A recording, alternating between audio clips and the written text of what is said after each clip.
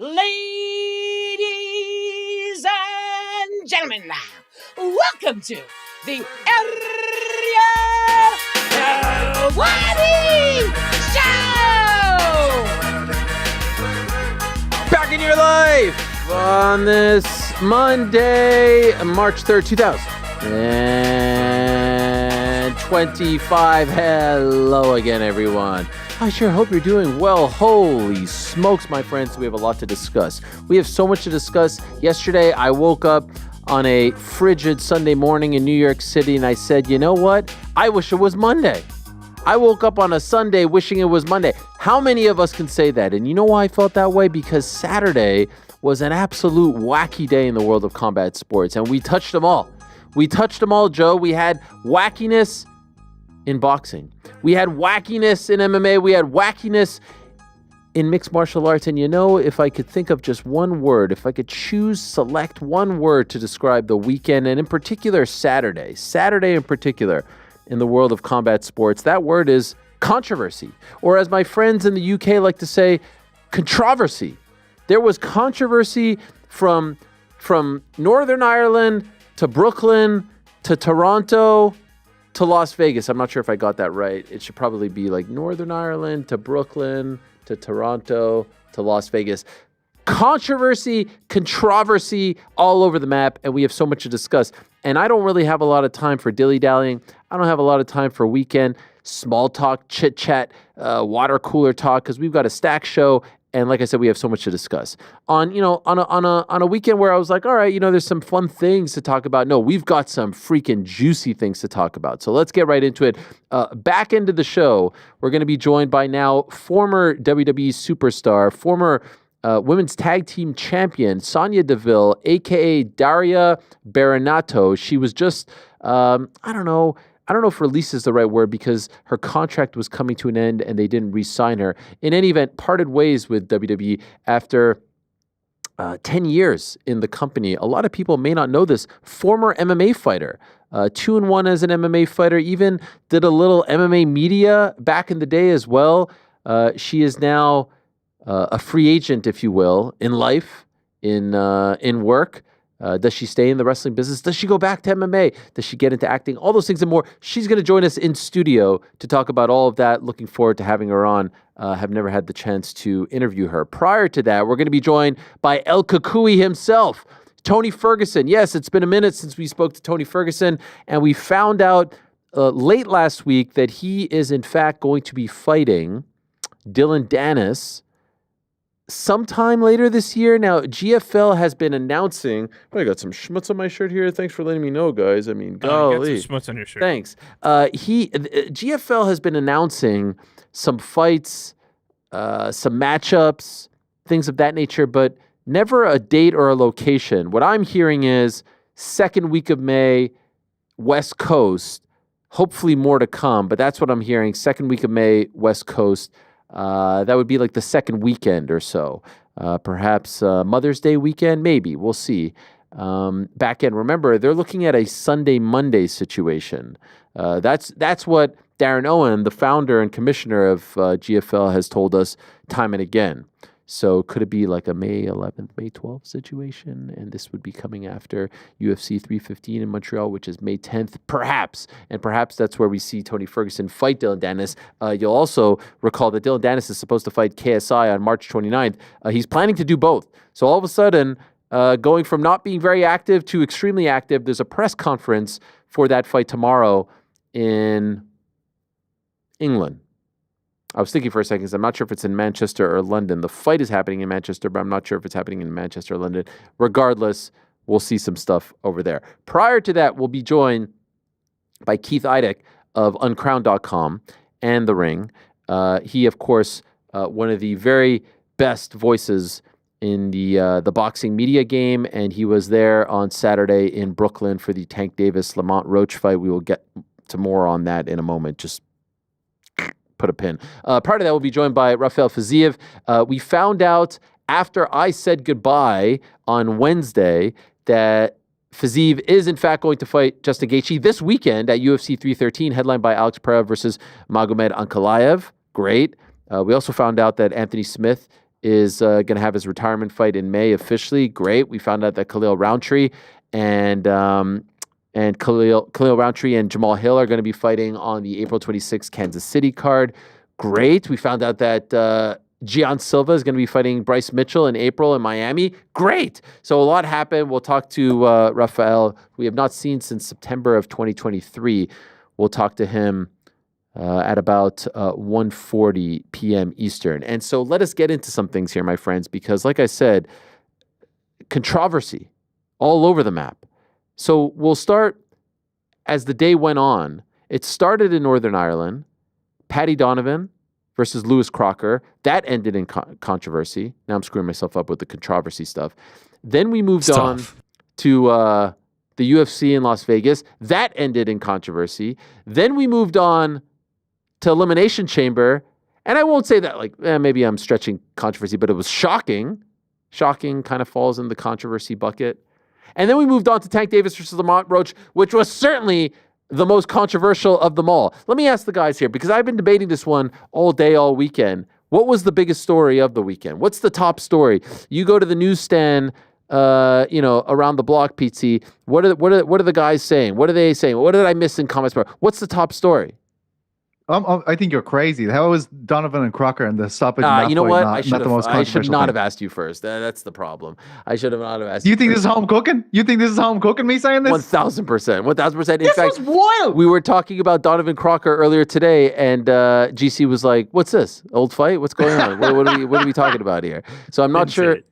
It is an incredible. It was the best fight of the weekend. Best fight of the weekend. I'm not arguing that. I'm just saying. What do you say? What do you say, GC? Cena turning heel. I think that would be what everyone would be talking about. Rick? Cena turning heel. Cena turning heel. Okay. The numbers that was doing on social, on YouTube, Insane. on everything was insanity. I thought you guys were going to give me some sort of Oscars fakakta shit. And I was thinking Cody Brundage first round knockout of Julian Marquez. It was an incredible comeback, but I thought you would refute that. Or Pinto? No? That's Pete's boy. Shout out to That Pete. is your boy. Okay. Here's Shout out to Sean Baker, the Oscars. here's where I'll start, and we'll kind of go around the world here, guys. Yeah. Tank Davis, Lamont Roach. I think we need to start with that one. Yeah. What transpired in that fight was astounding, because you have to remember Tank Davis was a 16-1 favorite going into this fight. Lamont Roach, while a WBA champion, was moving up from 130 pounds, and no one thought he had a chance. And the general demeanor of Tank Davis going into this fight was like, "Hey man, I'm kind of done with this. I got 3 fights left. I'm going to be done by the end of 2025. I don't really like this sport anymore. Kids, don't do this. Go into soccer. This ain't for you." And it just was sort of like he was apathetic. Before the fight, he talked about, I'll call someone out and this, that, and the other. Like, it all kind of felt like an afterthought. And then the fight happens. And truth be told, the fight wasn't the best fight of all time. It was fine.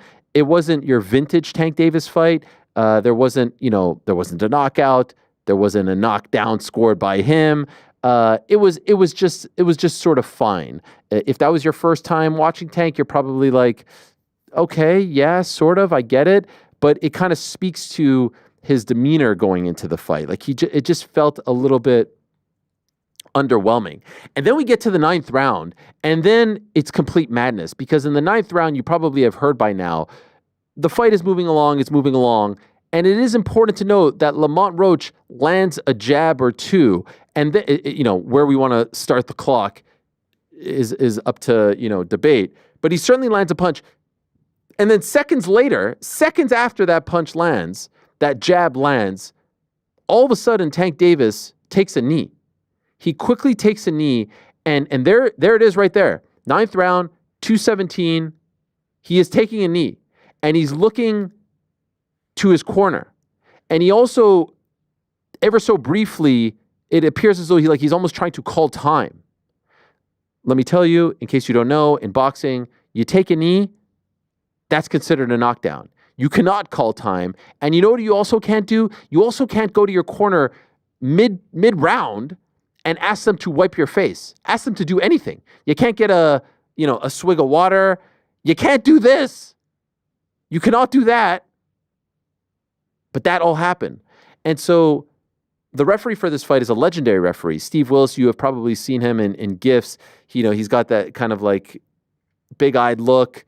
You've definitely seen him. He's a veteran of the fight game. I'm not exactly sure what happened. I'm not suggesting he was in on it. But like, there was certainly a fumbling in this particular case because he very briefly starts to count when the knee hits the canvas. Then when Tank goes to the corner and gets his face wiped off, he's like, well, what's going on? We can't show it because it's PBC, but by now you've probably seen it all over social media. And then he stops counting and the fight resumes. That should have been a 10-8 round for Lamont Roach. Or if you scored that a 10-9, then it's a 9-9. Point being, the fight ends in a majority draw. If you look at the scorecards, there they are. You got a 114-114. You got another 114-114. And in the middle, you got a 115-113. Had they scored that round, or scored the knockdown, I should say, all of a sudden that 114-114 is 114-113 for Lamont Roach. All of a sudden that second one, Steve Weisfeld, one of the best judges in the sport, is another 114-113. And all of a sudden that middle one is a 113-114. But all of a sudden now you're going to from a majority draw to a split decision win for Lamont Roach. He was robbed. The knee hitting the canvas should be a knockdown. The face getting wiped should be a DQ. They didn't use replay, apparently. And we're going to talk to Keith Idec about all this, but there is replay in New York. And a fight that was kind of viewed as an afterthought would now be a gigantic rematch and one of the biggest upsets of the past, 10, 15 years, 16-1 is gigantic. A very bizarre thing. Now, afterwards, Tank Davis says that he had grease in his eyes. And you know what's crazy about this? This is almost exactly a year to the day where Amanda Serrano couldn't fight in Puerto Rico. I remember I was there because she said that the product that they put in her hair went into her eye and she couldn't see. Now, all this happened before she couldn't even make the walk. Tank made the walk. And apparently there's an account out there of someone who claims to be the person who worked on his hair, who said that since she did his hair, he worked out, he weighed in, he lost weight, blah, blah, blah, blah, blah, blah, and nothing happened of the sort. Now, all of a sudden in the 9th round, he's saying that his eye is on fire and he can't see. I don't know if it bothered him. He didn't say if it bothered him afterwards, but it seemed to have bothered him right in that moment. And then he gets his face wiped down and whatnot. The knee hitting the canvas is so important. I remember watching Floyd Mayweather versus Shane Mosley, and we had never seen Floyd's knee hit the canvas, and it seemed like ever so slightly it was about to hit. And why was that important? Because it would have been ruled a knockdown. It would have been the first time in his career that someone would have scored a knockdown based off of a punch. It didn't happen because he missed it by that much. These things are important. And so for this to just be kind of wiped off, I don't know what happens, because let's be honest, appeals very rarely work in combat sports. Sometimes there's a little bit more there's a little bit more success in boxing, but we all know we've been doing this for a long time. We've been watching for a long time. They are almost impossible to win. Lamont Roach has an incredible case here. Now, today they've been going back and forth on social media. In the immediate aftermath, Tank Davis said he was going to call someone out, and now he doesn't know if he's going to call them out anymore. Well, he never actually called anyone out. He also said that this may have added a few more fights to his, to his career, that maybe he's not going to retire after all. All right, fine. When pressed if that person he was calling out was Shakur Stevenson, he said no. He said the person that he was going to call out was in attendance and in his locker room. Is it possible that he was referring to Jake Paul, who was in attendance and in his locker room, and who all of a sudden on Saturday was tweeting a whole bunch of stuff towards Tank Davis? Is it possible? I'm not sure. Can he possibly do that? Can he possibly take that fight when there's a 60-pound weight difference between the two of them? I don't know. But he's been going back and forth with Lamont Roach all day today and said, essentially, I'm pushing for the rematch. And then Lamont weighed in and said, fuck you mean pushing for a rematch? My contract already signed and set for the immediate rematch because you put that in there just in case you lost. Only reason we don't fight is because you scared. And then, I think there's more. Is there not? Okay, that's it. Well, there is a bunch. You can see it on their thing. PT, what do you make of this? That should be a knockdown, right? Absolutely. It's crazy. You know what's weird? The thing we cannot show here, the Willis interaction, the referee. I'm pretty sure he says to him afterwards, like, when your knee hits the ground, it's supposed to be a knockdown. Yes. You're the dude that's enforcing this. You know, how like, it's got to be something to do with Gervonta's status. You know, he's one of the big draws in the sport. He obviously means a lot to this promotion. But you're right in what you're saying about Davis, and that he seemed completely stripped of aura. Everything that we usually expect from this guy. You know, you're on tender hooks watching this guy fight because he can finish a fight at any given time. He just did not seem like that guy all week, as you said. Did not seem like that guy in the ring. Absolutely bizarre moment. And I think the biggest issue for me is the referee seems to know that he should have counted that as a knockdown. Very poor for Roach and his team. I'm sure they're absolutely livid about it. And in addition to that, how does he let him go and get his face wiped off in the middle of the round? Like, imagine someone gets punched in the middle of a fight, and then all of a sudden says, like, oh, I just need like a quick little like ice on there, like real quick. Hold up. Reminds me of Greg Hardy on the inhaler. Do you remember he taking the inhaler and he's like, yeah, it's fine. And they're like, oh, okay. And that was between rounds. This guy's walking over mid-round after getting punched and taking a knee. Wild. Absolutely wild. Now, we don't know. Look, there might have been something in his eye. That's the thing. But still, you can't do that. You know what I mean? Like, do you remember there was once a fight where Paulie Malignaggi got his hair cut in the middle of of a round? We've seen this before. He wasn't getting a haircut in the middle of the round. He did it in between rounds. You have to. You can't just do that in the middle of an exchange. And so Taylor Cameron as well, right? She had to get her hair sorted out. Remember the braids kept coming out? You had to get that sorted between rounds. Absolute madness there. And so I think that they should run. Well, first of all, Lamont Roach needs to file an appeal with New York and the WBA, because this was a WBA title fight. I don't know what's going to come of that. Who the hell knows with these things? It seems like there's no real rhyme or reason. But if there ever was a case for an appeal, he's got it. He 100% has it. He's also, unfortunately, probably been robbed of millions of dollars, because if he wins that fight, the rematch is even bigger. Now, to his point, there's a rematch clause that Gervonta and his team put in case he would have lost, and now all of a sudden he can exercise it. Now, let's see what Gervonta does, but this has to be the way to go. Like, with all due respect to Shakur Stevenson, with all due respect to Keyshawn Davis, or whomever he was going to call out, anything other than going this route feels like a massive, massive disappointment and somewhat of a stain on Tank's legacy. Do you agree, New York Rick? Yeah, this is the right way to proceed from here. Agree with everything that's already been said. Cannot do that. Should have been penalized. The perfect way to settle it is for them to run it back, and it seems like both parties are interested in that. I'm interested in that. But you cannot help but feel, regardless of the result of the second fight, that Roach got hard done here, that this would have been life-changing for him, and it's unfortunate that it played this way. It's the most obvious 10-8, like, it's the most obvious fighter took a knee, we score that a knockdown that I've seen, and I can't recall another example of somebody not having a 10-8 scored when they took a knee, but yeah, I can't. The only takeaway for me is not Gervonta's performance, not whether he did or did not have anything in his eye. Roach got hard done.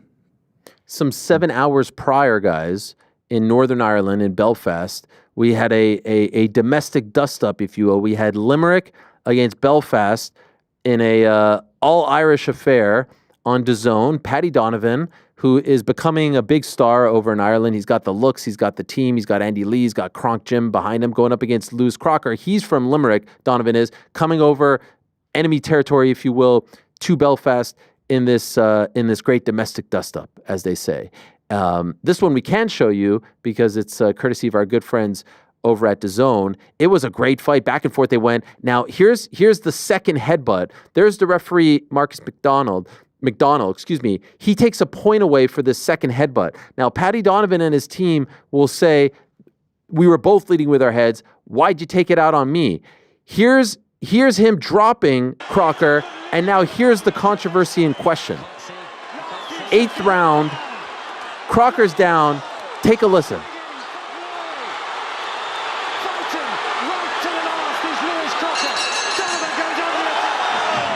He drops Crocker, Donovan does, clearly after the bell. He thinks, though, because it was so loud, perhaps he didn't hear it, he thinks initially that he has won the fight. Then it becomes clear to him that he has not won the fight. In fact, he has been DQ'd. Absolute mayhem in there. Controversy. And look at this. He's distraught. He's heartbroken. We got to go back to that sequence there because there's two things that you guys have to look out for. And there's Crocker getting his hand raised and Donovan's distraught. Can we go back to the sequence where he gets dropped? It's very clearly after the bell. But my issue with it is, and the general consensus, and I thought Tony Bellew was great on the broadcast, the general consensus seemed to have been that the referee, Marcus McDonnell, was not in the proper position. These two guys are slugging it away. They are going toe-to-toe. Look how far he is away from the action. He needs to jump in there.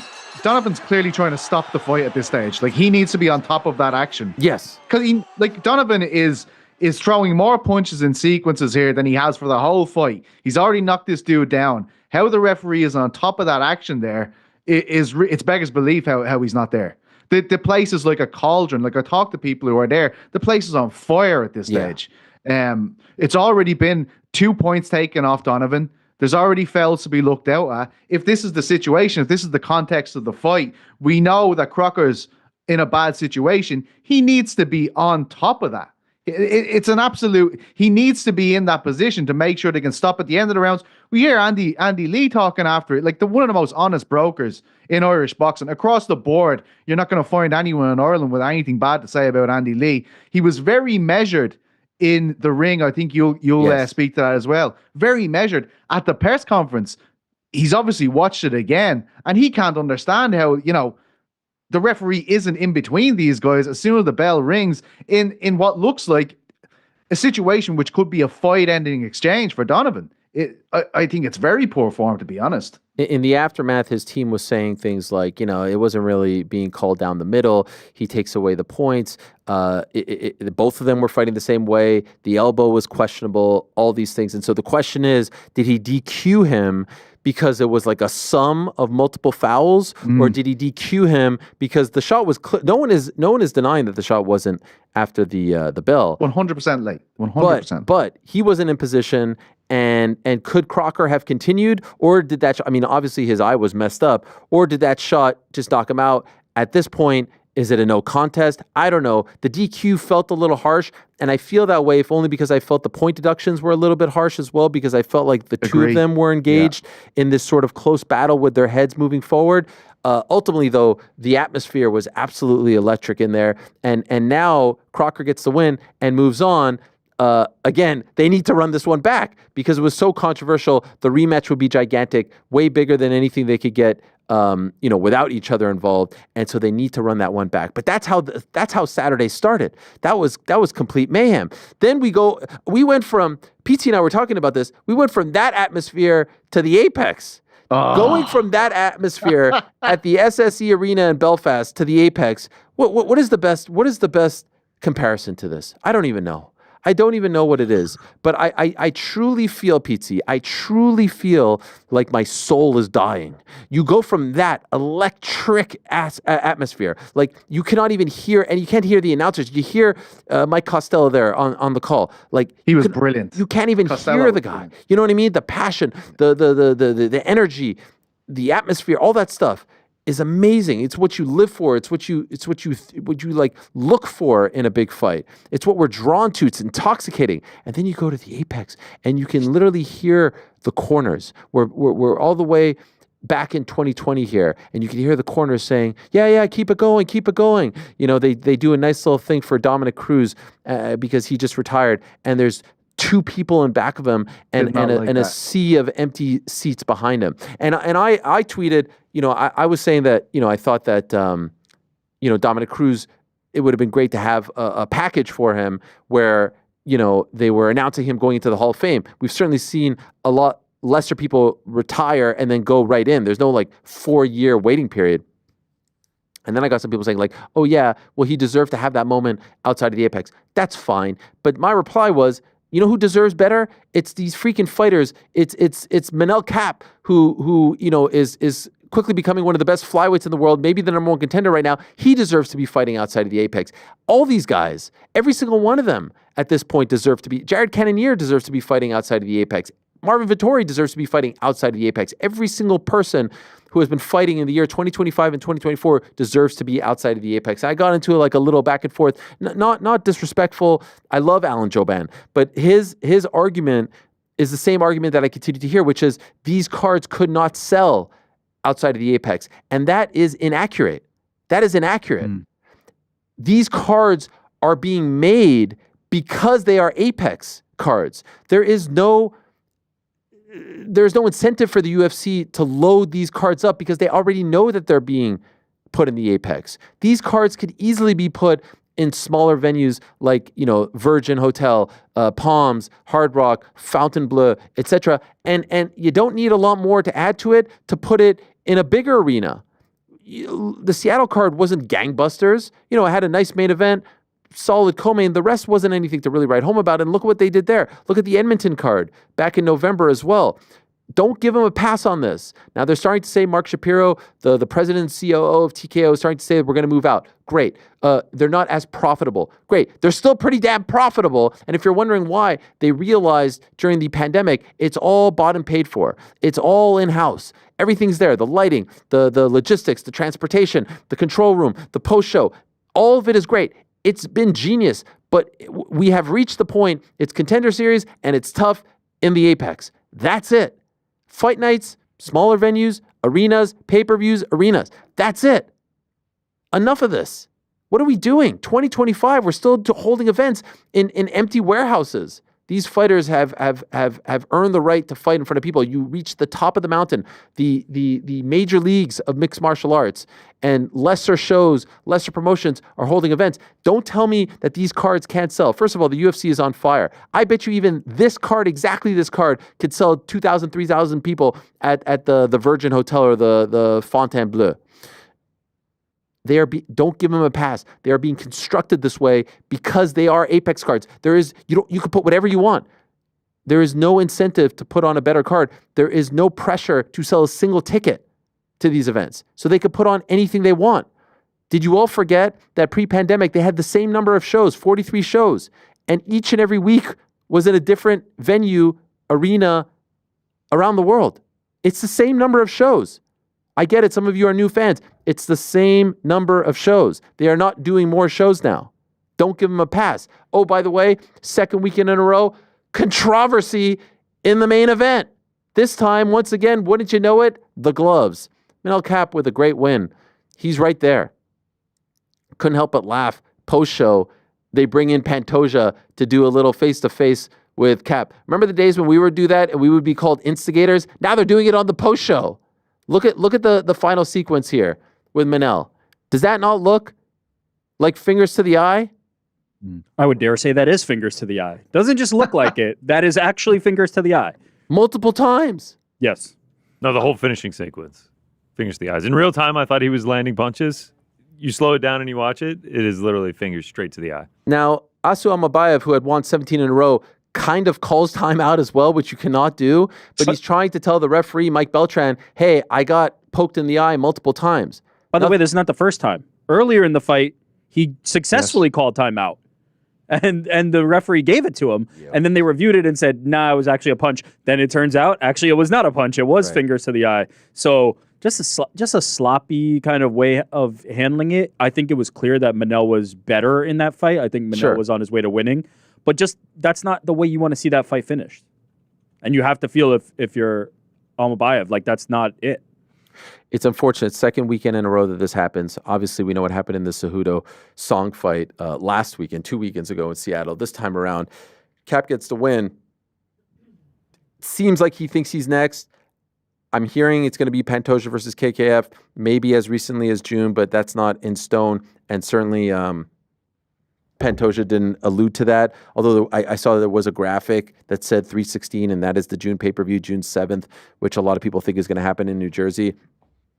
But there's now a bit of a queue forming at 125 pounds with obviously the champ, Pantoja, and then KKF, Kaikar France, and Manel. Manel has history with Kaikar France. They've been going back and forth. Brandon Royval is out there as well.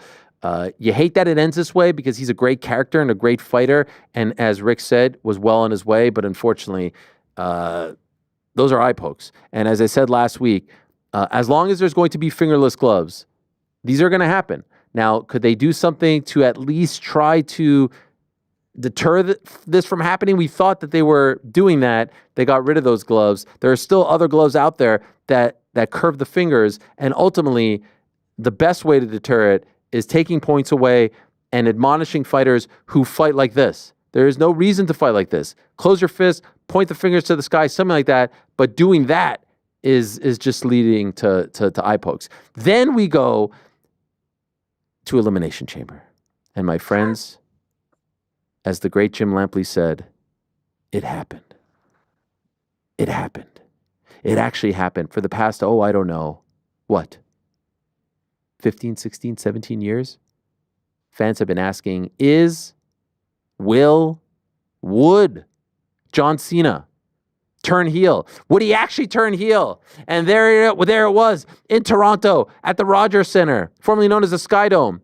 John Cena, Elimination Chamber, in his final year as an active wrestler, which I never really believed, by the way, because who actually retires and sticks to it in pro wrestling? But here he is at 47 years young, Elimination Chamber, looking to punch his ticket to WrestleMania for one last go, going up against his old mate, CM Punk. Great scenes here. They've been going back and forth for well over a decade.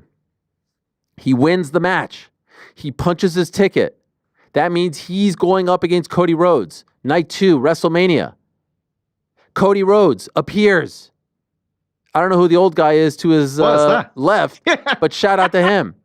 Cody appears, well dressed to the nines, as per. They have a back and forth. And then who appears? The final boss, the Brahma Bull. Rocky Maivia, a.k.a. Dwayne, a.k.a. The Rock, flanked by Cactus Jack himself. No, not Mick Foley, Travis freaking Scott. Now I'm watching this in bed. Truth be told, Mauro Ranallo on the PBC broadcast tips me off. He mentions John Cena and what he's about to do on the broadcast, so I go back to it. I thought the show was over. And I'm lying in bed with my son. He was the only one at home. Siblings were out for sleepovers, so we let him sleep in our bed. And you know what his biggest reaction was? Travis Scott. He only cared about Travis Scott in this equation. He thought that was the coolest part. The Rock asks Cena, The Rock asks Cody Rhodes, what's your answer? Are you coming? Are you coming to the dark side? Are you going to let me own your soul? I want your soul. You know what Cody Rhodes said? PT, did you hear what he said? What did he say? Go fuck yourself. He said it. He said, go fuck yourself. God. And then The Rock was pissed. And then what happened? What happened? Cena and Cody Rhodes embrace. And then it all changed. The look. And then Rock does this weird thing where he slits his throat all weird with 2 fingers. I don't know. People are saying it's a callback. I don't know what that was all about. Cena hits him in the balls. He beats him up. He takes the Rolex. And it's an unbelievable, surreal scene involving John Cena finally turning heel. We've never seen this out of him. Certainly not, in the Jorts era. Maybe pre-Jorts.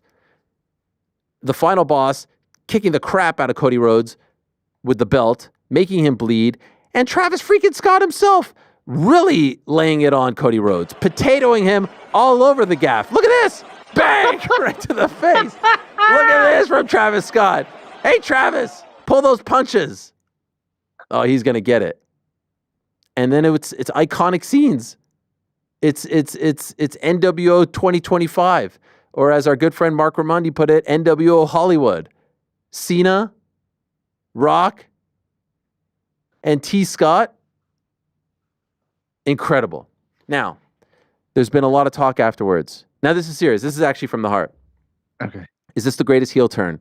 Is this the greatest heel turn in wrestling history? Is this bigger than Hogan joining forces with Scott Hall and Kevin Nash in 1996, Bash at the Beach in July, and forming the NWO? Is this bigger than that? I don't think anybody here other than you is qualified to speak on that part, but I have a very strong take. This is what I will say. Yes. I'm not as versed, but because we know this is the end, that takes away from it for me.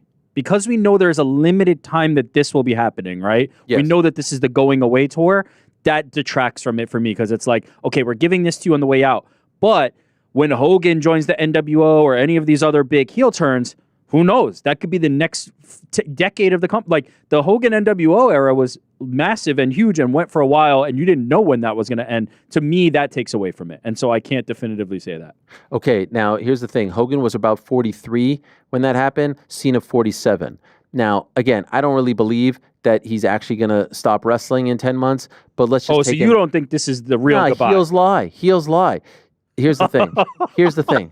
This whole thing has been a year in the making. This whole thing has been a year in the making. Here's the final take on it. The final take is this wasn't better and it wasn't bigger than Hogan.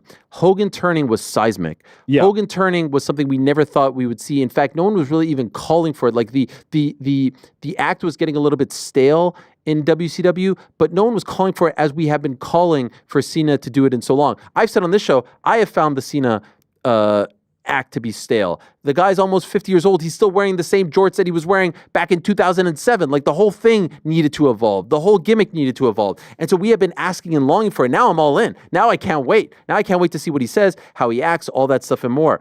The Hogan thing changed an industry. The Hogan thing was a part of the Monday Night War. The Hogan thing helped propel WCW to start beating WWF at the time for 83 straight weeks in the ratings. It changed everything. It led to WWF changing its approach and the Attitude Era and Bret screwed Bret and all this stuff. Hogan thing will never be matched. And that, by saying that, sounds like it's taking something away from what happened on Saturday. It is not. Because what happened on Saturday is the last of its kind. We will never see a heel turn like that in wrestling again. Because right now in wrestling, there's a gray area. People come in and out of character. Everyone who's a star has already been a heel. Everyone who's a heel has already been a babyface. We will never have someone last this long as a babyface. It will never, ever happen again. Mark my words. There will never be someone in wrestling who will be a babyface for 15, 16, 17 years and have this type of impact. So this is the last of its kind. The difference is it doesn't change the industry like Hogan did.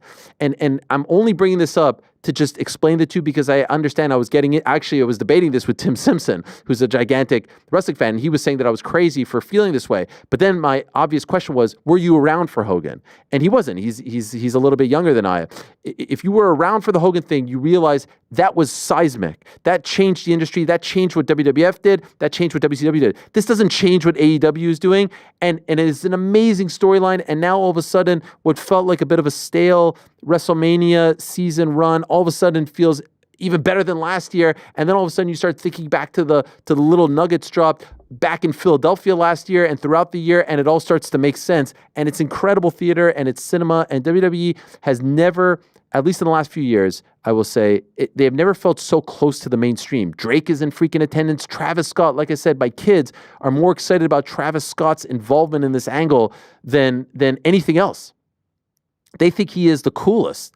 And I'll be honest, like I'm wondering what's he got to do with it? Like he just kind of showed up. But that's going to keep me watching, and that's going to bring in younger kids who adore him, who are in their teens. It's all brilliant. But if we're going to have the debate, the Hogan one was bigger. The Hogan one was more shocking. This was incredible. This was fun. There is no loser. But if I have to weigh in on one, the Hogan one was bigger. This is unique because it will never happen again. Mark my words. There will never be a babyface for over a decade turn heel in this type of shocking manner. Does that make sense? It will never happen because people are coming in and out all day long, and everyone who's a heel has been a face, and everyone who's a face has been a heel. Cena was the last. There was no one else. And for him to do it in his final year is pretty damn amazing. I freaking love it. It's pretty incredible. But to the point, like, it's also a version of, right? The Hogan is like the moment, and this is like when you first see the Sixth Sense, that twist, it's like, holy shit. Years later, now everybody's done a twist. You kind of can expect and have seen it coming. The original is always the one. Yeah. It's Does it have the potential to change, Ariel? Because obviously you're saying you're looking back on the Hogan thing, and we know Monday Night Wars, that played out over a long distance of time. Like, is there any way that this could have that kind of change across the whole industry? Like, you know, the Cena one in comparison to Hogan? Because obviously when Hogan did that spray paint, all that stuff, it was playing out over years and months with the Monday Night Wars and stuff. Is there any way this one could have the same amount of change? No, because the change isn't there to be had. The change isn't there Okay. to be had. The industry isn't what it was back in the 90s. It could be huge. It's going to be big box office. It's going to be fascinating theater. But and maybe it's unfair for me to say, but the change just isn't there to be had. If this was happening in AEW and this helps propel them, then you could start to compare it. But WWE is so far ahead right now. They're cooking with Crisco. They're cooking with gas. Anyway, we'll talk more about all of this throughout the show. We'll get Daria's thoughts on it. We'll talk to Keith Idec on it. Not on the John Cena stuff, but on the Tank Davis stuff and the Patty Donovan stuff. We have a lot to get to. Let's get to our first guest of the day. He finally returns to action, gents. He returns to action on Saturday. A week ago this time, he wasn't scheduled to compete at UFC 313. But now he is. And it's a rematch of a fight that I thought he won back in 2023. Don't tell that to Justin Gaethje. He gets very mad when you bring that up, but I still believe it.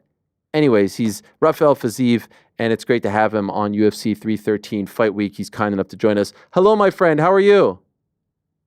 Hey. I'm good, man. It's good to talk to you. It's been a long time. I like the longer beard and the longer hair. Yeah, all of this time I'm growing my hair. Where have you been? Home, bro. Home, train. My baby girl born. On this time, I have a baby girl. I'm very happy. Baby girl and new hair style. So happy. So the last time we saw you, Rafael, was back in September of 2023, and we remember, unfortunately, you injured your knee in that fight. Mm-hmm. What exactly was the injury, and did you need surgery? I'm tear my ACL the second time, the same place, and yeah, that's mad. I did surgery, I did rehab, everything. I did my best. I care about my knee all of this time, and what I can to do, all my best I do for this knee. Now it's ready. When did the knee get to be 100%? When I think it's some August time, August or like August, July. I'm ready for 100%. Okay, so August, July. Right now it's early March. That is like 7 months ago, right? Yes, man. Yes. Why did it take so long to get a fight and a short notice fight? I don't know. I don't know how. I'm not sure how many people say no to fight with me, and I don't know why nobody called me to the fight. Only one guy I see that called me to the fight, the Guram Kutatiladze, and nobody called to the fight, and no fight. So mad for that. And all of this time, I'm thinking about short notice, and I'm trying to stay in shape and looking my weight. Was the UFC trying, to the best of your knowledge, were they trying to book you in fights?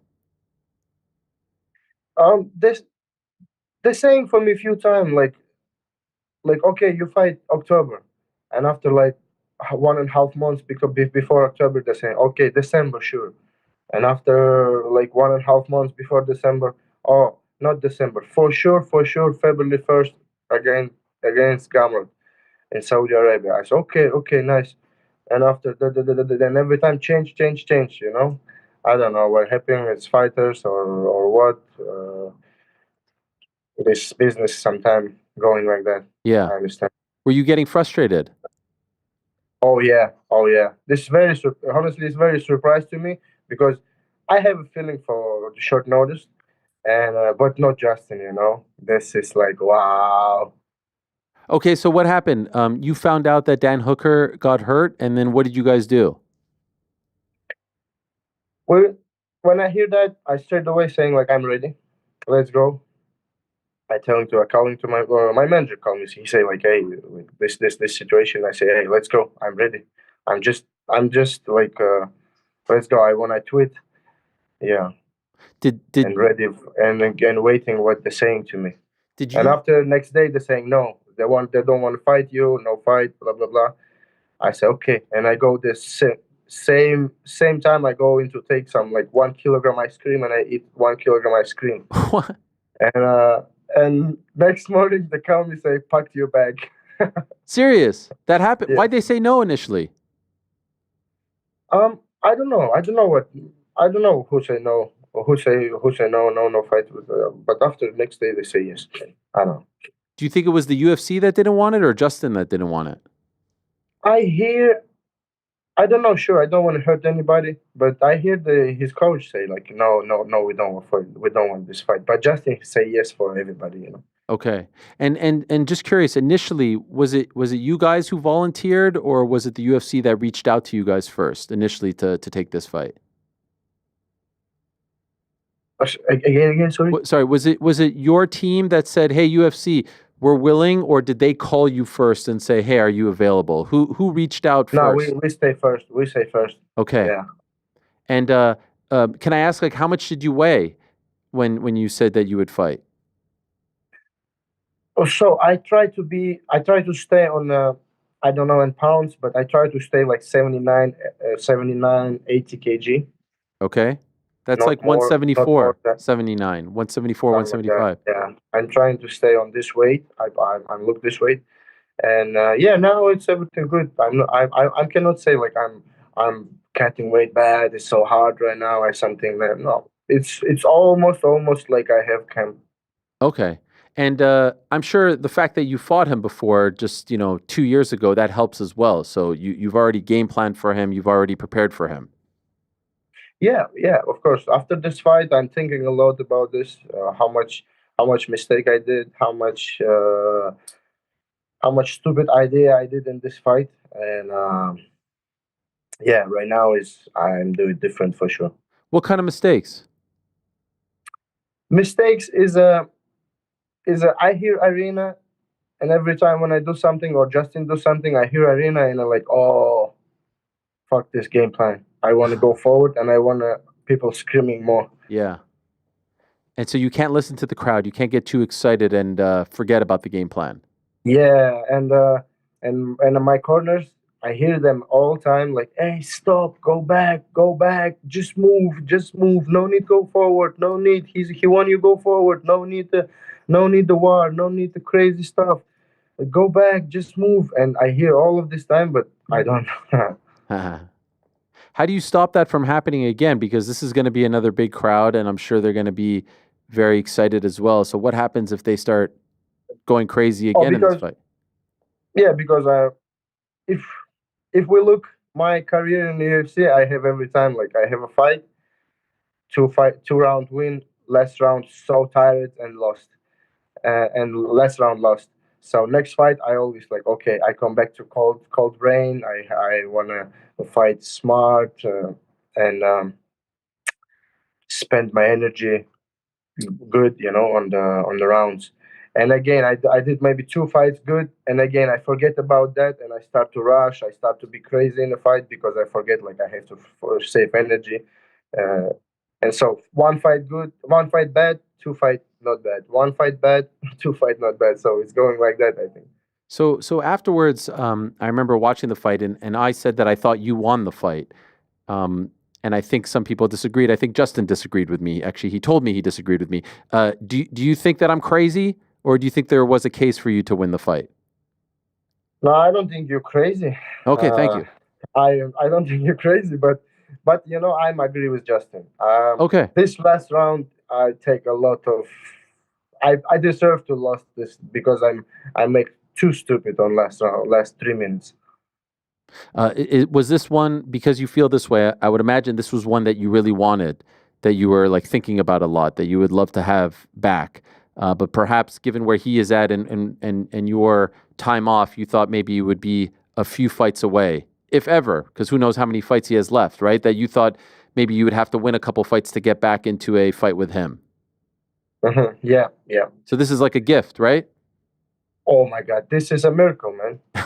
For me, it's like a miracle because, like, wow, like every time. I have some interview before, like, and many people saying like, "Oh, you want a rematch?" All of that.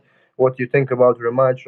And I say like, "No, man. Listen, now I'm far from Justin, and this cannot happen because I have to win maybe two fights or like more if I want a rematch with him. But before this, maybe he retired or maybe he stopped. I don't know." And now it's boom like that for me. It's like wow, a miracle. And I say it's a gift. I believe your birthday is on Wednesday, right? Oh yeah, 32. What a time. It's all coming together for yeah, you. yeah. It's my best time right now. It's now I think from 30 until 34. It's like the best time for all of men's, all of the um, Yeah. male people. Like Oh, you know, I think this is like we're on the peak right now, on the top, sure. on the mentally, on the physically. This makes me a little sad, Rafael, because I'm 42. So now you're saying that I'm past my. Well, bro, you look like 32, man. Oh, thank you. Okay. I appreciate that. I think I look more older than you, man. I saw some great pictures of you, like one where you're on a swing or something. It seems like you have a really great life out there. Look at this. Look how relaxed you are over here. Where is this? Oh, it's every Sunday, man. Every Sunday I take my bike and we have some team. We're riding outside to Phuket. We're going to long ride like from 7 a.m. until like 7 p.m. non-stop. We ride. We watch some beautiful places, national parks. So a lot of beautiful stuff in Thailand. This bike that we just showed, that's the bike you're on? Yeah, Harley Davidson, contact me, please. This is crazy. This is very dangerous. Yeah, dangerous, but bro, fights. It's not dangerous, I think. No, I know. But you're a high level athlete. What if you get a scrape here, you know? Yeah, I know, but This is Thailand, man. I'm on the bike since 14 years old. First time I sit on the bike, 14 years old.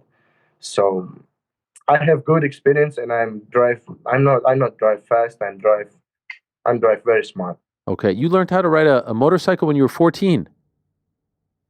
Ah, You learned how to ride a motorcycle when you were 14? when I yes. First time, yes, Who 14. taught you when you were 14? Bro, I was coming to Thailand to World Championship, Muay Thai World Championship. I'm 14 years old, Wow. and I'm almost like we have like 10 people, like everybody juniors like me, and nobody care about us. Like we go take bikes, everybody like rent bikes, and we go drive. And maybe like 8 people they have damages, but I'm lucky. I'm okay. Good for you. I'm happy to hear that. I just, you're such a tremendous athlete, and it's so good to have you back. That I get worried. I get worried about the safety and everything. I'm good, man. Thank you. So you're back, and it's crazy. I was looking at your Instagram, and your pinned post on Instagram is from this fight where your face is all bloody from 2 years ago. And so I'm wondering, what is it? What is the photo I'm talking about with your face cut up and all bloody and your mouth open? What is that? What does that signify for you? What does this signify when you see this? What do you think when you see this? Oh, I love to. I like these pictures, man. I like these pictures. I like this face. This is my life. This is my life. This is how I go in my life. Always forward, always with damages, always hard. And in the fights, it's always my goal. Like my goal. I wanna show, and people like it. People watch the fights because they wanna watch the blood. They wanna see blood. They wanna see the smash faces, and I know people like it, so I like it too. Did you miss This it? is only skin on my face. This is nothing so hard. Sure. It's no big deal. Did you miss that feeling? Miss? Yeah. Did you miss it because it's been so long since you fought? Yeah, of course, so much. I miss this feeling to going to fight all of this like situation, fight week, and I'm more miss the win because Yeah. last time I win like long time ago. Yeah. And can I ask, since it's been so long, what's your impressions on the state of the lightweight division right now? Obviously, Islam is the champion, but the guys who are underneath him. How do you feel about the lightweight division? Lightweight division is lightweight division. So first is that like it's the most dangerous division, my opinion. Yeah. Most dangerous division, and um, it's I think it's again stuck on the top five. Because look, I fight with Justin first time. Poirier fight Sandeni. Arman fight Oliveira, so it start work, start mix. But after it start again stuck, again staying. Uh, so right now it's I think start to shake again mix. So Islam champion, he's a you know he's a real champion, and he deserved that. He he show everybody who he are, and so what this is one of the best division, the dangerous division, and we have a good champion, and we everybody want to beat him. Were you surprised that Arman didn't fight him? Oh, very surprised, man. Very surprised. I want to watch this fight, and I waiting this fight honestly. And when it's happened, because it's like what how one day, yeah, one Yeah, day he got yeah. hip out. So uh, yeah, it's surprise for me because I will really want to watch this fight. Who do you think would And have I'm won? surprised more Yeah. when Maikano go and when he lost in the first round, bro. This champion, he's strong, and I wanna see somebody give him like good rounds, good fights. But man, he's he's finished like he finished him on my kind of top, and I was so sad when I see that. I was so sad, like bro, I want to watch more, please. Like oh Do you think Arman would have had a chance to beat him? yes, I think I have, but I still before I thinking like it's more for Arman. I think like Arman have more skills like for win. But after few fights of Islam, I see how he's improved his striking, how he's because his striking before is like not too good, but last 2 3 fight he improved good about his striking. Wrestling, of course, everybody know, but yeah. Um, Now before this fight, I'm thinking 50-50, but still like a very interesting fight. you said that you want to see someone bring the fight to Islam.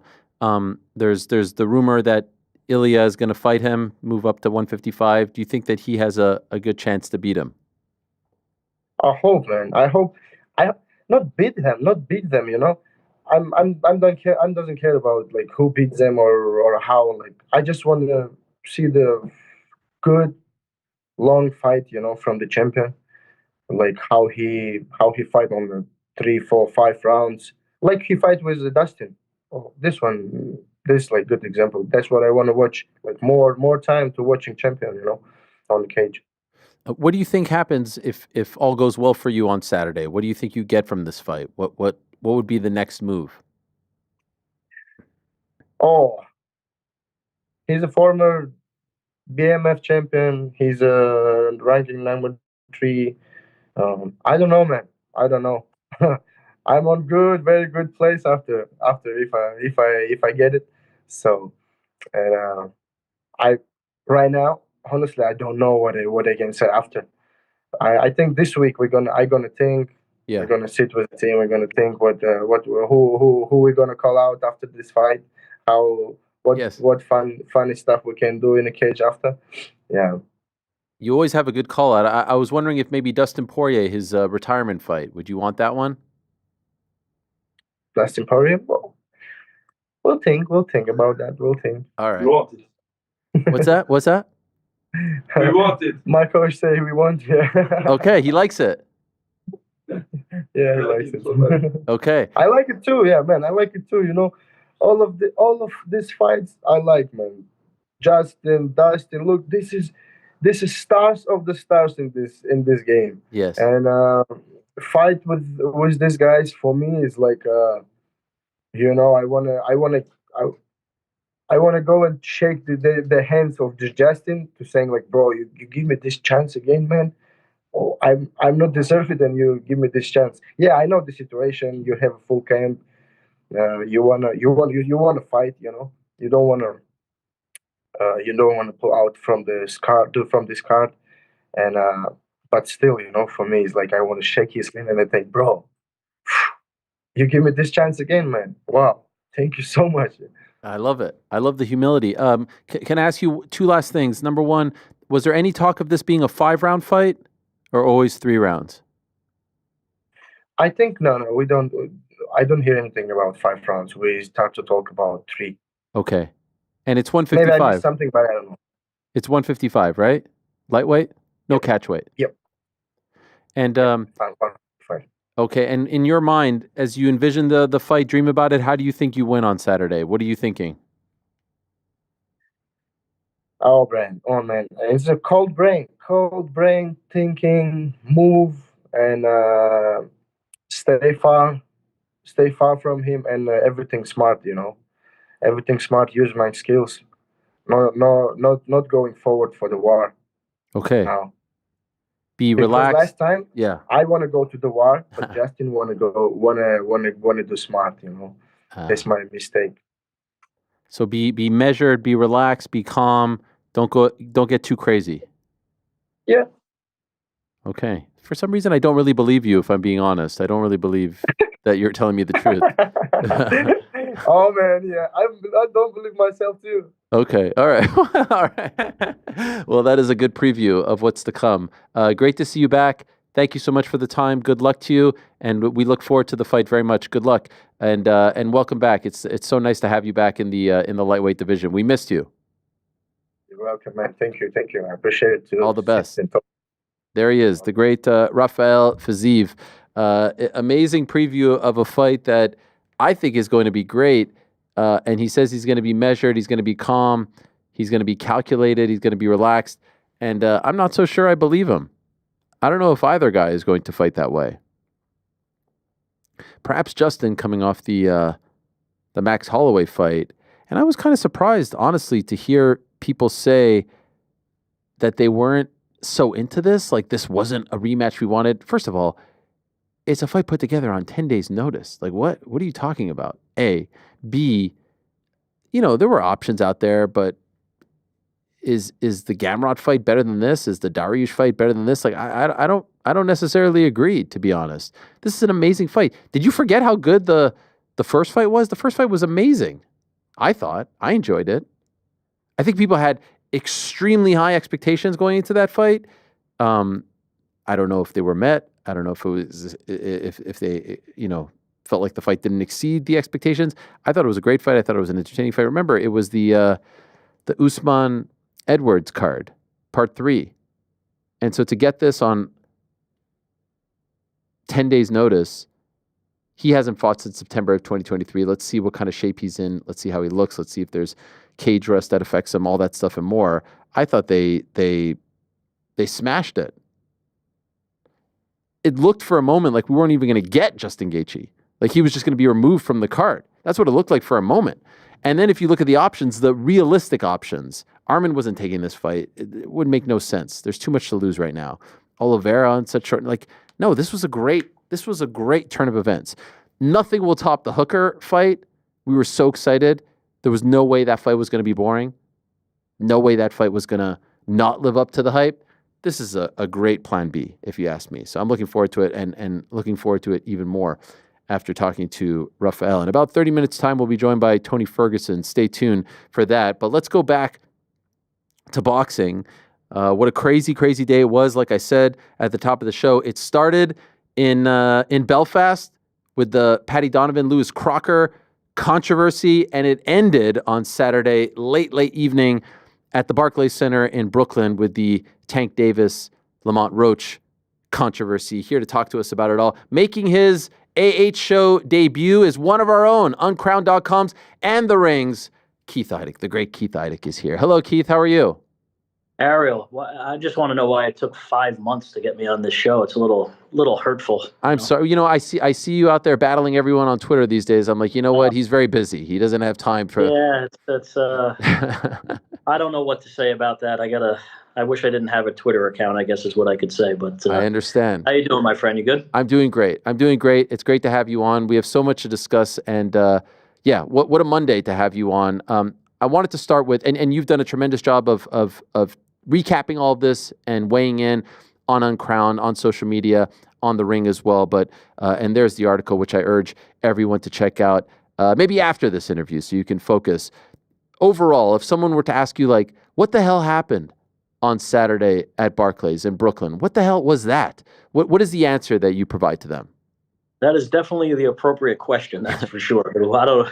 in real time, I was like, man, I've seen a lot in my, almost 30 years of covering the sport, and that was something else. So, really, what happened was Steve Willis just did not do what he's supposed to do as a professional referee, and then the New York State Athletic Commission did not do what it was supposed to do as the regulator of the event and the entity that is tasked with upholding the integrity of a sporting event. And then Lamont Roach was cost millions of dollars, unfortunately, and it's primarily the fault of the New York State Athletic Commission. Replay was there to be used, Ariel, and why was it not used? I've heard some excuses about a technical malfunction. Look, they're not going to get out of this by claiming there was some sort of technical malfunction that did not allow their replay official to see it, because there are dozens of television monitors within walking distance of where the replay official sits. So in a situation like this where there's so much at stake, they could have seen the replay on some other monitor or on the gigantic overhead screen above the ring. Whatever you need to do, you do that, because there was too much at stake for this to happen the way that it happened. Because had the knockdown counted, as we all know, Lamont Roach would have won a decision, and there's some discrepancy as to whether it would have been a split decision or a majority decision or a unanimous decision. And that all relates to what's discretionary to judges. Would you have scored that round for Gervonta Davis and then made it a 10-9 round for Roach because of the knockdown, because it wasn't a traditional knockdown? Obviously, I mean, let's just say for argument's sake, you thought Gervonta Davis clearly won that round, and he took a knee that wasn't really from a punch, but it kind of was. Whatever his excuse was with grease in his eyes, which has now been disputed by his hairstylist. And Yes. what are we even talking about now? I mean, it's just ridiculous. But be that as it may, Lamont Roach would have won. Lamont Roach should have won. Lamont Roach fought the fight of his life, rose to the occasion. And in the defense of Gervonta Davis, Ariel, for all the people who said that this was a mismatch, and I understand what the odds were, he was minus 1,600 favorite to plus 900. It was according to the handicappers, a mismatch. The one person who said all along, well, two people, Lamont Roach was one of them. The other person that said all along that this is not what people think was Gervonta Davis. He knew that he was in a real fight here. He knew he was in there with another quote unquote dog, which is what they both said. But Gervonta Davis thought, Ariel, like he had done so many times in the past, that even if he were getting outboxed, even if he were giving away rounds, even if he were losing at some point in the last third of the fight, he would detonate one of those uppercuts or hooks or whatever and knock out Lamont Roach. It didn't happen. He learned an invaluable lesson from it. And now we're left in this aftermath, unfortunately, with the New York State Athletic Commission trying to explain the inexplicable. Okay, so great job summing it all up there. I want to go like piece by piece, because the monitor snafu, if you will, adds a whole other layer of controversy to this. What do you think should have happened once Tank took the knee? What do you say should have happened? Well, that should have counted as a knockdown, and Steve Willis started to count. Yeah. And he said something odd to Gervonta Davis as to, well, that looked like a knockdown.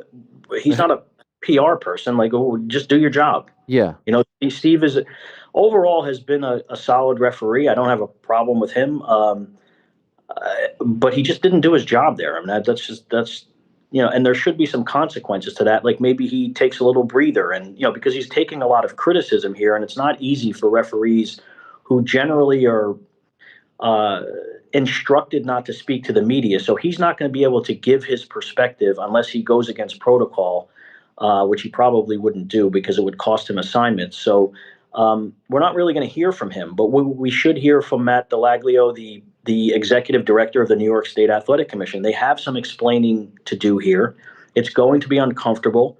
It's going to be something that could bring a lot of heat on the New York State Athletic Commission, but it's a big boy job, and that's his responsibility. He's a public employee, and if he thinks he's going to sit there and not answer the phone and not answer any questions about this, well, then we can start calling the Attorney General, who he reports to, and then we'll see what happens there. And that brings up a great point, and it was also brought up in the Patty Donovan-Lewis Crocker fight. Tony Bellew kept saying this in the aftermath. And we talk about it all the time in the fight game, MMA, boxing, it doesn't matter. It drives me nuts. that in the aftermath of all these fights, promoters answer questions, coaches answer questions, fighters answer questions, but it's the judges and referees, the officials, who never have to answer questions. And I've equated it to, pool reporters in the NBA. Yeah, the referees aren't always available, but they do make some kind of statement available. You do get some sort of explanation as to what they were thinking in controversial moments, last 2 minutes, etc. This happens in all the other sports, yet in the fight game, it never happens. They just get to walk home and everyone says, oh, they're not allowed to speak. I think that's hogwash. It's bullshit. Marcus McDonald should have spoke after the Patty Donovan fight, and Steve Willis should have spoke after this fight as well.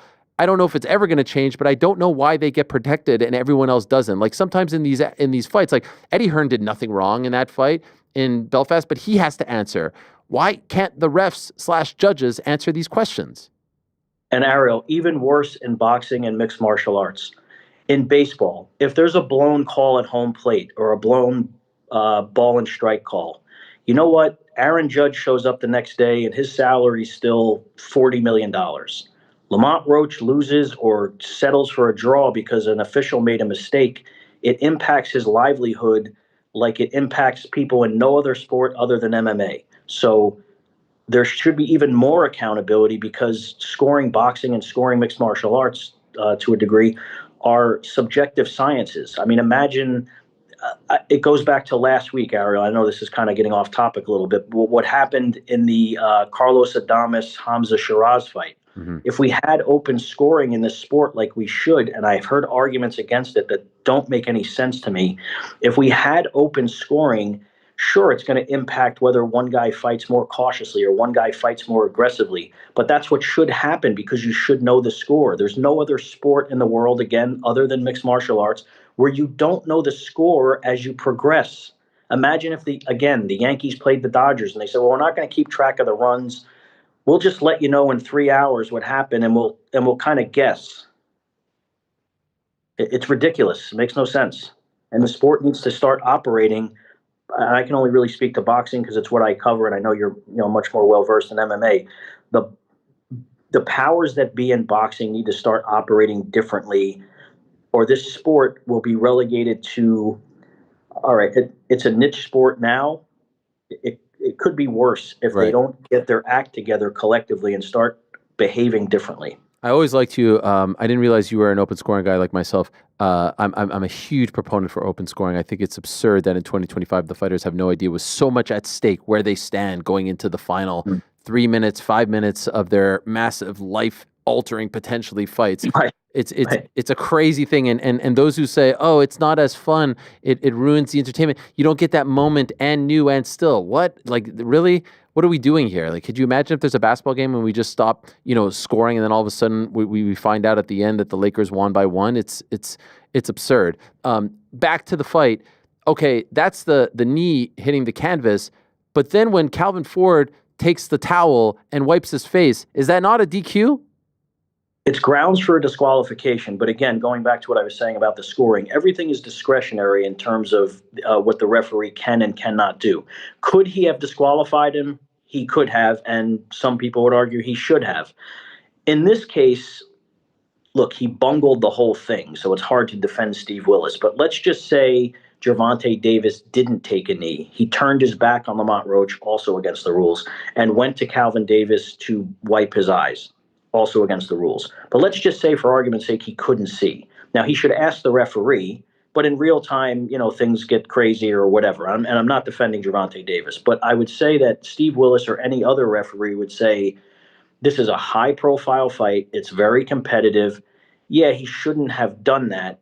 But if I DQ him, is that doing a disservice to both guys? Well, it wouldn't be doing a disservice to. In some ways, it would be doing a disservice to Lamont Roach. Now that I think about it, though, because he could have won the fight on points at that point because he was, in my opinion, fighting a little more effectively than Gervonta Davis. But so, yeah, you could have declared him the winner, but then they would have fought again. The bottom line is they're fighting again anyway because he's contractually committed to the rematch. So let's just say Lamont Roach were declared the winner by DQ. It would be a conspicuous win, so to speak. There would be an asterisk next to it, and they would have to fight again anyway. So it's they're going to fight again anyway. So I understand your point, and It is true that is against the rules, but would that have been a satisfying conclusion to all this for anyone? I don't think it would. Has New York explained why the monitors weren't working or why they're no. Nothing. Any question that you have that starts with "Has the New York Commission explained?" Yeah. The answer is going to be no. Crazy. That is. I mean, it's lunacy, really. Did you agree with the scorecards? You know, they're pretty close. 115, 113, 114, 114. Overall, did you think they got it somewhat right? If we're forgetting for a moment what should have been a 10-8 round. Yeah, I thought it was a very competitive fight. I mean, Lamont Roach certainly had his moments, and the thing that I thought more than anything, his familiarity with Gervonta Davis was a huge factor in all this, and I think that's what Gervonta Davis knew and why he was giving so much respect to Lamont Roach going into the fight. But beyond his familiarity, once he got into the ring and throughout the promotion as well, he showed no fear whatsoever. He showed no intimidation whatsoever that other people do when they fight Gervonta Davis. In some way, I'm not saying every person that's fought him, because Ryan Garcia didn't show that and others didn't show that, but a lot of guys, they come into it a little wary of his power. You should be wary of his power because he's a devastating puncher, but maybe too wary and giving him too much respect. And Lamont Roach did not do that at all. He didn't do it from the time the bell rang until the first bell rang until the final bell rang. He didn't do that. And that's a big part of it from a mental standpoint. And there was a point, I believe, Ariel, I don't remember which round it was, but Tank, I think he kind of grazed him with a left. He might have hit him cleanly with a left hand, but Lamont Roach fired back with a right hand that knocked Gervonta Davis off balance. I wouldn't say he was hurt, but he definitely had to reset his feet. And that was the point, I think, when Tank threw the type of punch that he thought would knock Lamont Roach out, and it didn't. And when it didn't, he's like, oh, man, this is my MO. This is what I usually do. I give away rounds, and then I unload one of these punches that people can't take, and I knock them out, and I do a backflip, and everyone goes home happy. That didn't happen Saturday night, and in some ways, he didn't know how to react to it. What did you make of Tank's demeanor all throughout the build to this fight, dating back to the first couple press conferences where he says, this is my final year? There's an exchange with a little kid who says he wants to be a boxer, and he's like, don't go into boxing, go into soccer. He seemed somewhat like apathetic towards it all. There wasn't really that fire. It seems like he doesn't love boxing as much as he once did. He's in this public battle with Turki Al-Sheikh. He's battling with everyone. And even on Saturday in the aftermath, like he didn't seem too bothered about it all. And yes, to his credit, he did say, okay, maybe this adds a few more fights. Maybe I don't retire after all, which I don't know how many people actually believe that he would retire at such a young age. But it just seemed like he's somewhat disconnected. Like he doesn't have that love. He's talking about therapy, but he doesn't want to do therapy because it takes his killer instinct away. What did you make of him as someone who's covered him for so long? Yeah, he's a very complicated figure, Ariel, in the sense that I want to preface everything I say about Gervonta Davis in saying that I am mindful of the circumstances from which he fought his way out of. And he literally fought his way out of abject poverty. He was, abandoned by his mother and father. It's a rough life. So the fact that he came up through Baltimore, which is one of the most dangerous cities in our country, in the worst section of Baltimore, and that Calvin Ford helped save his life, is a success story without question. That said, he's 30 years old. And he needs to start acting like he's 30 years old, because he's had a lot of things that have happened to him outside of the ring that are just frankly not acceptable to most responsible adults. And he's shown some growth in some ways, but let's not forget 3 months ago, he was 6 hours late to a press conference and didn't even consider apologizing once he got there, because he's the star of the show. And in some ways, he has been enabled by people around him to behave the way that he has behaved, which in some ways was the ninth round was kind of a microcosm of Gervonta Davis's life in some ways. 43 seconds into the ninth round, he just decided, you know what, I'm going to take a timeout. There are no timeouts in boxing, as we all know, but he decided, I'm going to take a timeout because I said so. And he got away with that too. So he gets away with a lot of things that you shouldn't get away with. You can go back to I believe it was the 8th round of the Hector Luis Garcia fight.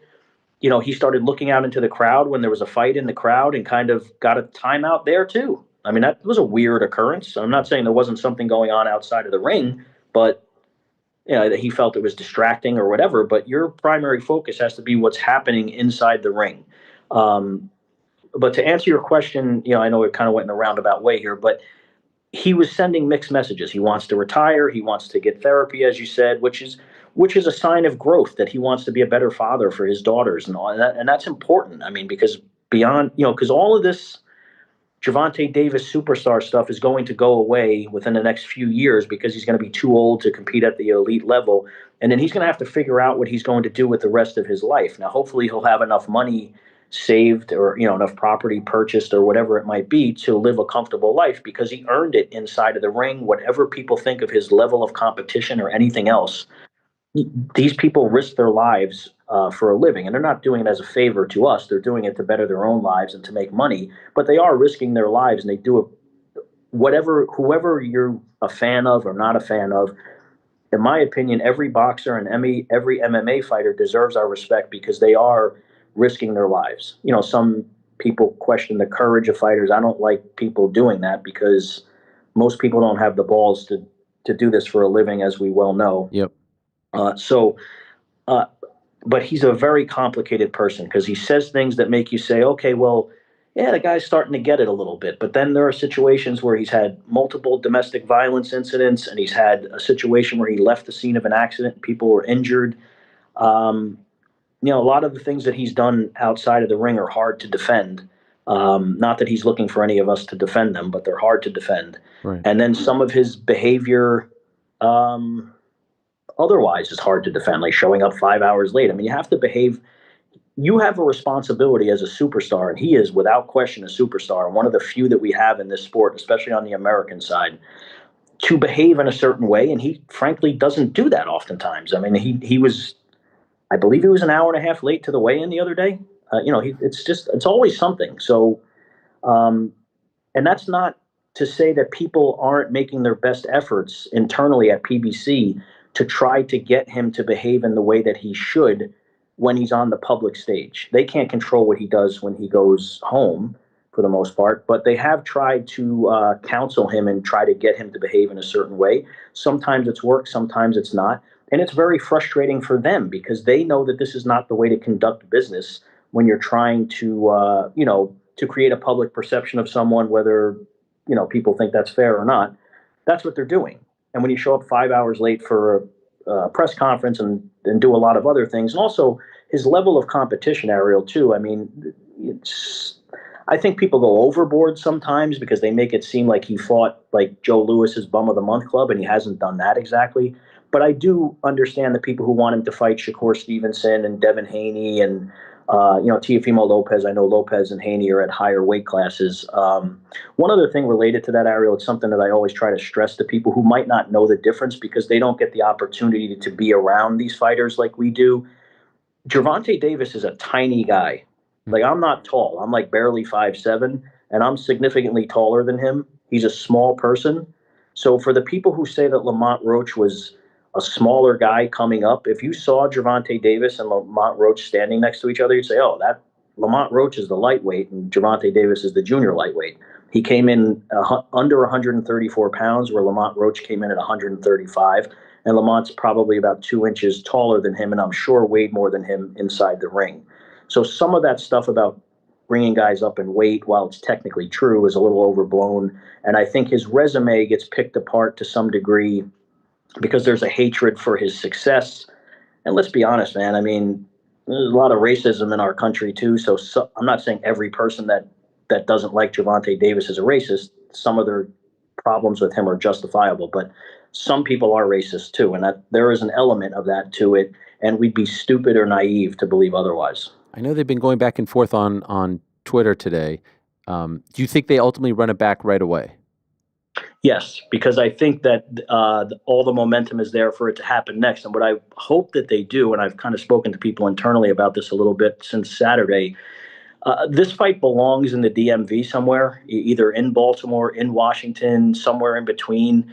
And it would be a perfect opportunity once the weather clears up here and it's nicer in the northeast to mid-Atlantic region to put that fight in some sort of baseball stadium or another stadium outdoors, because they would they'll price the tickets accordingly because it'll be such a big venue.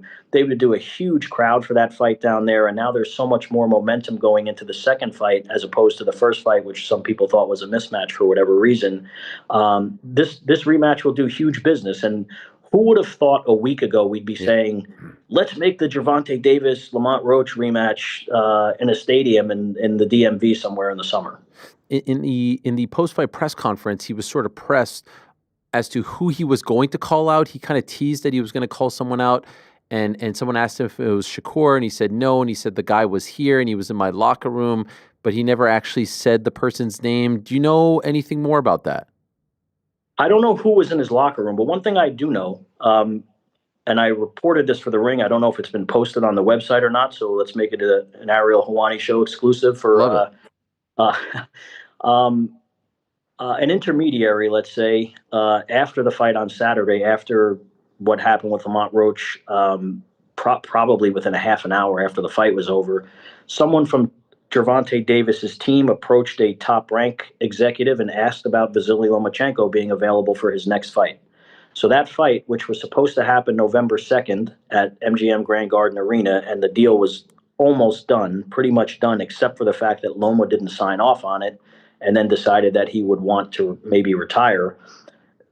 That was still in the back of Gervonta Davis's mind, even after what happened Saturday night in its immediate aftermath, because they did ask about that fight again. He does want to fight Loma. I know a lot of people will say it's 5-6 years too late, but Loma's still unavailable until Top Rank is told otherwise. So that's not an option for him, even though he wants that fight. But he, in my opinion, no matter what the contractual status might be, he needs to go clean this up. Yeah. Maybe Lamont Roach wins the rematch because that was a very competitive fight. But that's the fight that should happen next, and I think that is the fight that will happen next. Do you think this is his last year in boxing? Do you believe him? No. Gervonta Davis? No. Yeah. No, I think there's too much money to be made here. If he, let's just say for argument's sake, Ariel, he goes and wins the Lamont Roach rematch. I don't think Lomachenko is going to fight again. I think he's in a war-torn country. There's a lot of craziness going on over there. He has to protect his family and his business interests and everything over there. So he just might not have it in him to fight anymore. So let's just remove Lomachenko from the equation. Doing that, if we say that he beats Lamont Roach in the rematch, which is no foregone conclusion, obviously, based on what happened Saturday night, but let's say that he does, there are real options there for him. And, Shakur Stevenson will fight someone else in the interim. And I think that's the fight to make if he beats Lamont Roach, which I thought would have been the fight to make now had he beaten Lamont Roach on Saturday night. And I think there will be whatever was said to Turki Al-Sheikh, and obviously I'm employed by you and I'm employed by Turki Al-Sheikh. I mean, there's no secret there, obviously. But if they want to make enough money available for Gervonta Davis and for Shakur Stevenson to make that fight, they will. And at a certain point, they will offer enough money where you will not be able to turn it down. They've done that they just did it with Canelo. So they just offered Canelo so much money where even though he was going to make roughly $75 million guaranteed to fight Jake Paul, it was just too much money to turn down. And that's the reality that we're all living in now. And people should look, in the short term, at least, you're going to have to accept it, that this is the way it is now. And when they want something, for the most part, they're going to get it. You could turn it down, I suppose, but Ariel, seriously, who turns down tens of millions of dollars? I don't know anybody that does that. No, certainly not, people that hang with us. Athletes are a little bit different. They walk away in their prime.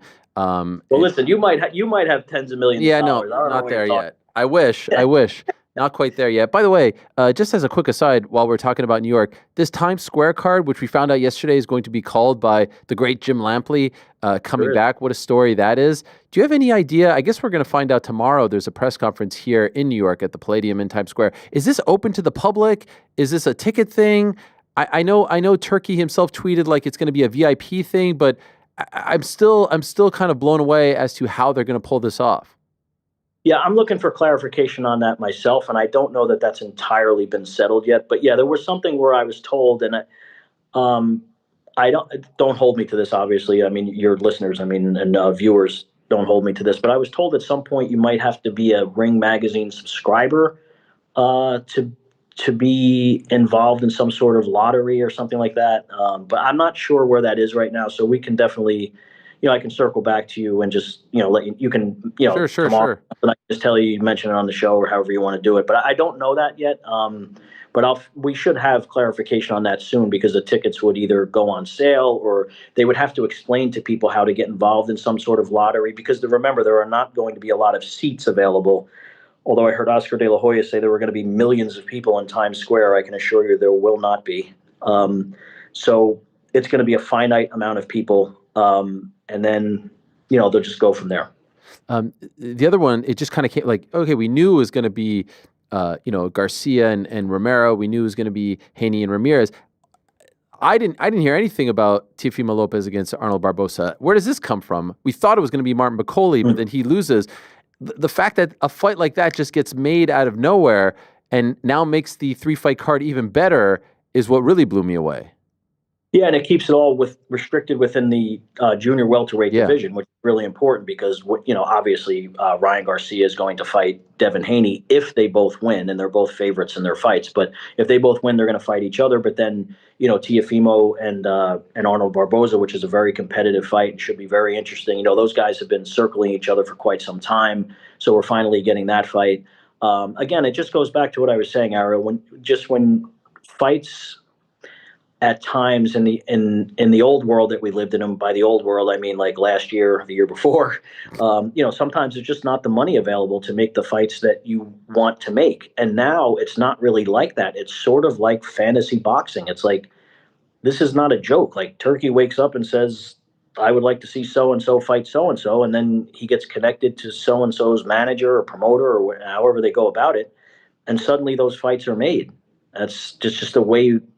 It's kind of like, sometimes I wake up and I'm like, is this really happening? Like, every fight that we want to see, for the most part, that we haven't seen for quite some time, is now happening. And that's not to say that we didn't get to see any of the fights we wanted, but it was kind of like a treat almost when you saw Errol Spence finally fight Terrence Crawford, or pick two guys. Yeah. Now it's like every other month you're getting the fights you want to see, and then of course people are still like, last week's complaint was, it's too many fights. It's too many. Listen, if your complaint is that you're getting too many fights for $26, too many competitive, intriguing fights for $26, log off, take a walk outside, and gather yourself. The only one we're really not getting is AJ versus Tyson Fury, but that's a different topic for a different day. Could I ask you about what happened in Belfast? Did you see that Paddy Donovan lose Crockett? I just read about it. I haven't had a chance because the weekend was such a whirlwind and everything. I'm going to go back and watch it, hopefully tonight, actually, but I read how crazy it was, but I don't have a real perspective on that. Another, I would say, botch job by a referee. Obviously, there was a shot after the bell, but I think the referee was way out of position, and not fair to DQ Paddy Donovan. I'd love to see them run that one back. Okay, before I let you go, I do want to quickly get your thoughts on Eubank Ben and what we saw last week. It feels like the fight is infinitely bigger now after what happened over the last 2 years, and then the press conferences with the with the eggs and whatnot, and they're going to Tottenham Hotspur Stadium. Your level of interest, this is obviously a huge deal in the UK. It feels like you walk around here in the streets of New York, no one really knows about it, but in the world of combat sports, especially last week, everyone was talking about it. This is a traditional 147-pounder going up 2 weight classes. I know his last 2 fights were at 154, Conor Benn, but what's your level of interest in this fight between the two famous sons of the legendary fathers?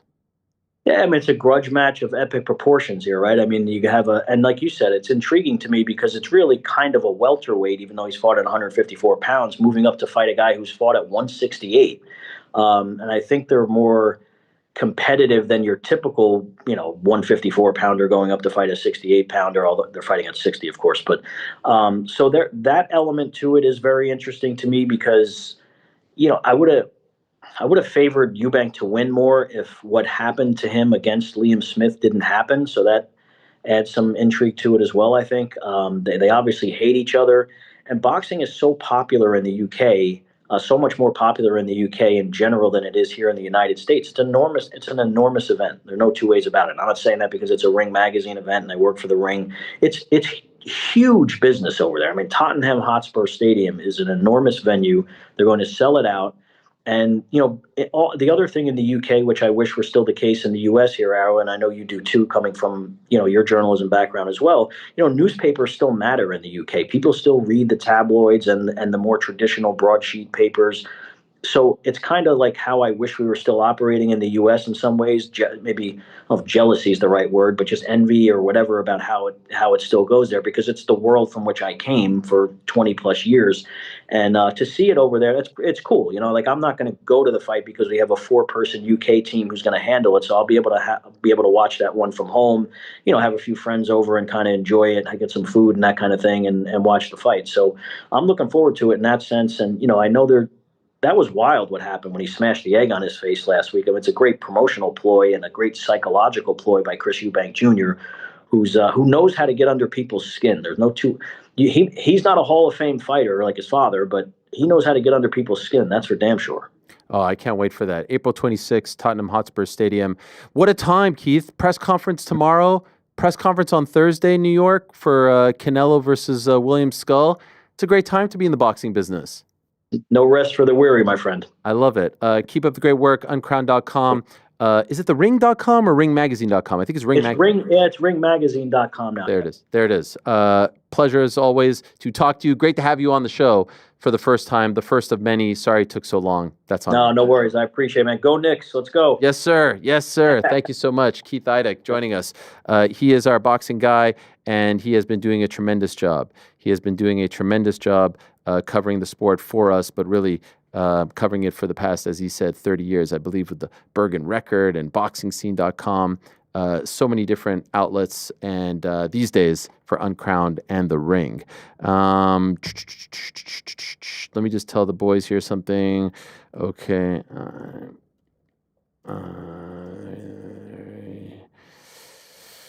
Who, me? Yeah, that's right. Frank, how was your weekend? It was great. Thanks for asking. Yeah, everything good? Everything was amazing. Yes. Yes.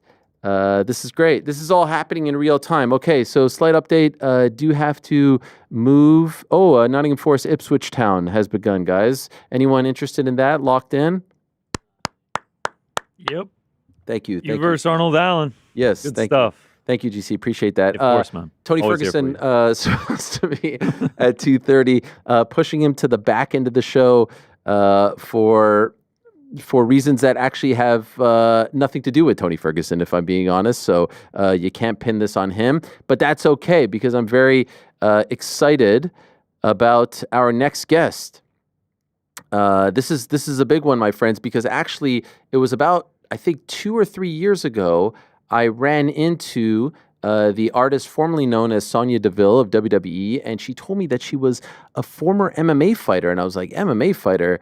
I had no idea. I mean, obviously, I knew her from the world of professional wrestling, and then did a little research, and all of a sudden, I come to find out 2-1 as an MMA fighter, amateur fighter as well. Had a great run in WWE, and earlier, not this month, last month now, found out that she was going to part ways after 10 years. So wanted to talk about her great career, what happened, where she goes from here. She is kind enough to join us in studio, so let us say hello to Daria Berenato. There she is. Formerly known as Sonya Deville. How are Great you? to see I didn't know we we were going to remember our last Oh my meeting. gosh. Yes, absolutely. It stuck with me talking to the microphone. It stuck with me. I think it was either in St. Louis or in San Antonio, Royal Rumble. Royal Rumble, yep. You were with Liv. Yep. Jersey Girls. My bestie. And you came, and talking to the microphone, don't be shy. Yes, there it is. Get close. Yes, get close so we can hear you. And you told me that you were a former MMA fighter. Yeah. And I was like, I don't remember hearing that. That's so funny. They didn't make it part of your gimmick, maybe in the early days. It was in the early days. In the very beginning, it was very much who I was in the ring. And then I evolved. I started talking on the mic a lot more. I kind of really dove into the evil, manipulative character and kind of got rid of the MMA stuff. But yeah, that's where I started. So we'll put a pin in the MMA stuff and come back to it. We'll get back. As we talk about the life story, because a lot has happened to you and with you over the past month. It's almost been a month. I think February 7th. Yeah, my contract ended the 20th. The 20th of February. Oh, wow. Yeah. So what happened? So it was coming to an end and you guys parted ways. So we were negotiating. We were in talks to sign a new contract. I was completely under the impression that it was going well and we would sign something. And then, I was on a trip with my daughter, a cheerleading competition, and I got a phone call from the powers that be, and they were like, hey, we're going to go our separate ways. And I was like, oh, I was kind of surprised, I'm not going to lie. And I was like, Is there a reason? And they were like, no, creatively it just hasn't worked out. And we're going to go our separate ways. What does it feel like to hear that? 10 years, right? Yeah, 10 years. So it was crazy. Initially it was shock. I was like, what the hell? I did not expect that. And Not then, even an inkling. No, I mean, I had like feelings over the last like year or two. I tore my ACL and then I came back from the injury and I felt rusty. And so I wanted to get back to where I was prior to the injury, but that was like just a matter of time in my mind. It wasn't like a if, it was like a when. So I was just trying to get my footing again and dive into this new character and storyline that they had for me. But not really, no. I mean, I had been there 10 years. I had great relations with everybody. And so I really saw us renewing the contract. And then after the shock wore off, I was kind of just like, okay, this is the end of a chapter. It's the end of an era. It was a decade long. So grateful for it. I had so many good times, good memories there. I learned so much. And now it's like, it kind of felt like it was meant to be. And it's time for like the next chapter of my life. As you were approaching the end of a contract, was there any part of you that was like, maybe this is a good time to move on? Like, did you even think about life after WWE at all? So I did. I like never actually thought it was going to happen. Okay. I kind of thought I was a lifer and I was going to be there forever. But I did have talks with my wife multiple times because I do have other dreams. There's other things I want to pursue. And I kind of felt like I was in a rut creatively there. And, you know, you don't always have full control. So it's like, I just think I'm one of those people that I do better in the driver's seat. Mm-hmm. And when I'm on my own, I can drive the car and I can kind of steer the ship and I feel better that way. How long have you felt that way for?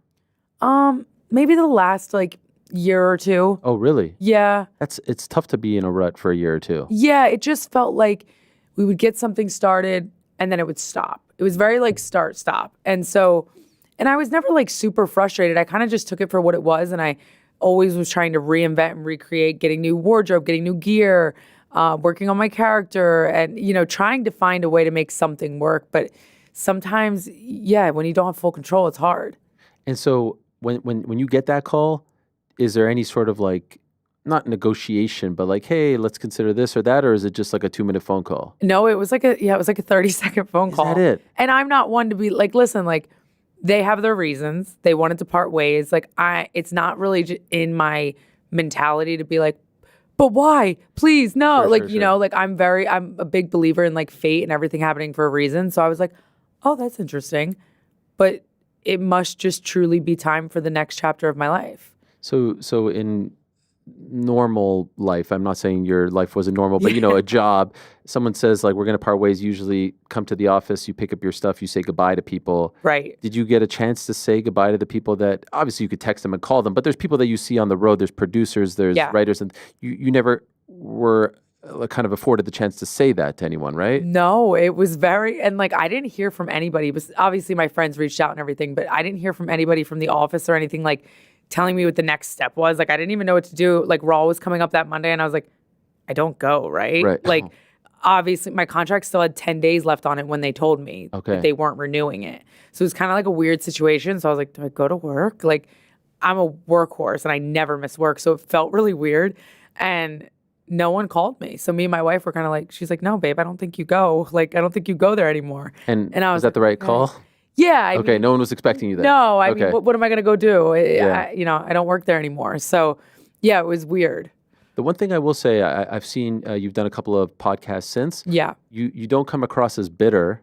No. You're not trying to like burn the bridge. You've been in the business long enough. You know people come back, right? Right. All the time. And that's not even the reason why I haven't said anything negative. It's really just I don't feel negatively about it. Like genuinely from the bottom of my heart. Of course, there's like a little sadness, like gonna miss the memories, surprise, shock, but like I don't feel negative about it. I feel like it's just nothing is in our path by accident and you know, nothing happens by accident. So it's like it must truly just be time for the next thing. You did a couple like immediately afterwards and you kept saying that you were still processing it. Yeah. Do you feel like you're still processing it or do you feel like it's been processed? Yeah, maybe. I feel like I have closure though. I mean, there's no real questions that I have because it's like I am happy. I'm in a good place. I think if I wasn't happy, then maybe I would have like that resentment or like, you know, why me? But I'm happy and I'm excited for what me and my wife have planned. And I'm like, oh, now I can do some of these things creatively that I've always wanted to do. What do you have planned? So me and my wife just launched our podcast. Yes, Unwrapped. Unwrapped, yes. It's on YouTube right now, soon to be on all the other platforms. There it is. Oh, yeah, there it is. So, yeah, every Thursday we launch an episode, and then we launched our Patreon, which is exclusive episodes just for our Patreon people. We launch every Tuesday on that. And so that's really exciting. I also booked a film role that, ironically, I booked like 3 days before I was released. Crazy. So I filmed that out in LA. That was super fun. And, not a lot of people know this, but like acting was my first dream. It was always acting and then MMA. And then wrestling kind of just came in my path and I fell in love with it. But so I'm really looking forward to getting back into the acting scene. So you mentioned podcast, acting, things of that nature. Yeah. Not wrestling. So I don't know what I want to do yet. And that's the truth. I have had conversations with people, but nothing decided yet. Okay. Yeah. Are you interested, or is it? Yeah, I mean, listen, I love wrestling. But I love fighting MMA just the same. Like, they're in the same boat right now. So You're going to consider going to MMA? well, I had 3 amateur fights Yes. before I got into WWE. Yep. And the only reason I stopped fighting MMA was because I got the opportunity for WWE and I was broke and bartending in LA, and WWE offered me a salary to work out and train. And so I was like, oh my God, yeah, I'd be stupid to say no. And it led me down this path that the last decade was. Fell in love with it. But yeah, my first love was I was fighting and acting out in LA. And so that door's not closed either. So you grow up in New Jersey. Yeah. You're a tough kid. Yeah. You get into scraps. Yeah. You play soccer. You're body checking girls and stuff like that. Yeah. And then all of a sudden you come across, and I've heard you talk about this, which I appreciate and love as someone who's been doing this for a long time, Chris Cyborg, Gina Carano. Yes. So it wasn't the typical story is like I saw Ronda Rousey in the UFC, but Yeah. you were watching pre-women in UFC. Correct. And you say, this is for me. Yeah, I saw Gina Carano specifically. I felt like I could just relate to her. We kind of looked alike. She had darker hair, and she was just this incredibly strong woman that was kicking ass and looking beautiful. And I thought it was so cool. I think I watched like you interviewed her back in the day. Yes, yeah, yes, I would yes. watch your interviews with her and all her interviews, and I was just like, that's what I want to do. That's me. How old are you at this point? I was 15. Teenager, okay. Yeah, and that was before women were allowed to fight in the UFC. So it was like Elite FC. What were the other ones? Strike Force. Yep. Yeah, and I went to a Strike Force fight. It was supposed to be. Do you remember when Gina was supposed to have her last fight, Yes. but then backed out Yes, and yes, never yes. had her last Yes. fight? It was the one in New Jersey.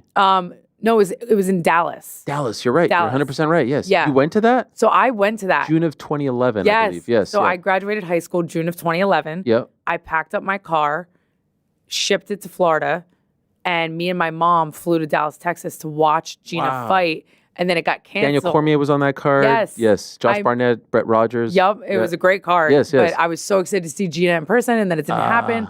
And so I moved out to South Florida on my own to train with American Top Team. That's crazy. Yeah. You're 17, 18? 17. And your mom's okay with this? My mom's like ride or die, very Okay. supportive. My dad was like, "What are you doing?" But I told my dad I was going to college, so I went to a community college. Oh. You didn't tell him about the ATT part? No, Really? no. He Okay. knew I was training MMA down in Jersey, and then if I would have told him I wanted to move to Florida to train MMA, he would have been like, "No way!" Like, my daughter's getting punched in the face for a Yeah. living. Like, it's not happening. His mentality on it was like he's a businessman. He's a hardworking, like blue collar guy. Build a business from the ground up. And so he's like, what are you going to do getting punched in the face? Like, he just didn't see the vision. And Yeah. I saw Gina and Chris Cyborg, and I was like, no, that's the vision. That's what I want to do. I want to fight, and I want to make movies, and I want to do all these things. Like, that's what I want to do. And so I did. And I dropped out of college like 2 weeks in. Oh. And Did you have any intention of going through with the college? no, yeah. like the backup plan was like to do like federal law enforcement. I was Okay. going for like psychology and criminal justice or something. But no, the main plan was to get into acting and to get into fighting. So how long were you in South Florida for? I was there for a year. Okay. And then I decided that if I really wanted to pursue acting while I pursued fighting, maybe New York was a better place. Okay. So I moved right outside of the city, got my own place, bartending again, waitressing. And then Then I decided, actually, LA might be the best place for these two worlds. So I saved up like $3,000. I drove my car from Jersey to LA. Didn't have an apartment. I literally looked for rent signs, found one, went in, got the lowest price I could, moved in. You didn't get something before you left? Mm-mm. Why not? Because I was dumb and 19 and I didn't know what the hell I was doing. Is your mom asking you these questions or is she just like, go for it? Yeah. She was like, she kind of just always trusted me. I was I was beyond my years. Like I was always like a little adult as a kid, you know. I had a different mind, and so I was like, no, I got this. Like I'm gonna do it. I had confidence, so I think that gave her confidence in me. But my dad was like, you're crazy. I'm not helping you do this because this is nuts, which I don't blame him. You know, I have stepkids now, and I'm like, oh my gosh, I don't know what I would say if they did that. But I went out there. Yeah, I got a job. I was working at like Armani Exchange in the Beverly Center and bartending as well, and training MMA in the morning, and then taking auditions later in the day, and started hosting a UFC podcast on AfterBuzz TV. UFC, yes. In fact, do we have this? Oh no! There it is. Oh my god! Look at you! My gosh! Stop! I know like J10. I remember J10 you do? from the Elite days. Yeah. That is so Look at you. funny. How old are you here? I'm a baby. I'm 19 or 20. Actually, I was watching. This was after Shogun Dan Henderson 2 in I think 2013. This show. Stop. You guys are doing like a post show for it. Yeah, that's what we did. Your stuff is good. Oh, thanks. Yeah. I didn't know what I was doing. I mean, Were you nervous? Still don't. I had like a weird confidence in myself. I think it was more like ignorance is bliss kind of thing. But I believed in myself. Yeah, but it's great. I could never pronounce anybody's names. I had such a Jersey like accent back then, and even when I watched myself talk back then, I'm like, oh my god, I had such a thick accent, and I had a lot of trouble pronouncing a lot of the names of the fighters. Names and yeah. By the way, when you were at ATT, who were you working with? So a lot of people. Steve Bruno was my head coach. He taught me everything I know about Muay Thai. And then, do you remember India Gomez? Yeah, of course. Okay. Yes. So she kind of like took me under her wing as soon as I got there. I didn't know what I was doing, obviously. And we would train, no lie, like 4 or 5 hours a day. On top of then I would go to my Muay Thai class with Coach Steve, and then I would go to my jiu-jitsu class after. Okay. So like I lived at the gym. And then me and her would like, we'd go get like Cuban food, come back to the gym, shower, train again. Like I was obsessed. It was my life. What a life. Yeah. And so you had 3 pro fights? 3 amateur fights. 3 amateur fights. Yeah, 2 and 1. 2 and 1. Mm-hmm. I think you won the first 2 and lost the last one. Yeah, last one was like a tight, close decision loss. Why'd you retire after? And here we have some footage. Oh my gosh. Look at this. Wow, the memory. Oh yeah, that's my 3rd fight. Yeah, that one was not as good. It was fun. I had fun, but we both looked like we were in a car wreck after. Both my eyes were swollen shut. My nose was. I remember University of MMA. It was a great concept in California. It was for amateur MMA. Right at the live. Yes. Downtown. It was really cool. And so why didn't you stick with it? So it was only because WWE called. Oh, really? You were planning on? Oh, 100%. I had a title fight, an amateur title fight lined up the same week that I had to fly to Orlando for the Tough Enough tryout. Okay. To be on WWE Tough Enough. And is it accurate that this all came about through Maria Menounos? Yeah. That's wild. It's crazy. So you're friends with her? So yeah. Like I know she officiated your wedding, but like you're friends with her at the time? Yes. And how are you friends with her? The UFC AfterBuzz show. She owned that network. Oh, really? So AfterBuzz is crazy. Her and her husband Kevin created AfterBuzz. Okay. Which is a bunch of after shows on different TV shows and sports. Yeah. And so I met them there. We hit it off. And Maria, that U of MMA fight you just showed, she was there with her husband, with her dad. They loved MMA. Her dad loved MMA. And it was like a bloody fight. And afterwards, her husband came in the locker room and he's like, hey, like, you're great at this, but I see you doing something else. And I'm like, oh, okay. And then like 2 months later, just how the world works, WWE called Maria to do Tough Enough. Maria's like, I don't want to actually wrestle. Like, you know, she's a huge celebrity host. Like, she's like, I don't want to actually wrestle full time, but I have the perfect girl. Wait, they wanted her to wrestle? They wanted her to be on Tough Enough, which is like a reality show to get into wrestling. Yeah. She's like, no, but I have the perfect girl. And she called me. She's like, you might say no, but like, hear me out. And I was like, oh, it's a competition show. Like, that's right up my alley. I was like, yeah, but I'm, you know, never in a million years did I think I was going to get on the show. Never in a cajillion years did I think I was going to get signed to WWE. I just thought like, oh, this opportunity to compete and be tough on a reality show. So I was like, sure, I'll do that. So I actually had to pause my title fight for this organization. Went and did the show, got on, was shocked. I was like, I don't know how that just happened. Did you know anything about wrestling? No. You didn't nothing. follow it? You didn't watch it? Nope. I mean, I studied as soon as I got the Yeah, opportunity. but like, no, I mean, as a kid, No. teenager, you were No. just unaware of it or didn't like it? So my mom watched Total Divas. My mom Yeah. always watched reality TV. So I watched a couple episodes of that with her, and I thought it was only acrobatic. And I was like, I don't do backflips, so I can't be in this world. Not realizing there's so much more to it. Right. But I always thought it was very cool when I saw it on Total Divas. And then when I got hired, ironically, it was when they were trying to legitimize the women's division. Divas era was fading out. And, you know, they were trying to really get more serious about the women's division being athletes. And so I was the first MMA fighter they signed ever in the women's division. And so I brought something different. And I was like, oh, I don't have to do backflips. I can punch people, kick people in the face. Was it hard to retrain your brain to like pull the punches and pull the kicks and things like that? Or Yes and no.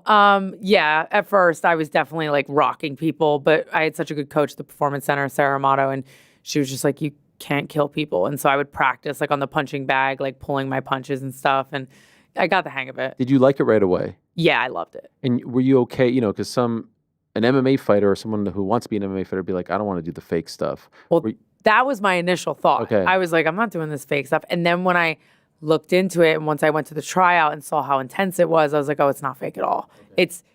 It's rehearsed and it's predetermined, but it's not fake. Like the physicality is very much real.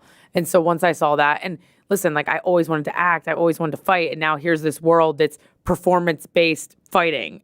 It was like everything I wanted to do, just in a different way. So, yeah. But like they kind of put you through the ringer early on to see if you can hang. Yeah. Did that happen to you? Physically, it was easy. I was in fight shape. I just got out of a camp. I just had my third fight and went straight to the tryout. So physicality-wise, it was tough, but I was able to, no problem. And then mentally, no one really messed with me like that. I mean, mess with the fighter. Yeah, I mean, there were girls that came in from different backgrounds, like modeling and stuff, where at that time when we were evolving, they kind of got more heat and more hate. It was like, oh, who's this model? Right. But I was coming in with the fight background. Everyone kind of understood why I was there. And so, yeah. What about the mic work, like being a character as opposed to just worrying about wins and losses? Yeah, so I really wanted the mic early on, but no one saw me as that. Everyone saw I was the MMA fighter. That was my gimmick. That was my shtick. And that's how I was known. So no one thought I could talk on the mic. Here, I had been taking acting classes since I was like 12. And that was the part that I really wanted to dig into.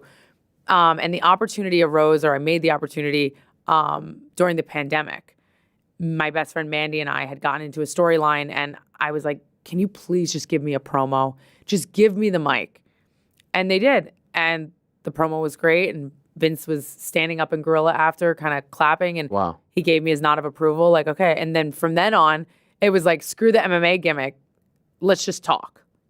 And so that's how my character kind of evolved. And we'll get into that. By the way, what is that like when you finally get that It was nod? The best feeling ever. Yeah. Honestly, it was such a long time in the making. I had already been in the company for like 7-8 years at that point, and I really just wanted to show my personality. I was always just like the angry fighter, and I really wanted to have like more depth in that. And so that storyline allowed me to do it. And having no fans, I don't know if it was less pressure on them, like, all right, give her the mic, like no one's here anyway. And yeah, and I wrote that promo myself, and I was so proud.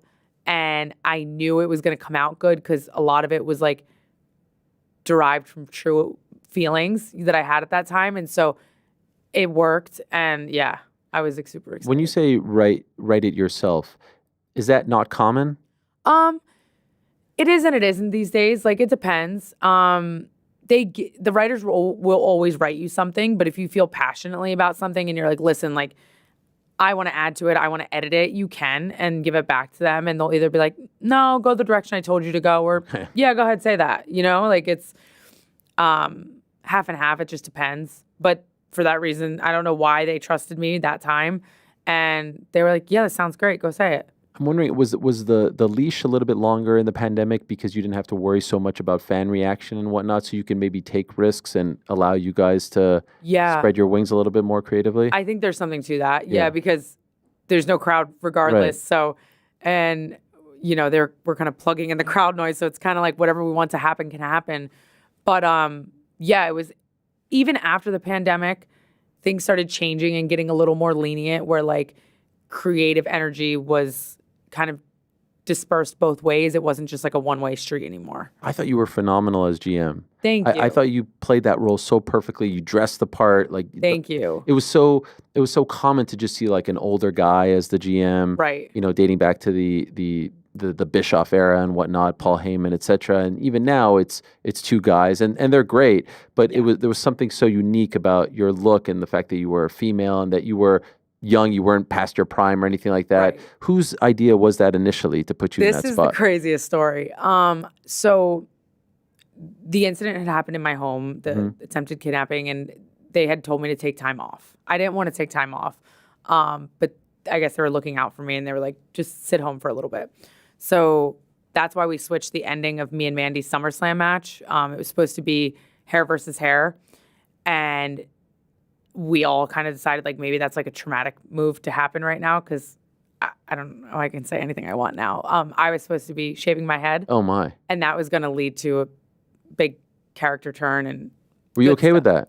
I became okay with it. I was not okay with it at first, but I was like, they had promised me great things after it, and they were like, it's going to lead to this badass character on the other end, and we're going to really push it. And so I was nervous, but I was down.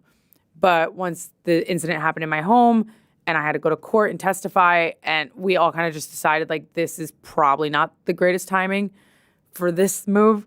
And so this is a crazy story I've never told, actually. I walked into the production meeting room the day or 2 days after the incident. They were like scrambling. They were going to cancel me and Mandy's SummerSlam match because they thought maybe like we wouldn't be up for it. And I walk in the production meeting room. I didn't realize they were in the middle of the meeting. So there's like 30, 40 writers, producers, Vince, everybody in there. So I like crack the door open and I'm like, oh, I'm sorry. And Vince was like, no. He was like eating a sandwich. He's like, no, come here. And I went up to the front and I was like, sorry, I didn't mean to interrupt, but like, I just have to say something. And I didn't know I was going to be saying it in front of the entire production meeting room. I was hoping just to talk to like the head writer or Vince himself by himself. And so I ended up giving like a speech to everybody. And I was like, listen, like, I don't want what this guy did to dictate my career or my future. And it kind of pisses me off that that was the guy's intention. So I'm wrestling at SummerSlam, one way or another. And Vince was like, okay, what do you want to do? And I was like, I don't know. It's got to be better than hair. Like, we have to make it equally as exciting as hair versus hair, because I don't want the fans to be disinterested now because they're waiting for that. Right. But I don't know. Let me think on it. He's like, okay. And then I left. And then me and Mandy brainstormed, and we were like, why don't we do Loser Leaves Town? That's dramatic, right? One of us got to leave. We'll come back. So we planned this whole thing for me to lose and come back crazy. And it was like this whole plan. Pitched it to Vince. Everything was good. And then they call us in their office, and they're like, actually, Mandy's losing. You're winning. And I was like, oh. And Mandy was kind of upset because she was like, oh, I'm the baby face here. And you've kind of been like kicking my ass the whole time. And I was like, yeah, I kind of saw her point. And so we actually went and got the finish changed. Wow. For me to lose. Wow. And it was my decision, and I went in and I got it changed. And then, so then, yeah, I had time off after that. Okay. Storyline wise, but also because of the incident, whatever.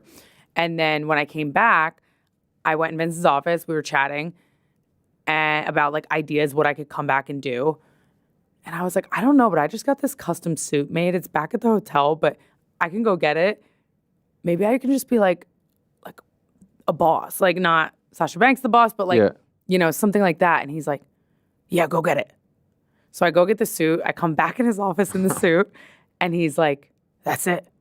You're going to wear it tonight. You're going to walk down the hallway, and I'm going to have people lined on both sides, and you're just going to look at them. And that's all he told me. I didn't know that his plan was for me to be with Adam Pearce or be GM or any of that. He just said, walk down the hallway in the suit. I didn't even know, I didn't know anything else. So I walked down the hallway in the suit that night. That was it? That was it. And then what happens? And then as weeks went by, they were like, I think we're going to start having you do some stuff with Adam Pearce and you're going to kind of be like an assistant to him. And I was like, okay, well, what's the end game? And I always hoped the end game was like, obviously me and Adam Pearce aren't going to have a WrestleMania match. Right. But like we would get into some sort of thing and maybe he could run Raw, I could run SmackDown or whatever.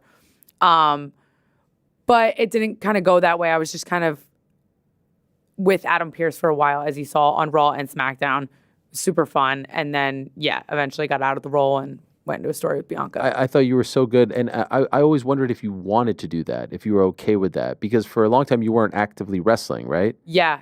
No, I missed wrestling. Yeah. But I liked that role. I just wanted the role to have a little more depth and personality. Like, I wanted her to be a little more, like, puppeteering and, like, manipulative. And I was hoping the angle that I got into after the GM thing was something big and meaningful because I had so much heat. People hated me because I was abusing my power to an extent. So I was really hoping the angle coming out of that role would propel me into that kind of top of the card. Why do you think it didn't? People have said they dropped the ball creatively. And I'm never one to blame creative because you are in control of your own destiny to an extent. But I don't know. I don't think they were ready to put me there yet. What do you mean by that? I don't think they were ready to put me at the top of the card yet because there was such a good built-in story there. Like I had been nagging the stuff with Naomi and then with Bianca. Like it was so good. The heat was there, but then we didn't get the opportunity to have like the big angle coming out of it. And so like when you're one thing that's obviously for the audience, for myself, that's fascinating about this world compared to MMA, like you are in charge of your destiny, but you're really not, right? Right. Like there's the meritocracy only goes so far. Right. And so when you think it should go X, Y, and Z, and it's clearly not going in that direction, how does that not become demoralizing? How does that not? Because I don't know if I'm just so like diplomatic, but I'm like, it's a business at the end of the day. Yeah. They have hundreds of people to worry about. Like not everyone can get that focus all the time. Like it's kind of like an ebb and flow and people's turns come at different times. It's all about timing. So I get it. Like I get it. I get how things can slip through the cracks. I get how things can be not prioritized all the time. I wish at some point I would have gotten that singles run, but at the same time, like I get how it didn't happen. How do you not become consumed by like the politics of it all? Because, you see this person getting by and maybe you think you're more deserving or better, more talented. How do you not fall into that? Because as a fighter, you win fights, you're going to fight for a belt. They can't deny you. Here, there's so much more that comes into play. So did you ever find yourself getting consumed by it? No, I'm like the worst politicker in the world. This is great. I'm the worst. So you're perfect for this world so that it doesn't consume you. No, because I'm not good at it. I can't do it. You can tell if I'm lying. You know if I'm bullshitting you. Like I'm a straight shooter and I just don't have that in me. So when I would see it happening, like sometimes I'd be like, man, I wish I could schmooze that person as well as I just watched that person do. But I don't have it in me. Like I am who I am. If I don't like you, you can tell. If I like you, you can tell. Like, and that's just what it is. So, and also like, I'm not flirting with anybody. Like they all know I'm gay. Like I have a wife. Like, so not saying people do that, but in the world, people do that. So I just didn't have any of that. I didn't use any of that. I just was me. And I was like, take it or leave it. That's another, at least to me, very unique part of your story. You essentially come out via Tough Enough, right? Yeah, on the show, yeah. And yet, you're a pioneer in this regard. In MMA, it's like, it ain't no thing. Yeah. You know what I mean? Yeah. Why is it, and maybe there's just, there's no one there who is, but. I don't know. Like in MMA, we celebrate it, we talk about it, and in wrestling, that doesn't seem to be the case. I've never thought about that, to be completely honest. I don't know. Because it's not like, I've talked about this before, like, I've received no hate or any kind of discrimination backstage or with my coworkers. Like, I was just Daria, you know what I mean? Like, there was nothing to it. So, I don't know why it's not as prevalent. I feel like everyone has their own story. Maybe MMA is like a broad thing, right? There's different organizations and stuff. Like WWE specifically is what we're talking about. Like, it's more tight-knit. We're all on the road together every single week. MMA is a little different, right? You see each other when you cross paths in training or when you have a fight on the same card, right? when you do media together. Right. Like, you're not together all the time. So Okay. maybe it's a little more personal in WWE, and people like to keep their private life private. I don't know. In the early days of your wrestling career, when they kind of made this part of your persona, your gimmick Right. with the merch and whatnot and the colors, were you okay with that? Did you Yeah, want that was fully me embracing it. okay. I was like in my rainbow flag era, and I was so proud, and I was 20 years old, 21 years old, and I was just excited because I had truly like not lived my truth for so many years. Okay. You know, I was okay with my mom, my dad, and my sisters knowing, but like if I was bartending and they'd be like, "Oh, who do you live with?" I'd be like, "Oh, this girl like from Jersey." Like I was very like coy about it still. I wasn't comfortable with who I was. So once I came out in that way where it was kind of accidental, I got excited and I was like, "Oh, yay." Like, and people were sending me nice messages and saying like, "Thank you for speaking your truth." And I didn't realize what was happening. I was like so naive to it. And I was like, "Oh, wait, I'm doing something people are proud of. Wait, I should be proud of myself." And so I got excited and I was all for it. Yeah, it was really great. How do you think? And here you are from the early days, right? Yes. This is from 2019, but Wow. how do you think it would have happened? How do you think you would have come out to the world if it wasn't by accident, right? It was like you Yeah, were just no, it asked really on the was. show if you were in a relationship, right? Yeah. And like the prior questions, I was watching other people's interviews before mine was like, "What do you do for a living? Like, what's your favorite sport?" And for you, they asked that And for me, yeah, they asked a couple other questions. just by happenstance, though? To my knowledge, Yeah, unless yeah. they knew something, but I don't know how they would know because Right. it wasn't public. I don't know how I would have eventually came out.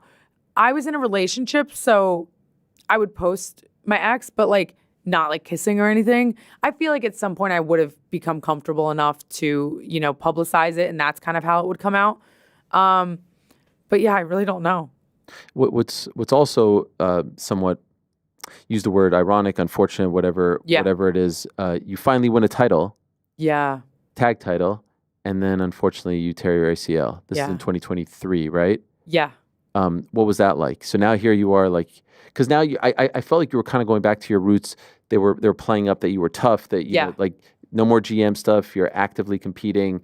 You win the tag titles with Chelsea Green, and then shortly thereafter, right? Like a couple of weeks later. Yeah, like 2 weeks later, I was so excited. I got my first title. I'd been waiting for that title for 8 years, whatever it was.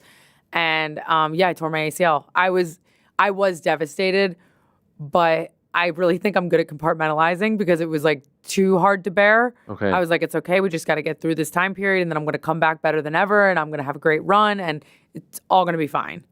So was there any talk of maybe, reviving that GM role, if you will, while you couldn't have? yeah, so I competed? pitched it. Okay. I did pitch it. And what happened? And Hunter was kind of like, no. Oh, He kind of said like it's not a role for active wrestlers. interesting. Like let it be a role for, you know, people that aren't actively on the card kind of thing. Okay. And that, but I kind of wanted to go back there. It's just such a great, honestly, it's easy heat. Yeah. You're in a position of power. You're not supposed to be in a position of power because you're a wrestler, Yeah. but you are, and you can use it to abuse the roster. So I loved it. I wanted to go back into it because I think it was a hit when I was in it. So I wanted to see that again. So reaching the mountaintop, so to speak, and then getting pulled from, active competition, being on the road. How did you deal with that? Being at home? With the ACL injury? Yeah. It was weird. I hadn't been home like that for my whole career. You know, I'd been 7-8 years. I had been on the road 52 weeks a year. So it was a little bit of transition, but I happened to get married that year. So I was home with my wife and my stepkids. So it was kind of nice. You know, we got to enjoy, our honeymoon was like 2 weeks long. Whereas if I was actively competing, I would have taken like a 4-day honeymoon because I don't like to miss work. And so it was kind of like, another thing where it's like, I think the universe had my back and was like, you know what, enjoy this time because you're never going to have it again. You only get one wedding, hopefully. Right. Yes. Hopefully. One honeymoon, hopefully. Do you think that experience kind of helps you in this moment now? Because imagine you were 52 weeks, 10 straight years, and this is really your first time. Right. You got to experience what life was kind of like off the road. I think that's valid because, I did get a little taste of like, ooh, I have a routine. I wake up the same time every morning. Yeah. I have my coffee. I go work out. I go train. Like, it was really nice to have like a routine. And that's something, to be honest, like when you're on the road, like you can be as disciplined as you want, but it's very hard to have a routine. Right. Because some weeks you're gone 4 days, some weeks you're gone for 2 weeks at a time. So like there's no real consistency in scheduling. Whereas now I get to kind of do what I want when I want, which is like a beautiful thing. So it's like, my days look like working out, doing my auditions for television and film, and doing the podcast with my wife. When you got back, when you were cleared, when you were healthy, did you feel like you needed time to get in the mix? Was it a easy transition being away for so long?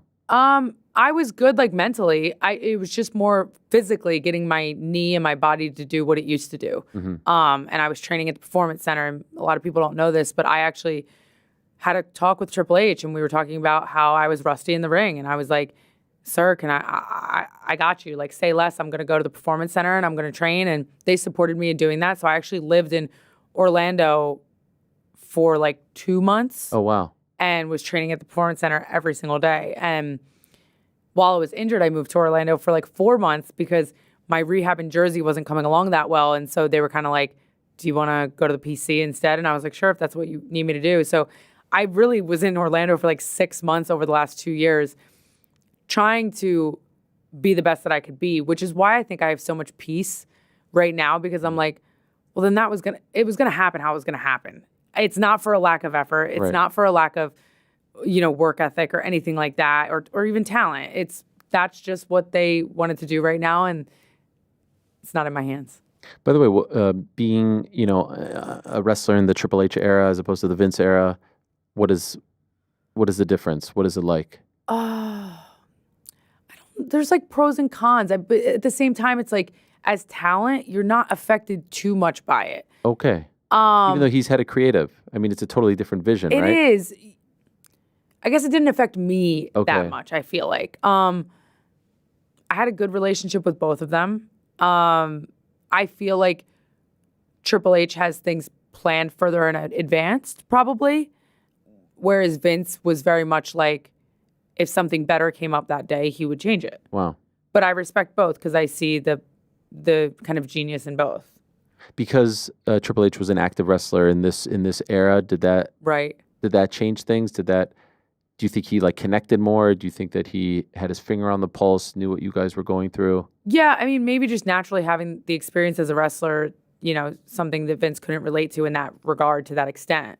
He probably empathized with what our scheduling and stuff and what we were going through more. Right. What about the Endeavor era as opposed to the old era, if you will? Was there a big difference? I know we're just kind of getting into it now, but yeah, not really. I mean, not on my end. Everything kind of felt same. Because nothing really changed on our end. are you aware? Like, I know it's been pretty recent, but have you blocked all wrestling out of your mind? Do you want to take a break? Or basically, what I'm trying to say is, did you know that John Cena turned heel on Saturday? So I know because I saw it on my X timeline. Okay. Yes. Can I just ask, what's your reaction to that as someone who's been there for so long? Well, I love Cena. Okay. I'm a big Cena fan, and he's someone that's actually given me a lot of advice too. So I am excited but really sad for his retirement tour. Okay. So I'm like, I can't even imagine a world in wrestling without John Cena popping his head in once in a while. But maybe it continues now. Maybe there isn't a retirement. Maybe he was lying this whole time about it. Yeah, as heels do. Yeah. Are you surprised they did it?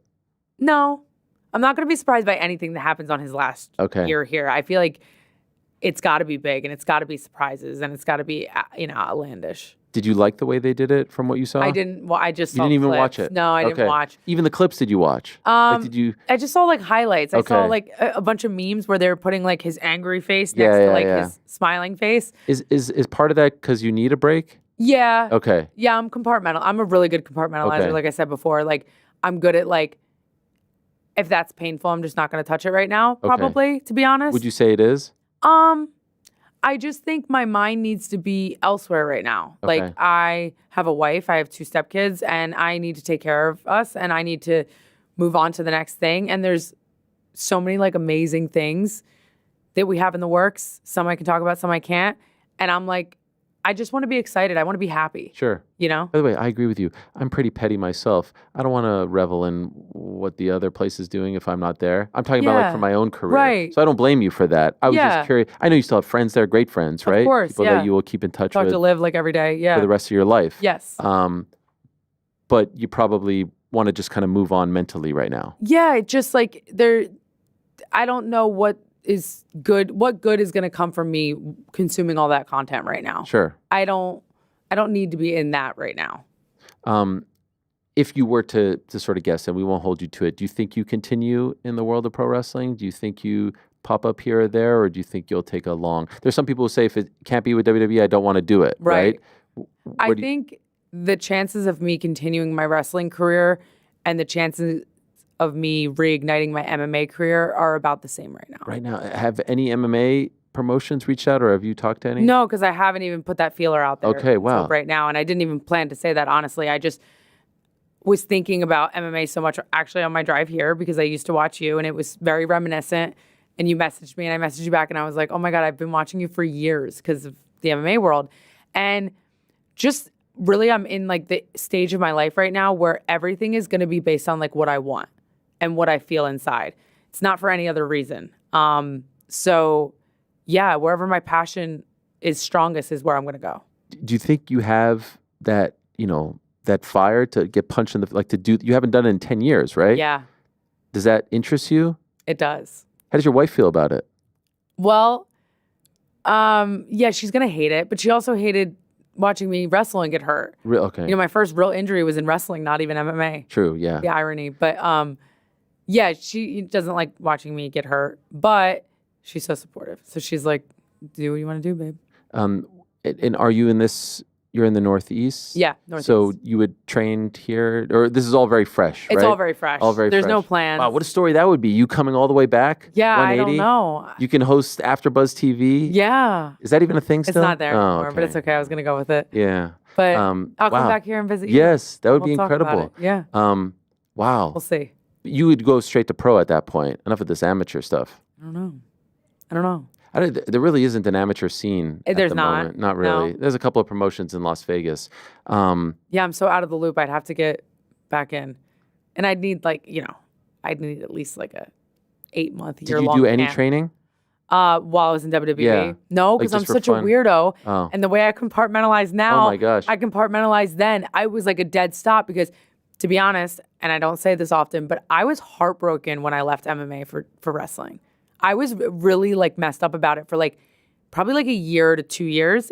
Like people would talk about MMA and I'd be like, what do you know about MMA? Like, because I was so in it. It was like American Top Team. Yeah, I yeah. was training. So why were you heartbroken? Because you felt like you didn't live out that dream? Well, I was just getting started. Right, I was right. fresh. I was 21 years old. I took 3 fights. It was going great. Like, even though the last one was a loss, it was close. Like, I felt good. Like, I was on that journey. And I was obsessed with it. Like, it's all you do. Fighters, like, it's all you do. And, yeah, it was just my life. And I was excited to embark on the WWE journey, but very conflicted because I really, really loved fighting.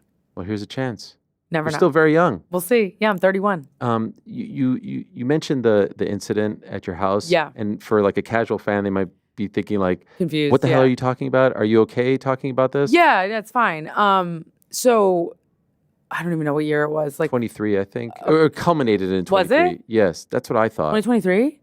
It ended in 23, but maybe it happened in 20. It happened in like 2020. Yes, okay. Yeah. I think it kind of like all. Yes. Okay. He got prosecuted in Yes. 2023, I think is what you're talking about. Yeah. So yeah, I was in my house in Tampa. My best friend Mandy was sleeping over, ironically, that night, thank God. And yeah, we went to bed late that night. I went into my bedroom. She went into the guest bedroom. All the lights were off. The house was dark. Thank God, in my like stupor sleep, I set my ADT alarm from my phone and then rolled over, passed out. 2 a.m. rolls around. The alarm system goes off in the house. I start freaking out. I get up. I run to the like alarm panel because I couldn't find my phone in my bed because it was so dark. And it says living room door open. So I'm like, oh, maybe Mandy just went outside to like call her boyfriend or something. So I run in Mandy's room. I'm like, Mandy, like hoping not to see her, but she was dead asleep in bed. So I'm like, holy shit. If Mandy's in bed and the living room door is open, like what's going on? So I'm like, Mandy, wake up. And then as she was coming to, I ran towards the fire.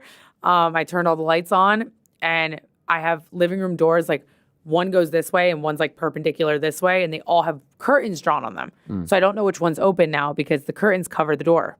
They're sliding glass doors. So I run to the one I use all the time. I'm like, let me just make sure it's like closed and locked. And so I pull back the curtain. I'm locking the door's shut. And I look up and there was a man there. Oh, fuck. And I'm like, holy shit. And so I just start freaking out. I'm like, what do you want? What do you want? And then I was expecting it, like in my head in that moment, I thought he was a burglar. And I was like, he's going to run. He hears the alarm. He sees a human, like he's going to run. And he moved towards me. And I was like, oh, that's when I knew, like, this is not a robbery. So I fucking ran. Sorry, I don't know. If No, you're on allowed. this. Yeah. I ran. I grabbed Mandy. I'm like, we got to go. We got to go. And she's like, what? What's going on? I'm like, let's go. She luckily had her car keys because she was blocking me in. We ran out my garage, sped away. The cops came, found him still in my house, tackled him, arrested him. Sure enough, he was a fan from South Carolina that had driven all those hours to Tampa, staked out the house, army crawled through the wetlands behind my gated community to get in, and then camped out on my lanai for like 5 hours watching us watch TV, watching us go to bed, then waiting. He planned the whole thing. Wow. You can read more about it online. But yeah, essentially it was the craziest thing ever. And that happened like 3 days before SummerSlam. And turns out he had been messaging me for years prior, and he actually messaged me that night. I didn't see any of the message. They were in like the request folder on Instagram, you know. And the message that night had said, "I'm here, baby, on your pool deck," or whatever he said. "I'm coming in and I'm gonna kill that girl in there with you," or whatever. And Jeez so Louise. he had like been telling. Had I read my DMs, Yeah. he had Jeez. been like telling me his play-by-play. Holy shit. So just Yeah, like a crazed stalker Crazy fan. Yeah. And they came and found him in your house? Like when you called the cops, he was So just there? ADT called the cops naturally. Yeah. Thank God. I'm like, How long did it loyal take for them to ADT come? for the rest of my Yes. life. Shout out. Like I don't know, 5 minutes maybe. Like they were there fast. Okay. So we pulled out, and the only reason, by the way, he already had the other living room door open. The only reason he didn't catch me when he ran, because he ran after me. I had indoor cameras that caught it, and the footage is online somewhere. But when I ran to go get Mandy after I saw him, he ran in after me, but he had to cross through the curtains.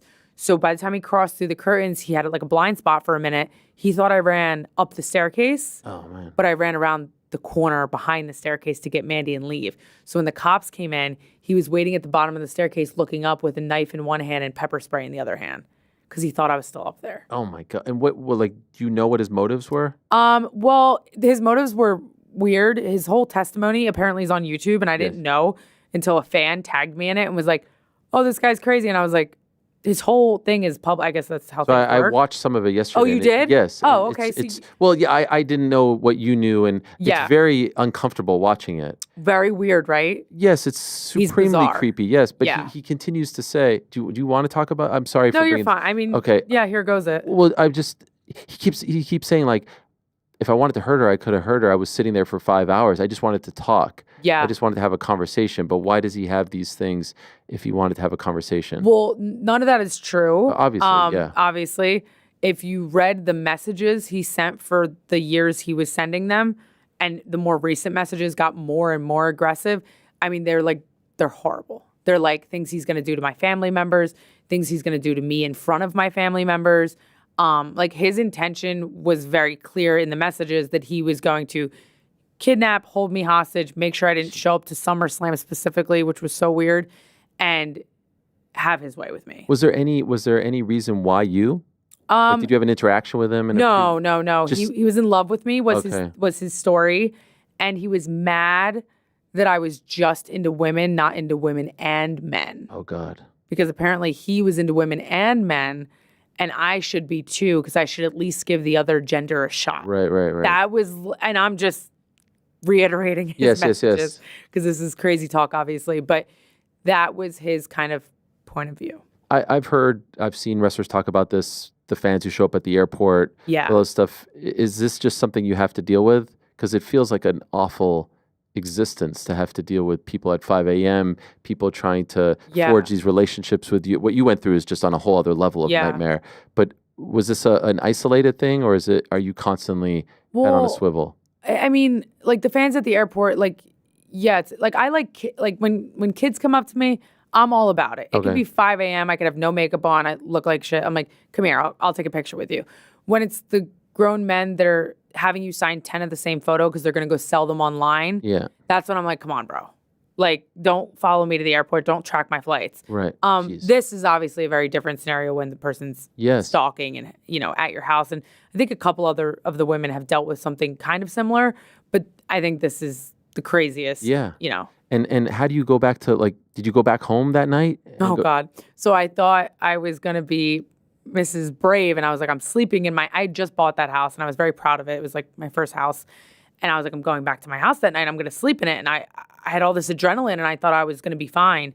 And then, like, nightfall hit, and I was and I'm like, I'm not dramatic. I'm not sensitive. Like, I was like, it's fine. Like, he's not there. He's in jail.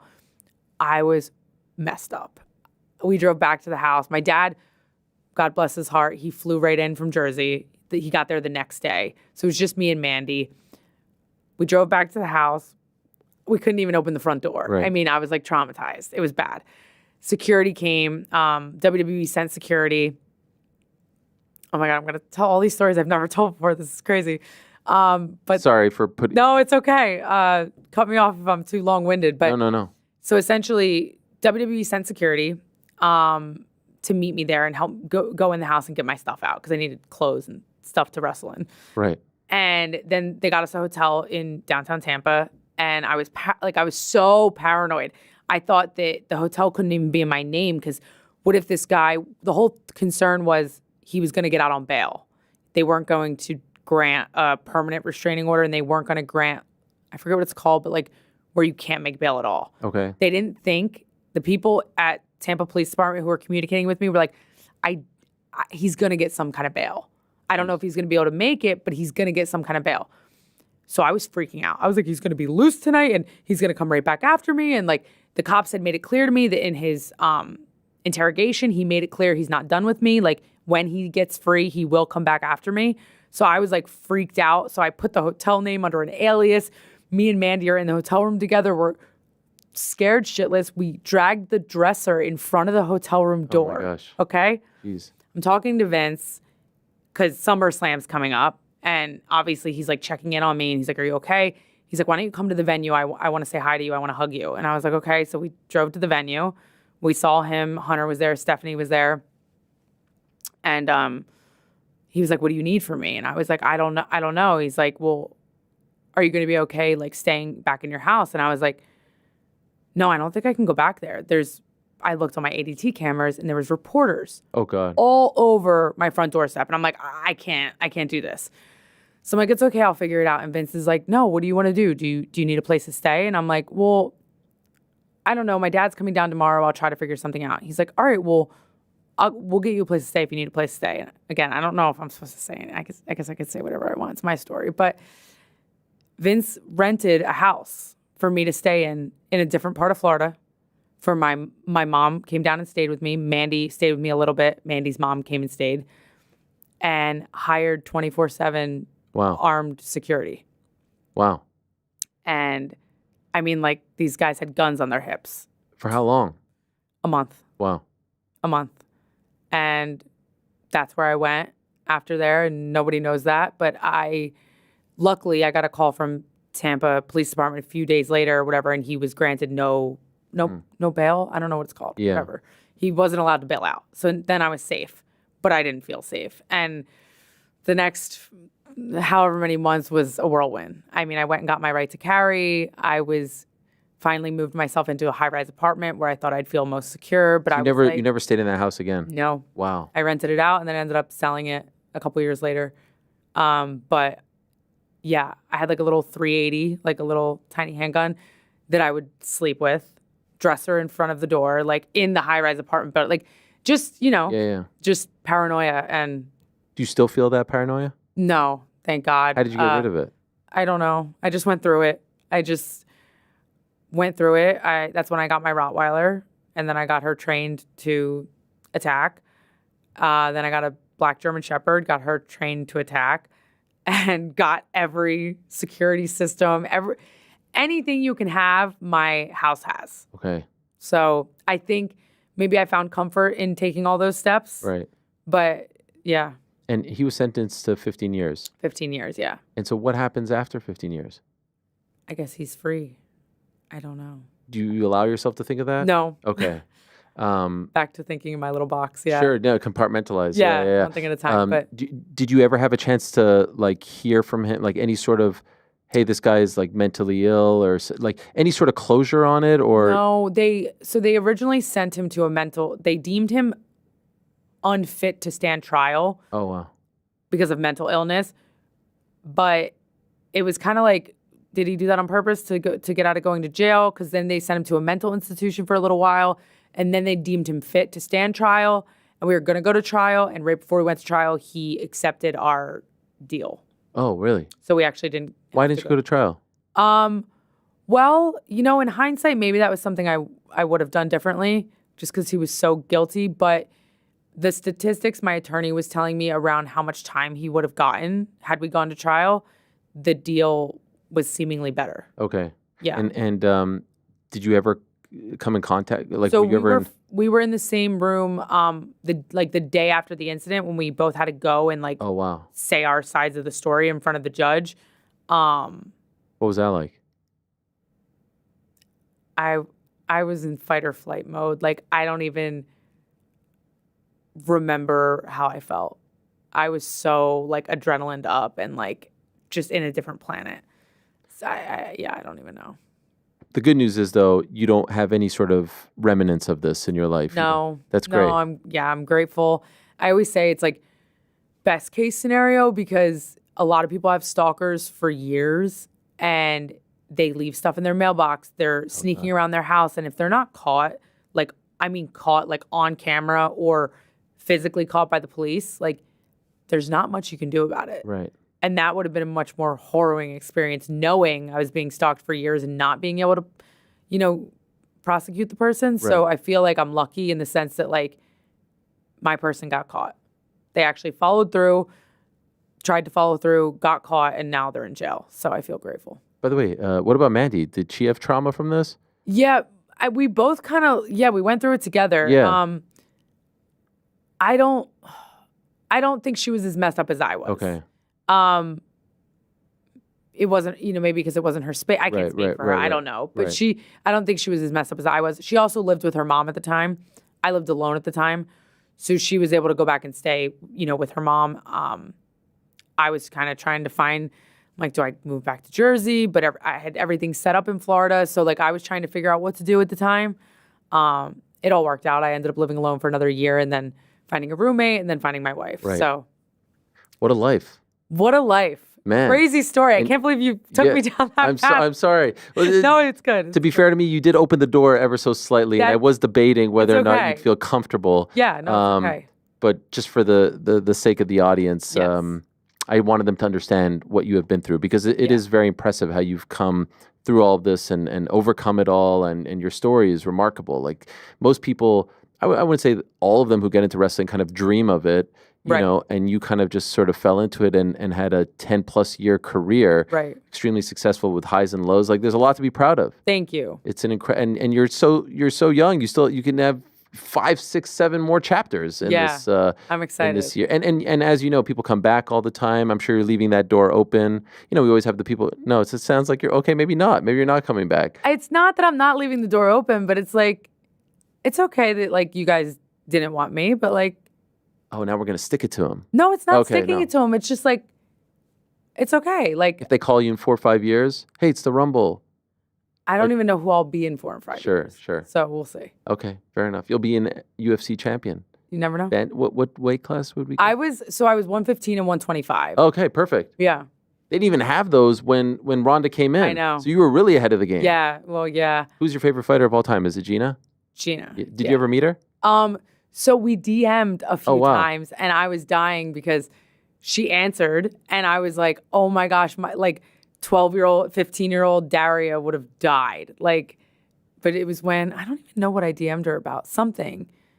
And I was like, if you ever want to come to a WWE show. And she was so cool. She was so sweet. Was it when she got canceled?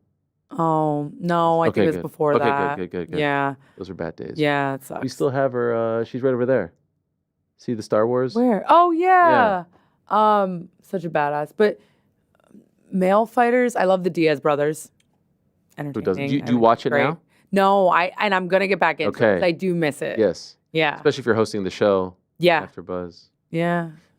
This has been great. Good old days. Thank you so much for coming in. Thank Really you. appreciate it. Congrats on an incredible run. Thank you. I'm so happy you told me about the MMA chapter when we met that one time, because this was always in the back of my mind, but I was always wondering, like, when's a good time to do it? And then I saw that you were, you picked when I got released to do it. By the way, it's easier these days, if I'm being honest, to just go, because don't you have to go through like PR and all this stuff? Yeah. I like going, solo, direct to the source. So good luck with everything. You got an acting gig. I have a movie, coming out soon. Are you able to sit? No. Okay. Is there anything other than the podcast that you want to tell people about? Check out the podcast Unwrapped, the Patreon account. We're gonna do exclusive episodes on there. One drops tomorrow, and it's kind of juicy. So stay tuned for that. Follow me on all my socials, Daria Berenato. And your name? Yeah, there's gonna be some TV and film projects coming soon, but I'm not allowed to talk about them. So good luck. Hands are tied. Thank you. I Thanks, appreciate Ariel. it. We will say bye. We'll come back. More to come on the program. Don't go anywhere. For now, my conversation with Alex Volkanovski from last week, a great one, and I'll be back in a few minutes. When did you find out that it would be, because we all presumed you'd be fighting for the belt next. We've kind of known this for quite some time, but we all presumed it would be Ilya. When did you find out that it wasn't going to be Ilya and that it was going to be Diego for the vacant title? Yeah, so that's what was I knew I was fighting for the title for a while. So it's been a while knowing that my next fight was for the title. I didn't have, originally thought it was going to be Ilya. Then I wasn't sure. So then there was questions for a while because I know he did really want to move up.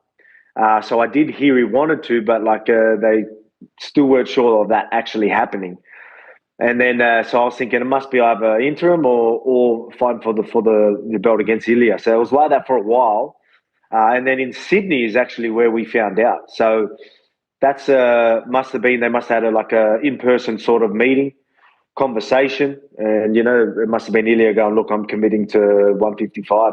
And then literally they gave me all right, it's Diego in Miami. And I'm like, all right, sweet, beautiful, whatever. At that stage, obviously I wanted just a fight by then, So it was getting to a stage where I was like, I just want to fight now. It was always Ilya. Wanted Ilya, wanted the rematch. Obviously that's going to be a big driving factor for me, losing to him and wanting that win back. So that's all I wanted it for a while. And then it got to a point where I didn't know what was happening. I was like, all right, now just give me whatever for the belt now. So that's sort of where we're at. So still happy we just have a date and opponent and then that being locked in. Is there any part of you that's disappointed you can't get that one back against him? Well, I mean, I wouldn't say that I can't. There still can happen. I'm planning on going out there and looking good. You know what I mean? Going out there and doing my thing and I'm bringing that belt back home. I'm very, very confident of that. And after that, I think that just sets up for an even bigger fight. Whether that is still at featherweight or it's at I don't know. We could still maybe make that happen, but. Everyone's going to change their tone after this one, I guarantee you. And everyone has every right. I'm coming off 2 losses. 36 almost, there'll be 37 at the end of the year. So a lot of people are going to be like, he's done, he's dusted. And they have every right to think that until I change their mind. So that's what I plan on doing in April. And by the way, for the record, I wasn't suggesting that you can never fight against him. I just meant next up that you wanted to get it right back. Yeah. And so I was wondering if you have a history with him, all this stuff, and then you find out it's a totally different guy that you don't have history with. If there was any sort of letdown initially when you found out the news.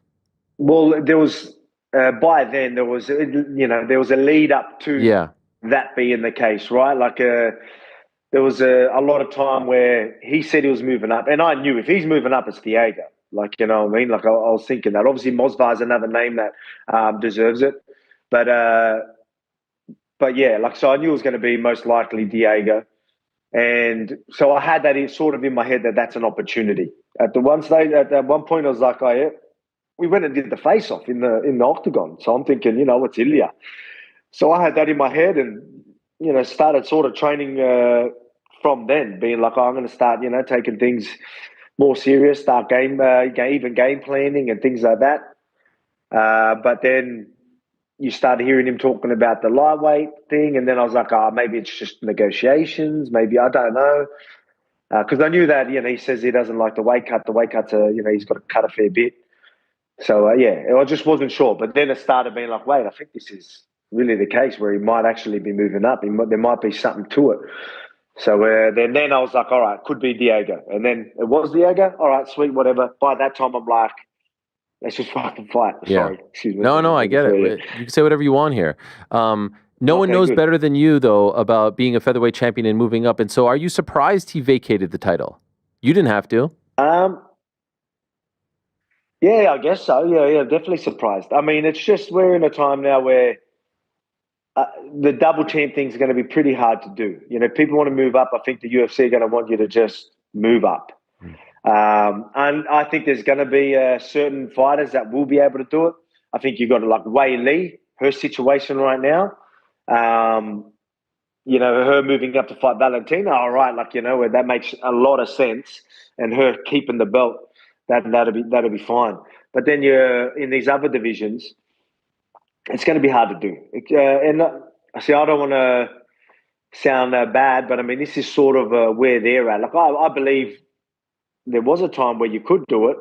My time when I decided to do it, I showed that I was active and I would be busy enough. I actually ran 2 of the divisions for like a couple of years, I think it was, because I had both the title fights, obviously the back-to-back because of the late notice and that as well, and then still defended and fought for and did my title. Within the 2 years, I had a heap of fights, like in lightweight and featherweight. So I could keep it busy. So I feel like that's hard now, that you've got some of the champions who are busy enough. I'm not taking nothing away from him, but not like a Pereira, where Pereira's just fighting every couple of months.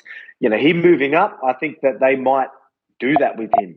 He's obviously a big star and he's active and he fights anyone, you know what I mean? So you can maybe see that happening, right? But I mean, I think it's going to be hard to do it in other divisions. Because it wasn't that long ago you had, myself, Izzy, and like a few of us, and it would have been Pereira too. There was a few of us that. Okay, back on the program. That's Alex Volkanovski. Great chat last Wednesday. He returns to action. It's almost a month away. 3/14, almost a month away. 3/13 this weekend. What about our good friend Daria over here? Daria Berenato, a.k.a. Sonya Deville. What a story, huh? What an unbelievable story. She has been through so much. Former MMA fighter. I bet a lot of you didn't know that. She could kick all your asses. And a great WWE star. And very, very impressive to see someone who is that young have such a positive outlook on what's to come, on the next chapter. So I give her a lot of credit. Lots to be excited about. Lots to be thankful for. And appreciate her speaking about some of those trials and tribulations. What is going on here? Link not working. Frank, how are you? I'm great. Thank you for asking. What a story, huh? It's everybody's jaws were dropped back here. I don't think any of us knew that. Yeah, well, maybe you should do your research next time. I mean, really. No, I'm kidding. Who, me? Yeah. How was your weekend, by the way? It was good. I enjoyed myself over the weekend. Yeah. Oh. I just sent them another link here because they said the other one wasn't working. Did you do anything fun this weekend? Did you watch the fight? A fight feast. Oh, that was nice. Is that coming out on Thursday's episode of The Boys in the Back? It is coming out on Thursday's episode of Boys in the Back. And can we talk about what the cuisine is, or is it? Yeah, Brazilian.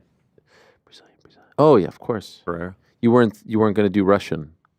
No, not this time. Not this. Well, time. I just knew you guys were so. I mean, last time it was such a big Russian flag, tiny Canadian flag. It'll be flying again this weekend. Wasn't sure what the message was that the we were properly sized Brazilian. Oh wow! What are the chances, by the way, that the only time it's a mini flag? I mean, are you kidding? In our defense, I actually wish you could have been here when we opened it.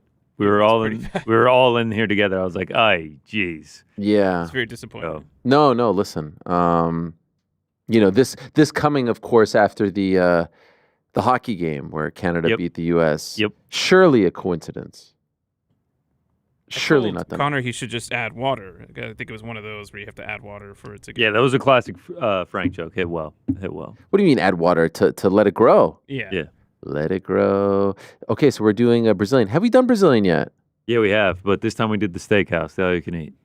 Ooh, was it what's that famous one? Fogo? Yeah. Nah, it wasn't Fogo. Yeah, Too much of a chain.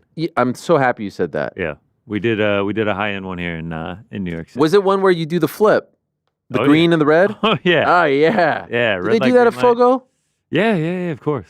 I went to a Brazilian steakhouse in Rio de Janeiro, I think with Chris Weidman way back in the day, UFC 153, and we did the red and the green. I think I lasted like 2 go-arounds. I'm like, yeah, I think I'm good. It's a lot, man. It's a lot. good The after the chicken chicken, hearts. and there's pork loin. There's everything. 8 different types of steak. There were a couple rare pieces that would have had your heart pounding. No, thank you. Who went? Me, Frankie, Rick. Rick was there. Wait, this is yesterday. Nah, Saturday. Saturday afternoon. Yeah, wow. with all the boys. Yeah, Special guests you as left well. our invite unread. Just checking the text here. I didn't see anything. Oh, hey, Ariel. No, it was an in-person invite. Oh, it was in person. So I can't be bothered. I didn't know if there was another thread. You know, My kid has a basketball tournament this weekend. Was That's your exact true. Words. That is actually not true. I told you about the basketball tournament today. You wait. I was you say asking you guys for an update on the basketball tournament. I was like, how'd the basketball tournament go this weekend, man? Wow. That's how we got into it. Oh, yes. I was like, I know you couldn't make it to the Brazilian steakhouse because of the basketball tournament. Wow, this is well played. I must say, this is well played. This guy right here, I'm telling him about a tough time that my son had at the basketball tournament, and now he's turning it against me. Unbelievable. We'll address this. We'll address this later, but we shall move along now to our next guest, our final guest. And I know for a lot of you, the one that you have been waiting for, we saved the best for last. He is El Kukui. He's a proper mixed martial arts legend, and it appears as though we may be seeing him back in action in the next couple months or so. Let's not waste any time. Let us say hello to old friend Tony Ferguson. Tony, are you there? What's up, my guy? How you doing, Ariel? I'm doing great. It's great to hear from you. How is life? Oh, man, I got to tell you one thing. I heard check this out. Okay. Who said this before? When you shake things up, the cream always rises to the top. Ooh, yeah. Dig it. Ooh, yeah. Can you dig it? Yes. I'm excited. I'm pumped up. I got a fight coming up May 11th in LA for GFL Promotions. This is big. This is breaking news. This is cool. It's awesome, man. I mean, bro. Okay, you're breaking up there a little bit. I think perhaps Can you hear me? it's cutting in and out, but we'll fight through it. So is this the Dillon Danis fight that we found out about in just a couple of days ago? What's that? Yeah, so first I was offered a boxing match against KSI. Now, see, I was offered a boxing fight against KSI at first. And what happened? Can you hear me? Yeah, I can hear you. Okay, so I was offered a boxing match against KSI. We were in heavy negotiations, which was awesome. I'm ready to take the fucking fight because, I mean, in MMA, we don't get to wear shoes. In wrestling, I wear shoes. I move completely different in boxing than I do in any other sport. So you ask anybody who trains with me. I'm ready to fucking go. And then they had me wanting to go to a press conference the week after, and I was ready down. And I started thinking, I was like, okay, let me talk to my team. So I started talking to my team, talked to my dad, my father, my dad in my corner now, and I got a couple other people that are good advisors for me. And we're like, hey, you know what? Let's finish up mixed martial arts. Let's get going, and then we can worry about boxing later. So it wasn't like we said no or we haven't said yes, but we started focusing more towards MMA. And then obviously KSI went and I guess found a different opponent because by then there was the draft. That was when shit was all going down. And then when the draft happened and everything, it was like kind of like, okay, yeah, we're certain that this is where the direction where we want to go. We want to turn some heads. We want to make sure that everything is good. And we're tired of fucking losing. Like it's dub season all day from here on out. You know, when I left the UFC, you know, everything was, I hate to say it, you know, I wanted to fight another time, but obviously, you know, I mean, even me, like, it was kind of like, okay, I have to excuse myself, guys, you know, but I don't want to leave on bad terms. And so talking to Hunter actually, and then coming into terms with it, it was like, we all agreed that, you know, it was with best interest for me to move on. Like, honestly, it was awesome. I want to go and I want to play different sports. I want to go and I want to experience new things, new trophies, new rings, new fucking championships. I want to keep adding to my resume. And we thought it was necessary to be able to do that for me to be able to start and grow, not only as an athlete, but as a man. Now, for a long time, Ariel, you've been covering this sport. And, this sport has been built on the backs of very strong men and women, all the way from the fighters, all the way up to the promoter. And I have been knee deep in most of the fucking changes that have been made in this sport, alongside some of my other, classmates, I guess you could call us. And, you can't be afraid of change. Like how Macho Man said, when you shake things up, the cream always rises to the top. And here we are with GFL.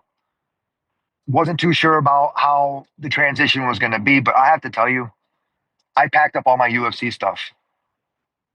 I put it in the bags, and it was the hardest fucking thing I had to do. It was like a couple of days where it took time for me to be able to adjust. And I put everything in big storage bags, and I was ready to move on. And it's almost like I went in the Ultimate Fighter with the purpose of, was winning a fat check so I could help, my family out, my grandma and everything. And then, I ended up getting a contract. So this whole entire process has never been a disappointment, but what it has been is a learning experience of how, one, I go about my business, two, about how I treat my close circle, and three, about how I want to plan for the future. And right now, where we're at in this stage, it's so amazing that there is an opportunity for a lot of other people to be able to display their things and to be able to wear some new clothes and a new jersey and a new fucking name in the shirt.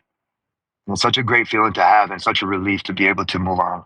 And no bad blood anywhere. I think this is great sport. I mean, I think this is great. I think the direction that it's going, one day we will see in the Olympics, but it's going to take us in this class that we have for the GFL for 2025, especially May 11th, to come out there and make sure that everybody understands that we're not fucking around. We're getting paid right. We have teams. This is exactly how I liked it in wrestling. It might be an individual sport, but you're still fighting for a team. You get a pin, you get 6 points.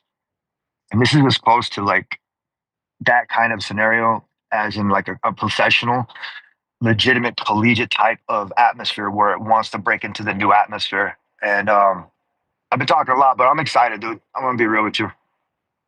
I wanted to let you speak for as long as you wanted, Tony, because everything that you're saying. There's a lot I didn't say. Ariel, but I'm going to be real. It was a really crazy emotional experience to take my stuff and to put it in the bags, but it felt like I was closing a different chapter in my life and writing a new book. I have fought for fucking, I don't know how many years waiting for a championship and then getting it and then having it taken and then, dangling in front of me again like I'm fucking, like what? Like, what do you think I am? Like, I'm a human being. I'm not trying to bitch and moan. I'm a tough motherfucker and I'm a human being. But at least if you do this to me, you're not going to feel bad for doing it to the next person. And then there's a lawsuit and there's other things, but that's not what I'm focused on. My focus is always to what? Keep the sport moving. Didn't I always say that, Ariel? Yes. And I've always kept that to my word. And if I can demonstrate May 11th that a guy that had a 12-fight win streak has an 8 and then come back and fucking steal the show and fucking win every single fight and go out there and look like a completely different fighter, that's beyond legendary. It's never been done, and I love doing things that never been done.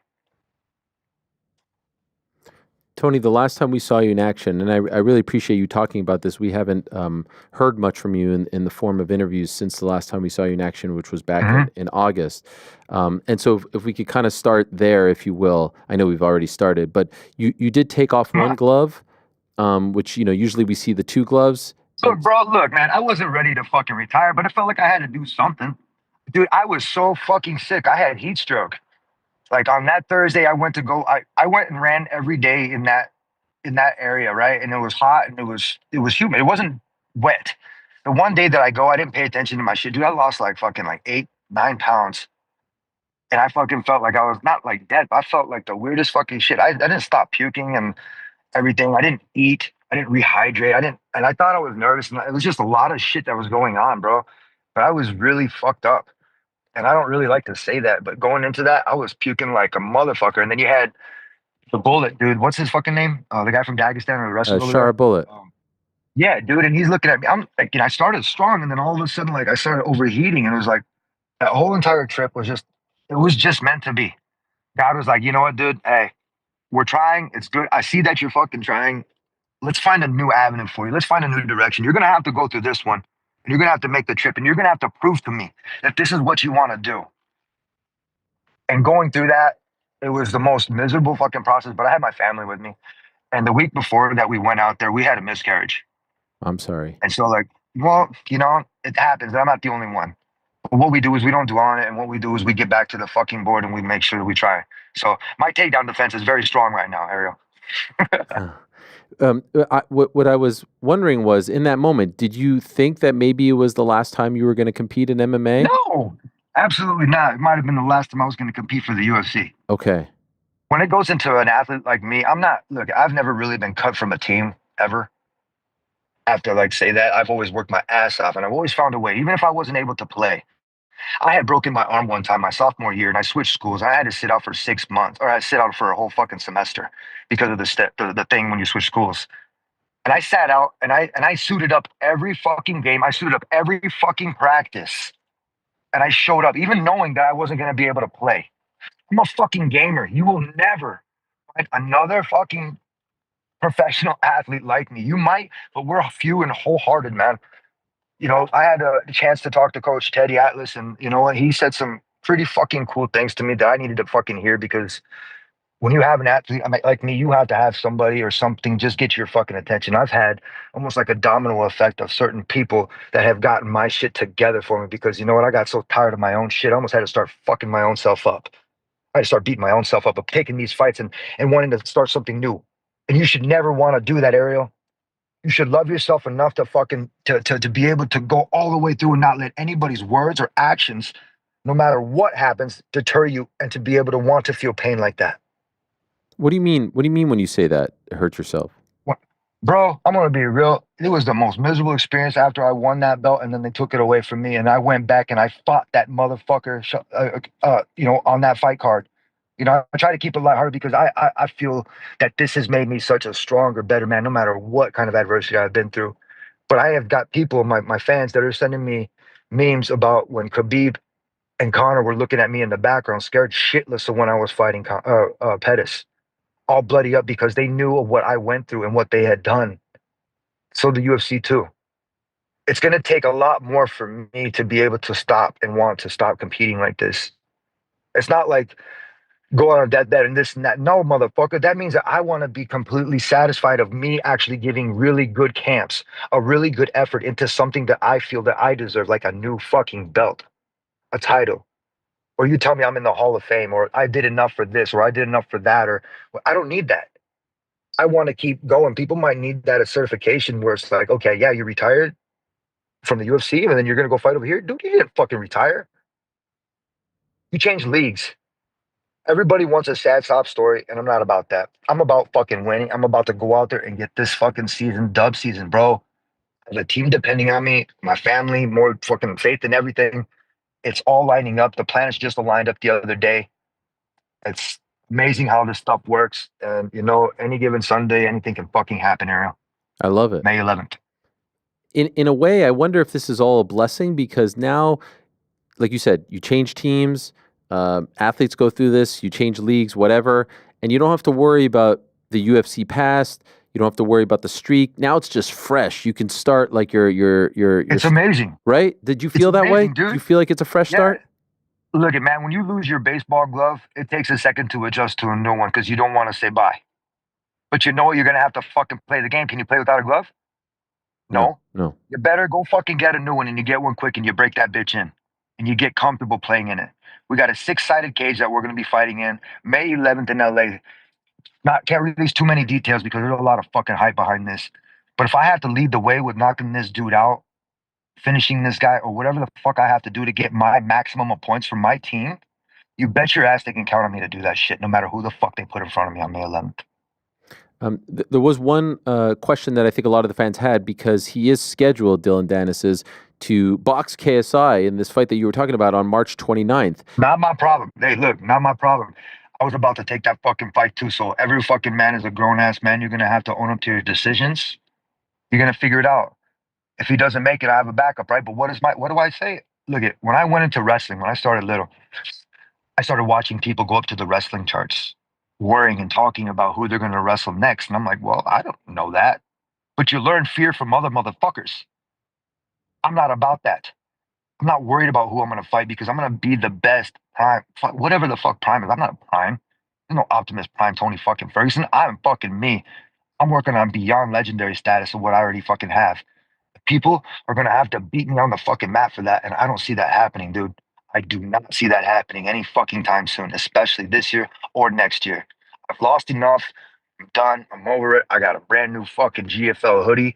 I'm about to have my jersey with my name on it. Our mascots are about to be released. You just wait till I get my fucking gloves, Ariel. I sat one down because you know what? I wanted the fans to see, you know what? A little bit of action from me because that bullshit fucking thing that they got out there was nothing. It was nothing. They deserve better than that, and they're going to get it more on May 11th on GFL. So you motherfuckers better tune in. By the way, how do you feel about Dillon? He's a polarizing figure in the sport. How do you feel about him?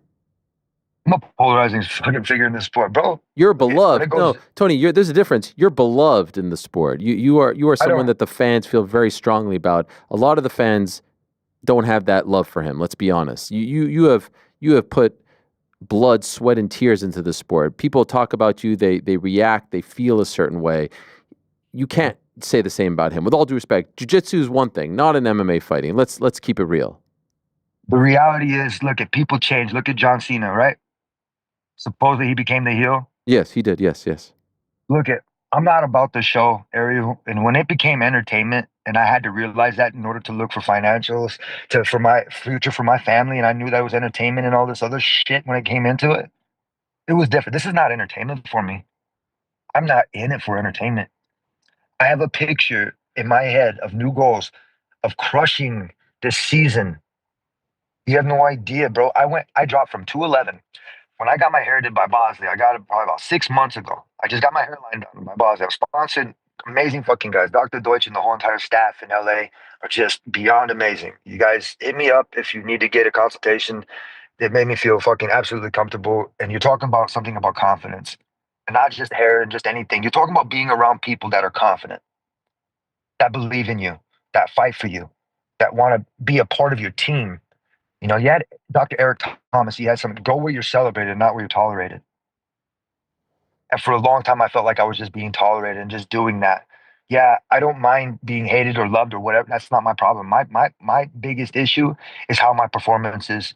And for a long time, my performance has been piss poor shit. So I'm not worried about what people are going to say or do. Maybe he's turned a leaf. Maybe he's going to figure it's not my prerogative, bro. My point is to make sure that I boost my team as much as I possibly can, like I'm boosting my son's teams where I'm coaching with them. And his back, dude, the kid's doing like almost 3 sports right now: baseball, football, and basketball. And he's finishing up 1 and 1. And I'm keeping him busy. Why? Because that's what you do. You don't sit around moping, scrolling, looking for other fucking people, try to compare yourself to anybody else. I'm not doing that. I'm over it. I never have done that before because I realized I was at the cream at the fucking top when things get shaken up, Ariel. And that's what people like. They like a fucking fighter, and damn it, I'm a fucking legendary fighter. I'm working my ass off towards something else. And what does Kung Fu Panda go to? Spirit Warrior, right? Yes. Yeah, man, that's it. You know, I'm a Dragon Warrior. I'm making my ways up. You know, and I got a different staff every time I walk in that fucking cage. Just out of curiosity, why didn't the KSI boxing match happen? That was on me, and it wasn't saying no. It was about negotiations. Okay. And they were coming up, and it was really good, bro. I'm gonna be real when it came to it. And the company that whoever's working with them and their managerial side is really professional. And I'm really excited and happy that everybody wants to, 1, compete, 2, see me perform, and 3, see me happy. Like that's the biggest part. I was miserable for a long time and faking that shit, Ariel. Just passing fucking fake smiles and doing this because it was just to show up. It was hard because in not faking it, it's like you think that's the reality, but damn it, dude, are you really happy? And what else is suffering because of that? And if you see that trickle effect, then you got to go to the root and you got to either 1, feed it nutrients, or 2, you got to take the fucking weed out and put something else better there. Why do you think you were unhappy? Oh, why do you think, Ariel? Let me ask you. Well, you know, obviously it's a personal question. The answer that in your opinion, out of what you have seen in the media and why people like me, What do you think, and just in your opinion, in 30 seconds or less? Well, okay, so there's a long answer, right? Everything that's happened to you since the incident at the Fox Studios is the long answer. But And even before that, and listen, and Ariel, and even before that, I had hurt my knee pulling rubber guard with Eddie Bravo a couple weeks before, and I went through camp with the intentions of fucking going through there, being hurt, and fucking showing up. And it was only until a little smaller incident the fucker ripped off the bone. I have X-rays and CT scans trying to fucking make sure that I could make it there until it was completely tore the fuck off, Ariel. You got to realize, man, I'm tough as fucking shit, but I'm not fucking stupid. And so I guess then the short-term answer is just you weren't happy with the way things were going in your athletic career. Well, look, there was a movie called Luck. You know, good luck goes to good luck, and bad luck always goes to bad luck. When bad shit happens, it's not like look forward towards all the bad shit, but sometimes domino effect, right? Sometimes shit just kind of rolls in, trickles in, maybe triple, trifecta, whatever you want to call it. God has worked with me in certain fucking ways that I cannot explain. And I'm working on my cursing too. There's a lot of codes that I used to have as I was growing into this that I have lost because of the friction effect that I have had in this industry. Not just bad, it's been good. And that's what you have to have. You have to have the mixture of good and bad to be able to understand and have experience. This sport has made such an incredible journey for me to explain whatever I could possibly explain in my own words to people. If they want to listen, they can listen. They don't have to listen. They don't have to watch me fight. You guys don't have to watch this show, but you choose to. And the fact that you choose to makes me want to choose to go and keep competing and do this the right way. And I'm very fortunate to be able to have a promoter and a promotion and teammates and classmates that were all so fucking Billy badass that we're going to turn this shit in. I mean, I don't see too many people like being called washed up. You know, you're going to get so washed up that you're going to fucking turn out sparkly clean, and then everything is going to fucking just be not what everybody expected. I guarantee you, I feel what everybody else is feeling when everybody wants to hate on this league because they don't know. One, two, they're afraid. And three, it's exciting. When all three of these should be not something that's going to take you to the negative, when it should be boosting you up towards happiness. People don't see that. People are getting mad. They're like, this is not what we asked for. This is not. Bitch, you're fucking lucky you have a platform to be able to talk about. Be thankful. I stopped following people. I stopped doing this and stopped allowing people to be in communication with me. And I'm going to start cutting people off big time because I've allowed myself to become too spread thin with people rather than focusing my energy on where it needs to be, which is faith, family, and friends, Ariel. Mm-hmm. How many times do you expect to fight this season? Like, have they guaranteed you X amount? Look, at the way I see it, right? A national tournament in college, in high school, it's 5 to win it. You got 3 regular season games, and then you got 2 playoff. I plan on pinning everybody like I was in the Ultimate Fighter. I'm not going into this shit. Look, I wanted to be a 4-time national champion. I won nationals my first time at Grand Valley. The second time I hurt a 184-pounder. I bumped up 2 weight classes, Ariel, and I took 4th that year. I was weighing in at 175, and I was wrestling 184 pounds. I wrestled John Jones and lost by 1 point at the Cliff King National Duels, and he remembers that. Like, I'm a gamer, bro, but when it comes to my weight, I wrestled at 165, and we're competing at 165. This is where I belong. Not 155. I'm 41 years old, and I'm faster as fuck. I'm quicker. I'm more conditioned than a lot of these dudes. But where I'm at is I'm not trying to keep up with them. This is a rat race, but I'm no rat. I'm a turtle, a ninja turtle. Yes. This time you guess which one is my fucking favorite. I'm feeling a little wrath, bro. I love it. I love it. We missed you, Tony. We really did. Miss you guys too, guys. It's great to hear you so excited and positive. It's really something that I think a lot of fans will feel very heartwarming, and because, like I said, they feel so strongly about you, and I'm sure you see people saying things like, as you alluded to earlier, but I'm sure you also see a lot of support and love, right? I'm sure you have your. Oh, dude, I always do. I really never see negative, and I think, and I hope, and I know. This is not hope and think and know. I know for a fact. Look, at people go through shit every fucking day, and if somebody can relate to somebody and find a new way, that's awesome. And I'm glad that people can relate to everything that I've been doing. And if they can, they look and feel inspired to it to make their life better, hell, do it, man. I have to say one thing. One day I would like to meet Sylvester Stallone.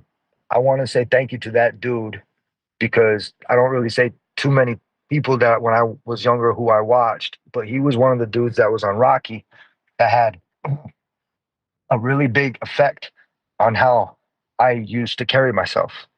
And you can relay that message. Say thanks, Rock. Amazing.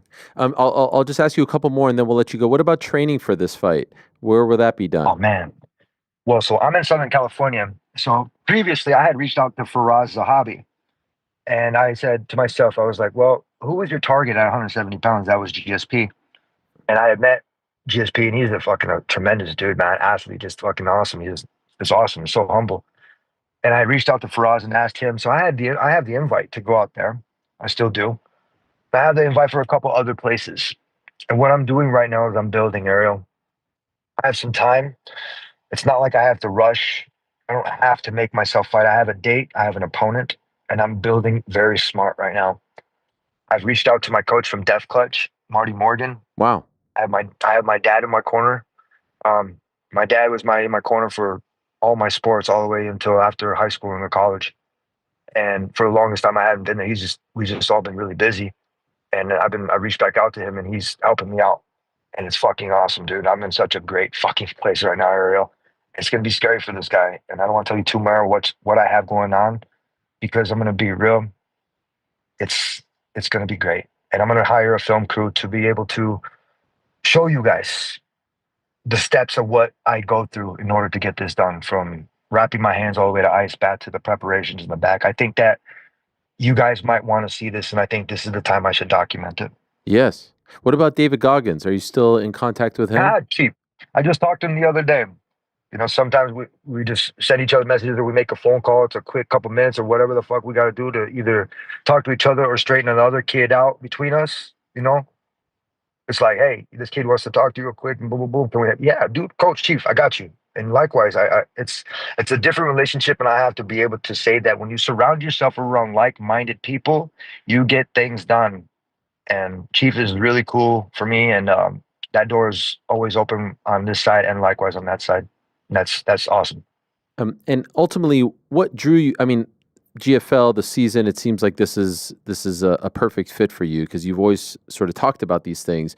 But perhaps if GFL wasn't around, they're brand new, right? Where do you think you would have gone in this post-UFC chapter of your life? Oh, I would have said, give me my fucking shoes. I would have said, you guys want to see me really move? Look, I'm a wrestler at heart, but I've been wrestling for so long, I got so burnt out because everybody wanted to do it. When somebody wants to do something I'm good at, I get burnt out, I move on. I'm like, I'll come back later. You know, I bought Adam Machine. I actually bought the 50-year-old wrestling company. You can go to Wrestling Adam. It's Wrestling Adam. I bought it from Dan Gable's. His name is Rick Catcher from Granville. He was Dan Gable's roommate in college in Iowa, and just an amazing dude. And I bought this company, and I make these takedown machines. I make them custom, and I have another couple people that help me. My father, my dad, and a couple people. But I don't have to sell these. These are mine. I sell them to the military and to other people to teach people how to wrestle better. If you don't have a wrestling partner that doesn't know how to do their shit, you come and talk to me. You know, I'm dealing with business with U of M and a couple other people, big businesses. I've inherited this business because I bought it out of my whole hard-earned money for my retirement. My background is wrestling. But when I wrestled, I wore wrestling shoes. That's the difference. You move differently with shoes on. I grew up playing sports like baseball, wrestling, and football with cleats where your feet get to dig into the ground. If I got shoes on there, you got a whole new fucking athlete. And these boxers are in trouble. Like, that's it, man. I'm a different athlete when it comes to just boxing. I don't have to worry about takedowns or fucking submissions or nothing. All I got to worry about is putting hands on you. And I got to hit and not get hit. Let's fucking go. So with your deal with GFL, can you still box? Is this still a possibility? Like, I can do anything I want. I can go and try out for fucking spring season baseball if I wanted to for the Kukuis, the 66ers out there, and fucking Inland Empire. You know what I mean? I could go and do whatever the fuck I want. And that is the freedom that I've always wanted as an athlete. But as a college student, you can't go and be a doctor unless you go what? Once you you graduate high school, you go to college, right? You get your degree, then you go to graduate school, right? And then after you have to what? Do what? Your residency. Mm-hmm. and then you can go and fucking after all this debt and everything, right? That's how I feel. I have gotten my doctorate in so many fucking types of sports psychology. You're talking about sports therapy for my knee. I can't wait to go back to school. It's going to be easy for me to go and get these degrees. And I say degrees, not just one. It's going to be easy because I had the experience. Before I didn't have the experience to do this. Now I have the experience between MMA, sports, and how I want to go in the direction of how I would like my kids to be able to brought up, which is school first, faith, family, friends in the school. You know, like there's pecking orders of things in the structure. If you don't have structure and you don't know where everything is going, i.e. rankings, you know, it's like even Dana got mad with John Jones and Makachev, like whatever rankings and everything. At least there is something like that. And with the sport that keeps growing, like I said, it's in the right direction. So we're lucky that we have people that have the balls to be able to step up to the plate and provide more job security for athletes like myself. Do you leave, with peace in your heart? Do you close the UFC chapter, doing what you... No, dude. Oh. Absolutely not. Never, never, never. For me, it was about having to move on myself. Because how can you grow if you don't let go of a car? How can you grow, right? Like if your first car that you bought, do you still have it? No, I do not. No, you don't. You had to grow, right? Yeah. Right. And so you see it, right? You might see your car later on, but kind of like, damn, yeah, that's great memories and stuff. And that's what experience that you build off of. I was in the Ultimate Fighter. I learned so much in that house of my diet, how to take care of myself. I know how to rest because I've played sports my whole life, but then you're talking about supplements. Clay Harbison was the one that helped me talk to me about, supplements. You had Charlie Rader, he was always, worrying about his diet. So that dude was always eating spinach. And you had Chuck, who was always trying to help Charlie with his diet. So like it was a team effort, but you got to learn so much. It was like freshman year in college, man. And then you win, and then you're like, okay, now it's like, okay, now I'm in, oh shit. Okay, now this is like the UFC. Now you're learning it. And as you go on through the years in college, you kind of know the campus, you know the teachers, you know the professors. Dude, I got my master's from fucking UFC. Now I'm in the residency. I'm in the residency at GFL now.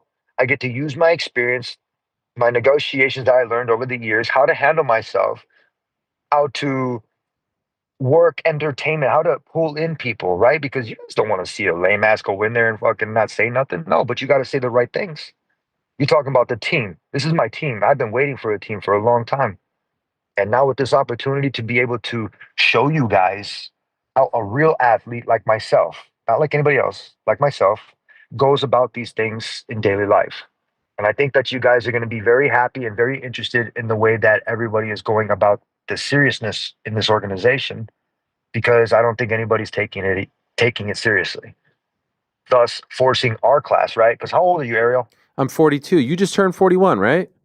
Yeah. And remember when we were freshmen, right? I was a freshman, you were a sophomore. So this class between 2002 and what? That was the graduating class in like maybe 1999, right there. That was a different class. That was a different 4 years. There was a different from sports, talking about people experiencing things from Nintendo, PlayStation, fucking memory cards, discs, VHS, all that shit. We went through all that. We understand change better than fucking anybody. And if anybody's going to be able to do it, fucking bust out the Nintendo game cards. We know how to do that shit too. We get these games started and we know how to fucking do it because we lived through it. And if we're going to do it, this is the generation to do it. So May 11th, Los Angeles, Dillon Danis, victim number 1, new chapter, clear-minded. Clear-minded, absolutely clear-minded. I already have people coming through this week to get some great work in. I'm excited. It's looking good, Ariel. I love it.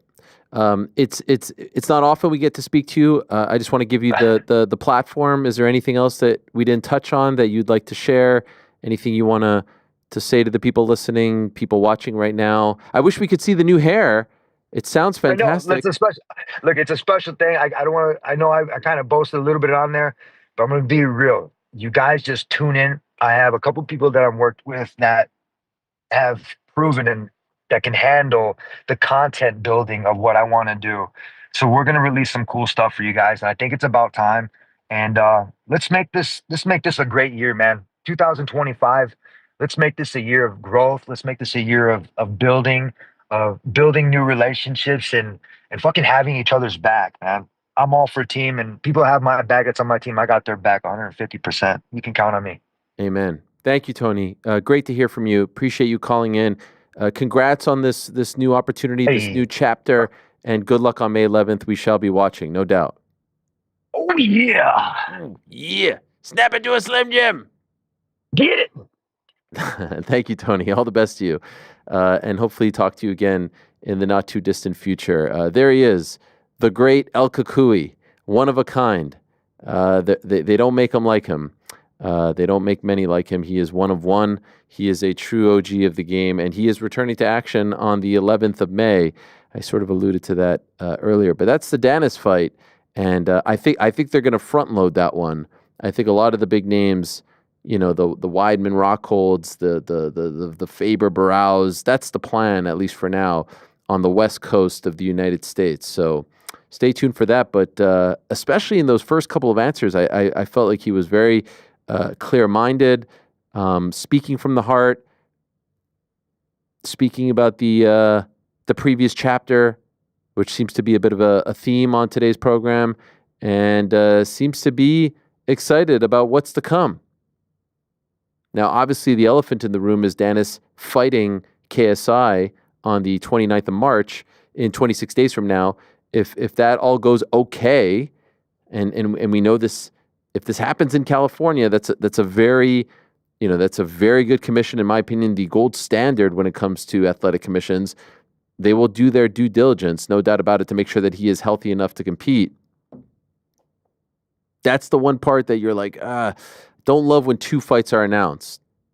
You know, we saw it in boxing recently. It often, just goes a little bit sideways. But that's a big time one. That's a big time one on the 11th of May, and then, of course, March 29th. And like I said, there's a press conference tomorrow in England for that KSI fight, and I suspect there will be fireworks. Guys, what do you think of Tony? The best. Champ shit only, baby. The man. You love him, eh, Frank? My favorite. Did he say champ shit only? Favorite? No, but he presented as champ in the room. Also, by the way, I didn't know that he was your favorite, Frank. I never heard you say that. Yeah, I was about to say that. I didn't. You guys, if you listen to me every now and then, you might learn something. Well, I look forward to that. I wanted to hit on a couple things, gents, before we go. It's been a very busy day. Tomorrow on the program, by the way, we're going to be joined by Valentina Shevchenko, the reigning defending UFC women's flyweight champion. Our good friend Mark Ramundi returns. ESPN Falcons writer. Yeah, we're gonna dive deep into the Falcons' plans. Yeah, Penix. What's going on? Is it Vic time? Is it Jamal Anderson time? What are we doing? You know what I mean? What's the draft situation looking like? I don't know. We're about to find out tomorrow. I can't wait. In reality, what we're going to talk to him about, he has a book coming out about the NWO called Say Hello to the Bad Guys. It comes out in June, but there's no one better than him to talk about everything that transpired this past weekend in Toronto, plus a little MMA. He has moved on from MMA, but the man still knows. He still watches. Also, a good friend of the program, Oban Elliott, will stop by to talk about his current situation. So stay tuned for that. Afterwards, by the way, I will be heading over to Times Square, and we'll be doing a special edition of the Ariel and Ade program from Times Square, following the press conference for the May 2nd event here in New York City, which we found out on Friday is going to include Teofimo Lopez versus Arnold Barbosa, which is just madness, in addition to Rolly Romero versus Ryan Garcia and Jose Ramirez against Devin Haney.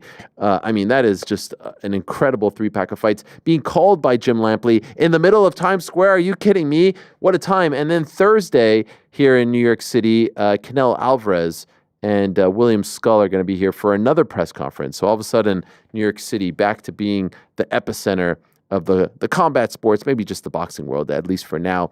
A couple things. We talked about Manel Cap. We talked about his win. I did want to mention, at one point in that broadcast, and I talked about, while watching the boxing from Belfast and then switching over to Apex and just feeling like there's just nothing there. And then you switch over to Barclays Center or you switch over to Elimination Chamber, and the crowd adds so much. It's why pandemic sports viewing was a little depressing. There was a moment there where I'm like, why does this feel different? Why am I enjoying this? It feels like just a little bit more. And the conclusion that I came to was it was one of the rare times that the UFC was using a 2-man booth. It wasn't a 3-man booth. Yes, there they are, John Anik and the great Dominic Cruz. This is when they came back after the video for Dominic Cruz, which was really, really well done. I thought it was going to be announced that he was going into the Hall of Fame this year, but it's inevitable. It's the easiest of calls.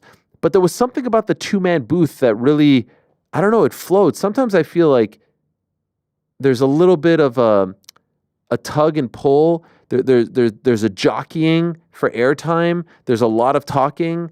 And sometimes it just feels like it doesn't flow as well as a 2-man booth. Traditionally, your usual NFL game, your usual NBA game, unless it's like a big one on ABC finals, baseball as well. Sometimes in baseball you get a 1-man booth. It's usually a 2-man booth. 3-man booths aren't as common. In boxing, they're a lot more common. In MMA these days, more common.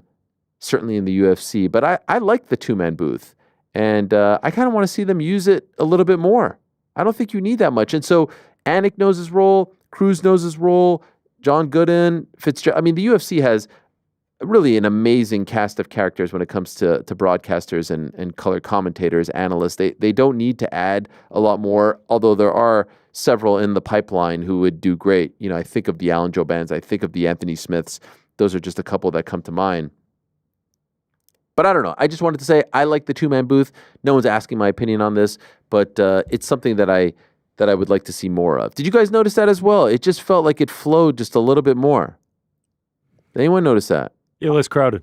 Yeah, less crowded. What's going on? That's pretty much what I said. Yeah. Did you guys enjoy that? Retweet. You guys didn't watch it. Let's be honest. I didn't watch it. I was double screening it. I had Apex and Elimination Chamber on. Yeah. You've come a long way. Long way. I did not have Elimination Chamber on, but of course I had UFC on. I was the only one that had Elimination Chamber on? Yeah, pretty much. I caught it on the I mean, instantaneously. The tables have really turned. Yeah, the times have changed. Everyone was watching it and reacting to it afterwards, but there was a lot going on. Okay, so 2-man booth we like. Dominic Cruz, the man. Times Square card. By the way, that's going to be a crazy weekend in boxing. May 2nd here in New York, then the May 3rd Canelo fight, and then there's some talk of Naoya Inoue on the Sunday. In the States? Potentially. In Japan? No, in the States. And oh, by the way, what about now we find out about this May 11th, so we're talking 3:15 on the 10th, May 11th, this GFL card that Tony mentioned, and then a potential Monday card, May 12th. Watch party, guys? What are we doing? Wow. Should we just go live for a week? Yeah. Inoue's on the Monday, you said? No, the second GFL card. You remember Darren Owen told us that it was a Sunday, Monday thing. Okay. That's a big weekend. That is a big Watch weekend? 72-hour live stream? Yeah. You said it. I'm in. All right. I'm really curious to see what this Times Square card is going to look like. Oh, my God, yeah. And also, what if it rains? God forbid. Throw up a I tarp. don't know. Rain or shine. I feel like they're going to have like a cover over where for sure. Where the ring itself. April showers, May flowers. By the way, Idec it. brought up a good thing. Like, if they position it as you have to be a ring subscriber to get in, kind of brilliant. Right? Yeah, I'm down. I've been itching to subscribe. Is there a physical magazine? Is that back? I believe so. Oh, I'm in for that. Love a good physical magazine. Yeah. Put a copy on every seat? Doesn't happen enough. Tom Aspinall put out a video updating us on his situation. It's on his YouTube channel. He's on the train, and he essentially says, it's not on me. If you're wondering what's going on with the John Jones fight, it's not on me. And he also says, by the way, it's not on the UFC. Now, when you say it's not on the UFC, obviously this is what it is down to. A deal needs to be made, and from my understanding, they're not there as far as the economics of the deal. I believe, for all intents and purposes, Aspinall is there, but it's John. John is asking for a certain number, and they're not quite there. Are they getting closer? Yes. Do they actually get there? I don't know. That remains to be seen. No one really knows, right? Unless someone comes down or goes dramatically up. But he is right. It is a fight that the UFC wants. It's a fight that they are actively trying to make. At some point, though, do they call an audible? If they realize that they are never going to meet the number that he is throwing out there, do they call this audible? Now, in his video, he said, look, there's 3 people in the top 10 that I have not fought. John Jones, Jailton Almeida, Ciryl Gane. Those are the 3. And I'm obviously very happy to fight John Jones, and I'm happy to fight Almeida, and I'm happy to fight Ciryl Gane. He says this, but he says the stipulation is, if I fight Almeida and Gane, it has to be for the undisputed title. And I don't think that that's a crazy stipulation. He has earned that right. He won the interim title November of 23, and then he defended it in July of 24. It would be absurd to make him defend that title again. Now's the time to make that fight. If the fight can't happen, you have to move on. Now, I'm not saying, by the way, to pull the plug on the fight. You've got plenty of time. You're pretty much booked up until June at this point, and then you have the MSG show in November, and there's big dates coming up. Do they even try to come back to New York? Who knows? The point is, there's plenty of time. I hate to say it, but you almost have to give yourself all of 25, which is a shame because Aspinall is so good, so young, in his prime. His last fight was in July. We are approaching a year since his last fight. That fight lasted, a minute and change against Curtis Blades? And the guy should be active. The guy should be fighting. It's a shame. But the fight is too big. One John Jones fight is equal to 3 or 4 fights. So they are actively trying. They're just not there yet. So let's see. Alex Pereira put out a bet to Magomed Ankalaev and his manager, Ali Abdelaziz. It's been a while since I had to say that name. Ali Abdelaziz. And offered them $200,000. That's the bet, right? For charity. $200,000 go to charity. If he loses, he pays the charity? Is that it? The loser pays. Now, we have a response. Oh. They've responded. Yes, Magomed has responded. Supposedly. Supposedly Magomed has responded via Twitter to say basically Muslims do not participate in gambling, betting, and things of that sort, and he already donates to charity as part of his religious practice. Okay. There's a way to do it. They can do it offline. That's what he said, basically. How's that being received? I don't know. I think it's fine. Like, are people... he said, let's circle back offline. Yeah, like... Let's circle back. Let's set up a call. It seems respectful. All right. Well, there you go. Yeah, they're efforting. Okay, all right. I didn't Title's know on the line. That's enough. The bet didn't do anything for me. Okay, fair enough. Bo Nickel teased a May 3rd return. I believe that's the highly anticipated UFC Des Moines card, yes? Yeah. Which is getting better by the day. Shaping up out Cheeto there in on Des Moines. there. Bo Nickel in Des Moines. I was thinking Bo Nickel in Miami, but I guess I feel not. like he plays well to the Des Moines audience. That's I right. cannot wait Iowa. for That's GC right. to be their front row with the boom boom Huck Jam merch. Just Kale Sanderson, Iowa guy. Yeah, that's right. Penn State now. I think he's gonna play well. They know what they're doing building this Des Moines card. Who's he fighting? I saw some. I saw rumors of RDR. Oh yeah, I should probably ask him. Yeah, shoot him a text. What's got any guest on comp the show tickets, for Dustin? man? I've been looking at flights out to Des Moines. Yeah, what do they look like? Cheap, affordable. Wow, Forrest tied 1-1, huh? No updates, no breaking news. I was locked in on Tony. Thank you. FA Cup round 5. Yeah, shout out. I know they were down at one point. They came back. Came all the way back to tie it. Yeah, came all the way back. All right, so we've cleared that up. 3:13 around the corner. I think there was just only one item that I wanted to get to, and this was an item we were talking about. Boxing, obviously one of the big stories of the past weekend. Pete, Ben, and Chuck really did a great job of digging their teeth into this, but you may have missed it. This was after our show on Wednesday. Everything seems to happen, by the way. Didn't I not call it that something would happen after our show on Wednesday? Have we? Is it just a coincidence? It's probably just a coincidence, right? It's not a real thing. No. Coincidences. They're helping. They know boys in the back It's is great. coming, and they just. And by the way, they think they're screwing, but I like it. You guys have something completely fresh to talk about, and then PT, etc. Anyway, Mark Shapiro, the president and COO of TKO, talked about the what appears to be eventual entry into the world of boxing with TKO, which is, of course, the parent company of the UFC, WWE, the bull riding, and this on-location sort of like event company. He said something that was very interesting, and then he said something that was super interesting. Also, in addition to this, he talked about moving some of the Apex cards to international dates. So that's good news if you're one of those people who is sick of the Apex cards. But here's what I wanted to play for you all, and I want you to focus especially on the back end of his statement. Here's Mark Shapiro talking about the potential. And by the way, worth noting, this isn't a press conference. This is an investor call. And so he speaks in a certain way because he's trying to tell the investors that like there's no risk involved, that they're not the ones paying, that this is all going to be funded by Saudi Arabia. There's a certain way that you speak on an investor call, and there's a certain way that you speak to the media. In any event, this is courtesy of our good friend Jedi Goodman from last Wednesday. Take a listen.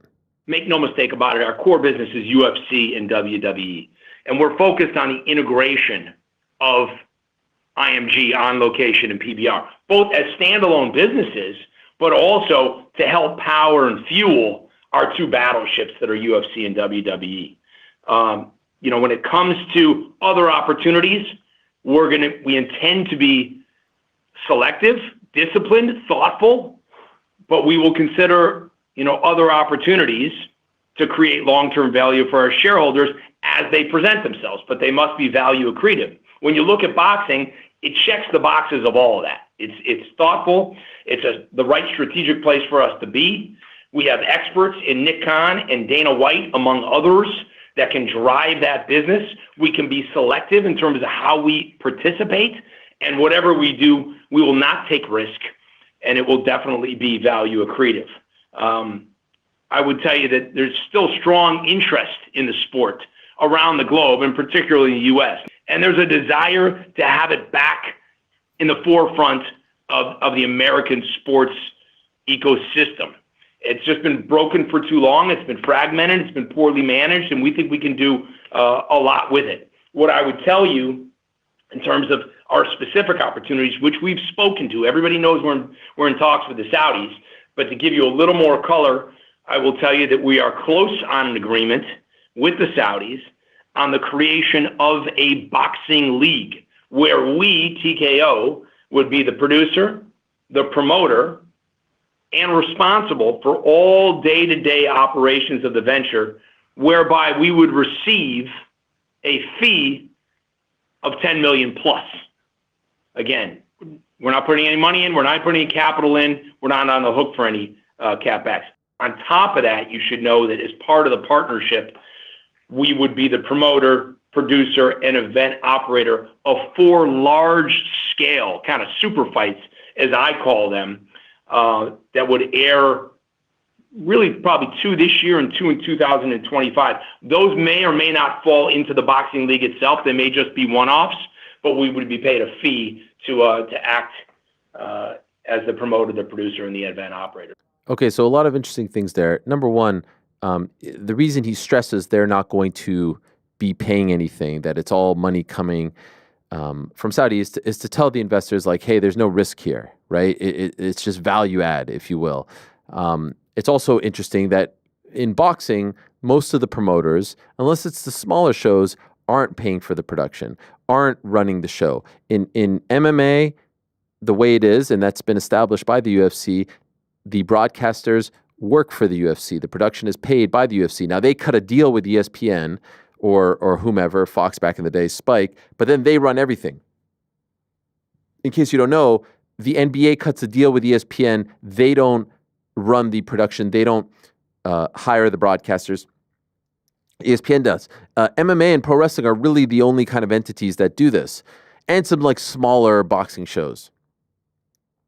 This would be unique to boxing because they would be running it. They would be choosing the broadcasters. They would be doing everything soup to nuts. And so all that is interesting. I think it's interesting that he calls it a league. When we think league, we think like GFL, IFL. That may just be him not being like a fight guy and confusing league for promotion, or it may be a sign of how this thing will be structured. My understanding is it will be very sort of like grassroots. They're not trying to, compete necessarily off the bat with the likes of, Matchroom or Queensberry or Top Rank or PBC, like the big dogs right now. Build up guys, pay them a certain amount, and then eventually they become that. Now, I wouldn't be surprised whenever it comes time to finding a new broadcast home for the UFC here in the United States, if this is a part of the equation. Meaning, there is a scenario perhaps with Top Rank leaving ESPN and UFC still wanting to be in business with ESPN and vice versa, where this potential quote-unquote league replaces Top Rank on ESPN. I don't think that's a very far-fetched idea. And so let's see, but the same way they were able to couple Power Slap with UFC in Saudi Arabia and Abu Dhabi and other places, they're very good at doing this. And you're seeing it now with, the TKO group weekends and all this stuff. So stay tuned for that. But what's most interesting about all of this is what he said at the very, very end about these 4 super fights, these mega fights, if you will. That to me is most interesting because that's when they're really going to get into the boxing business. He said potentially 2 this year and 2 next year. Are these one-off fights? Could this mean a Canelo Alvarez versus Terrence Crawford like fight on the grandest of stages? Who promotes better than UFC and WWE? Who puts on big, mega combat sports shows better than those guys? No one. No one does. Who has a relationship with the Netflixes of the world? They do. The best of relationships at this juncture. And so that to me was where you were like, oh, wow, they're really going all into this. It's one thing to have a small, quote unquote, league for $10 million investment and grassroots and all this stuff. But if you're getting into the mega super fight business for a year, now it's really happening. And I think that's the story to watch. And quite frankly, at least in the boxing world, I felt like that was the one that everyone kind of missed. It was the very end of that and him talking about the mega fights, the super fights, because he is right. Nick Khan, who is the president of WWE, has a long-standing history in the world of boxing, working with the likes of Freddie Roach, working with the likes of Manny Pacquiao, working with the likes of Jim Lampley and Max Kellerman and Larry Merchant and the HBO crew. I mean, he adores boxing. And so that would make all the sense in the world. Plus Dana's interest in the world of boxing, he has not been shy about that as well. And so this is inevitable. This is coming. And we are going to approach a time where it will feel like, at least in my opinion, like TKO is really controlling a major chunk of combat sports. They'll have the number 1 pro wrestling organization. They'll have the number 1 mixed martial arts organization, and they will quickly become a major player in the world of boxing if it plays out this way. Small organization, grassroots, build up the talent for major mega events that if we are talking the scale of Canelo Crawford, those are mammoth. Now, where do they go from there? What's the next one after that? They have time to figure it out. Although if Canelo Crawford happens in September, the next one would probably happen in, I don't know, November, December, unless there's one before that. But that feels like a good one to start with, especially if you're focusing on big events in America. So it's fascinating times, my friends. It's fascinating times. And what a time to have a media outlet that covers all 3 of these at the same time. Who, me? In the best of ways, with the highest of quality attached to it. I've always talked about that Venn diagram. Has that Venn diagram ever been bigger? That middle part? What's that middle part called? The intersection. Is that really it? I feel like it should be a cooler name. I mean, it is a pretty cool name. Intersection? Or 2 Venn. circles. You know? Is Venn a guy's name? Who's Venn? Yeah, Venn. Oh, Sir Venn. Is that true? Creator of the Venn diagram. Is that real? I mean, it sounds believable. All right. Well, there you go. The intersection, Frank, has never been bigger. No, legit. A guy named John Venn. Legit. Yeah. John Venn invented the Venn diagram. Venn. Venn. Yeah. English logician? Hmm. Looks like he just studied logical thinking. guess that was a thing back in the 1800s. He was knighted, though, right? No. Oh. No. I thought he was Sir John Venn. My apologies. By the way, did we air on? I should have mentioned this at the top of the show. Were we streaming live on X today? We sure were. Oh wow, we still are. Jesus, lockstep there. That's crazy. They're like the same guy. I mean, that was Who? crazy. Who? Two Me and Rick Connors literally back here. just said. Oh, We yeah. sure were. How's that going? I didn't get to see it. I just looked down briefly here and I People saw. seem to be enjoying. Okay. You know, we're gonna have the king. The kink. What happened? Was there one big kink? Nah, there's no kinks. Okay. Just Organ throw. stream. All right. Organ throw. Okay. All right. Well, you know. But yeah, you can watch us on X, Yeah. So now we're on X. We're on YouTube. We're on YouTube? Yahoo's. Yeah. Website. There was some talk of a Spotify. Yeah, I heard some talk about a Yeah. Spotify video as well. Frank. Yeah. Who the let fuck is Frank, we? Let Frank answer that. Frank, any? I'm still not clear if now's the time to talk about it. So that was a good one, Frankie. No, you're free reign. All you, Frank. Over to you. actually, there is some breaking news. Oh.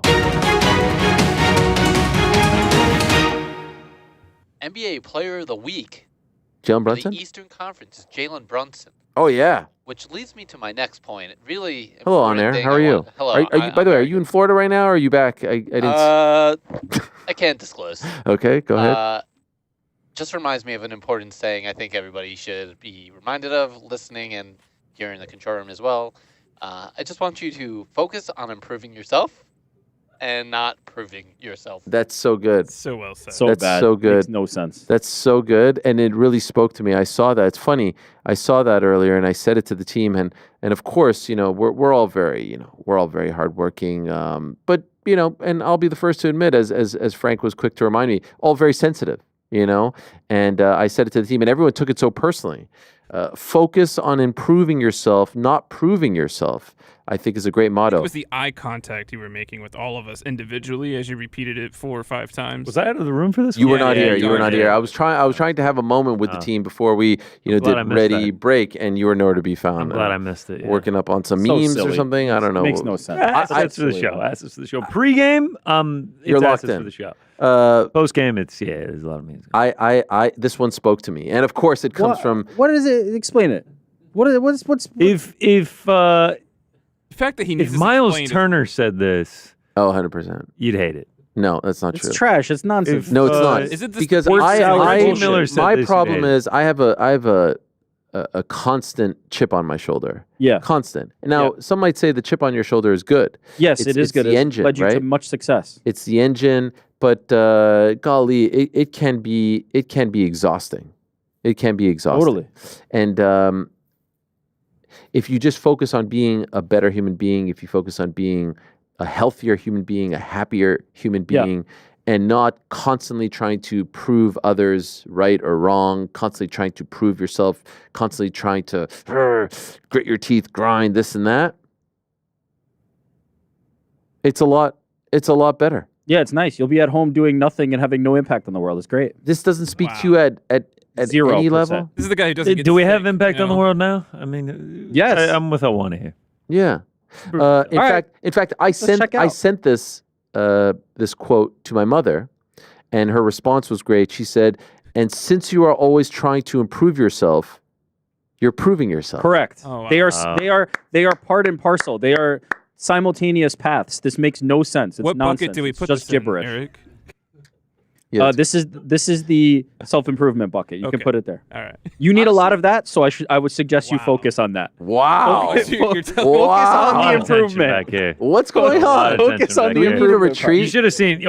I don't need think a a retreat would help. Jordan's got enough vacations planned. That's a We good found point. out at That's a lunch good today. point. That's a Brother's good got April, May, June I know. booked. He's just like, maybe the south of Jordan's France in July. I'm gonna miss July this. I'm gonna is miss that. free. Should we go to the He's- South of Well, France? he's giving us his summer calendar. Rick and Frank are having mad beef. Let me just say, I'm sitting Jordan's there like a child of a. What's happening? Of Jordan's arguing so parents. guilty Just that in my he's water. taking. Jordan's so worked guilty from that he's taking vacation. secret vacations now. He's not even telling anybody. Didn't Just even know. What are you talking Secret about? vacations. Why don't you improve yourself and Yeah. then, you know. What happened? Did you not know about the I latest prove trip? myself every No, time. You didn't Put it know in, about the latest trip. You came in this morning. You were I like, had "Were no you idea. seriously in Florida?" Jordan He's like, told yeah. him, and then Rick put it in the I don't care bucket. Why don't Yeah. you ask everybody in the front row where I was Thursday night? They knew. front row. But what about the back Frank row? had no idea. There's no chance. Flew out on Thursday night. I helped him My with his luggage. suitcase was in the control room. Guys, here I am trying to end the show on a high note, and the whole Yeah, you ship start I with want the people to remember bullshit this when he takes his gobbledygook. weekly vacations, and then I give my oh yeah, I forgot about this. All right, let's do super chat. I give my 8 weeks notice for a wedding that I have to go to, and they're like, "Wait, a wedding this wedding? weekend? Yeah, What no. wedding?" They have done that. So the moral of the story is, 1, Improve. go Knicks. Yeah. 2, I thought your mom was also going to say, that's a very good point, go Knicks. She's kind of a sort of casual Knicks fan. I thought you were going to tee up Jalen Brunson and Josh Hart speaking about me and my son on their podcast.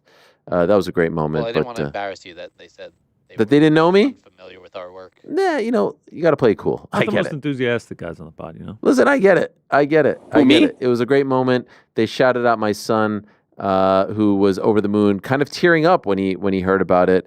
And perhaps we'll have them. And if they need me on the pod, as they were suggesting, I would run there in a moment. I would run there shoeless to be on the pod with my boys. Did Tony teach you nothing? You got to take the shoes. Yeah, you're a good. That's how you run faster. It's a good point. Wow, well played, Frank. Okay, super chats. So Let's the hear first it. one's from the couch, No, we have to but we already answered it. Oh. How much longer until John Jones gets stripped? You took care of that. So Yep. we're gonna move on to the next one. Yep. Maybe the music in between each one. Oh, okay. Let's hear. I don't like it. Oh. Super chats. It says super chats, not super chat. Over no. Okay. All right, What Duncan else? writes, between Jackman, Lenz, and Burks, who would win a Coney Island style hot dog and bun / hot dog and pita bread eating contest? Wow. I'm picking GC. Yeah, I definitely. My money's on GC. I actually don't know. I don't know. You would do. I think I do well, but you're just so competitive. Like you're a prime athlete. Like I don't think I could catch up, but I would give it a good effort. Is it true you're supposed to like dunk them in water for? Yeah. Dunk it in the a water. bucket of water. Yeah, I guess if it's over 10 minutes, competitive fire would come out, put down, 14 to 17. Do we do it? Do we just do it one day? At some of these fight feasts, It feels so horrible though. Like I'm anticipating it. It feels like it would not be fun. What else? Next, That's when we know we're super late in the show, and Helwani's like, let's just get out Well, of here. we're trying to keep it moving. I mean, Andrew writes, it's an art. boys, Ollie Bar update. First round, little sloppy, maybe nerves from the 26 people watching. Second round, but do you guys remember who Ollie Bar is? Yes. But Amateur left, debut. right, good night. Send Jared the Must Huss into another planet. Shout out to Ollie Bar. Shout out. Does that mean he won? Yeah, you Shout out won. to Ollie Bar, The- baby. So you the night- slept 10 them more New in the Zealand second round. dollars for us. Well Jason done. writes, I can't. What else? Gee, there's a Oh, this has become a protocol. thing? Yeah, I It mean, sounds so impatient, though. Like, what else? Do you want the what else and the jingle in between Yeah. each? I thought that would be nice. What else? I do Jingles a appreciate lot. you actually reviewing the next one. It's that is really nice. All right, What I'm waiting. else? Yes, Say it. I said it. Okay. I can't say that Cena's heel turn was bigger than Hogan, which formed the NWO, the biggest heel faction of all time. It changed the business. But Cena going out as a heel makes his final run so much more interesting. But time will tell on Cena's heel run. Listen, first of A all, lot of breath. that's a tremendous point. That's a tremendous point from Jason. I actually failed to mention one thing that I wanted to mention. It's actually, in reality, unfair to compare the two. We're comparing a story that is 30 years old to a story that is 48 hours old. And so maybe in the end, it ends up being bigger, Fair. right? I will just say I was trying, and I should have clarified this.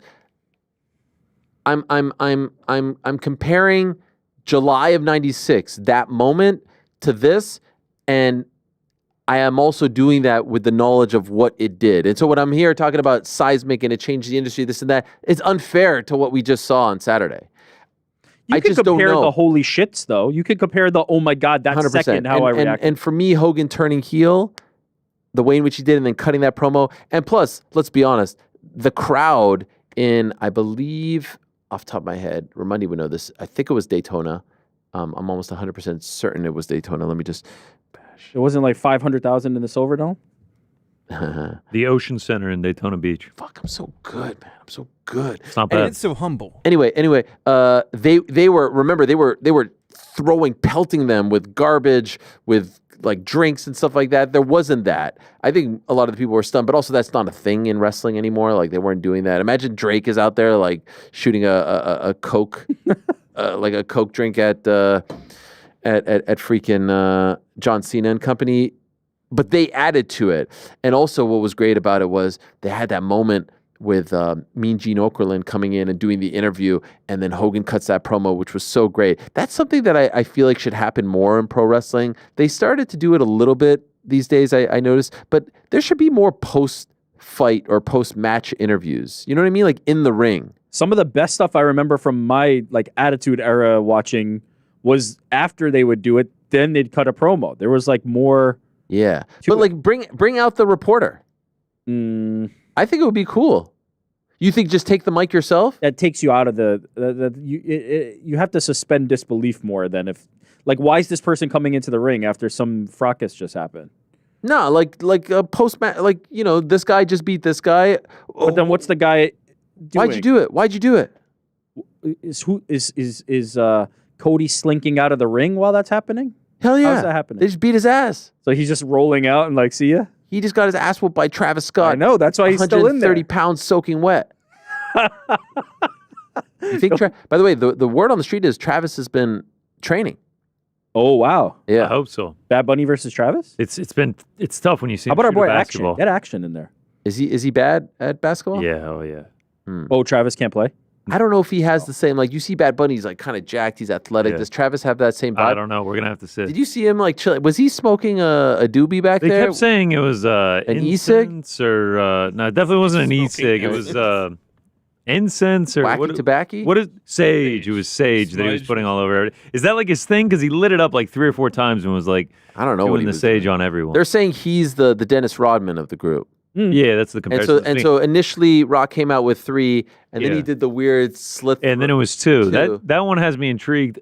Is John Cena going to lose the jorts? Or are we going to see him in a different outfit? He's got to this lose the time? jorts. I feel like now you come out in like costume some- change? Yeah, yeah. I feel like you go like black. Yes, he's got to lose the jorts. He's got to say F But them what kids. is a dark Cena Fill even in look like? fill in the bald spot too.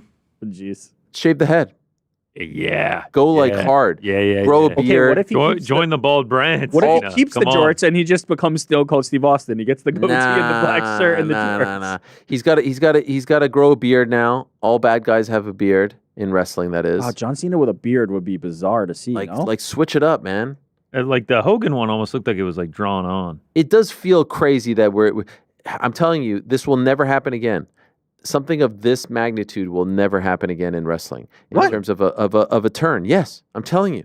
Nah, you can't say that definitively. 1,000%. There is no one that is going to be a face for this long. Look how many times Roman goes back and forth. Look how many times Rock went back and forth. Stone Cold went back and forth. And by the way, when Stone Cold turned heel, remember when he turned heel? WrestleMania, I believe it was 17, and sided with Vince, and like the corporation and all that. People said that was going to be Hogan-esque. It wasn't, because we had already seen him as a heel. Now, early on, Cena was kind of like a quasi heel. I was going to say the rapping, but it was nothing like this. He was just kind of figuring himself out. But is Roman ever really a heel? Because he's getting cheers. He's still the fan favorite. You know, like he's not. No. Now he's actually more face. But there was a point where he was definitely heelish.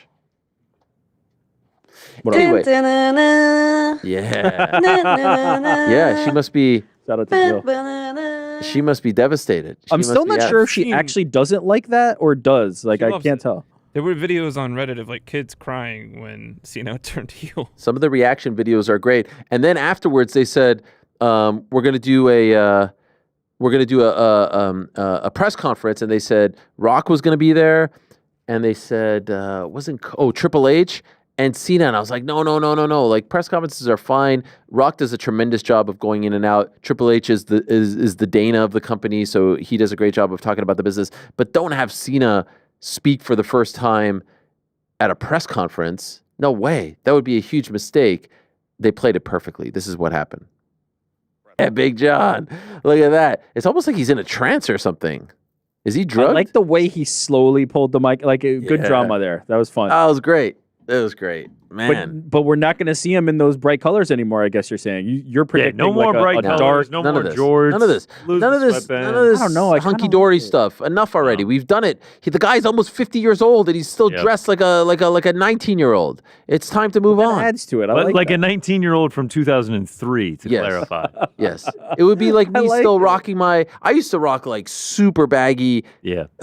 Super baggy. Jenko jeans. What were they? No. Jenko? Super baggy shorts. Like the shorts, like the amount of leg that you would see, or like was like that. My grandmother actually texted me a picture of me from 2005, and my shorts are egregious. I wish I could show this, but show it Rick right now. Can see it. It's like we can see it. Look at those shorts. Yeah, look at those shorts. Those are them. Those are them. Yeah, those are the best. By the way, this is actually me in a Boy Scout uniform with a cut open hand. This is good time. Yeah. Swag. Shout out. 6 in that pic? I'm like 11.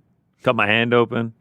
Yeah, shout out to those shorts, man. Look at that. Look at that. With the pockets. Yeah, look at that. Yeah, cargo shorts. By the way, Blink 182. Right as they get. Limp Bizkit. Legendary. Yeah, never left that era. days. My shorts still look like that. Yeah, so John Cena still dresses like that 22 years later. Yeah, so it's time to update. Perhaps we'll get some answers today. And I think we've addressed it all. Is there anything else that What else? No. Oh, there's more. Jeez. Yeah. Okay. Wow. I thought that was. You want to follow? Sorry. You want to lead this? Yeah. So Sleeto asked GC early line on Pants' cape, ending in eye poke. I don't think that's next, by the way. But yeah, I think it's KKF next. Yeah, we'll say even money. I'm okay with that. By the way, don't even have Manel fight anyone else. Yeah, just wait it out. Yeah, flyweight is 2 in disarray. Yeah, wait it out. No, we can't have him fight like freaking Royval, and then Royval wins, and now all of a sudden or he misses weight and doesn't fight Royval. We're good. What else? Cameron Mitchell writes, with MMA seeming to be bigger than boxing along with greater PPV sales, how is it that boxers make so much more money? Oh, what a question. I mean, the whole business model is completely different. The promoters take way less, the top stars take way more. You're basically comparing the UFC to a whole sport, boxing. And the breakdown is complete. Basically, it's completely flipped. Like the number that's been thrown out is 18%, 20%, something like that in MMA, in the UFC, that the fighters received, 80% or give or take a percent or two to the promoters. In boxing, it's flipped. So the event on Saturday in Brooklyn, Tank Davis, he's making that boatload. And why is that? Because when the Fertittas bought the business, they recognized that they were able to own the business and do it their way, and there was no competition, and they recognized what the shortcomings were of the sport of boxing, and so it was the greatest deal of all time, $2 million, and obviously it took some time. Not trying to deny that, not trying to diminish that, but $2 million deal. You can own the sport. You don't have to deal with Ali Act. You don't have to deal with rankings. You don't have to deal with sanctioning bodies or anything like that. You decide who fights. It's your belt. There are no promotional belts in boxing. Matchroom doesn't have their own belt.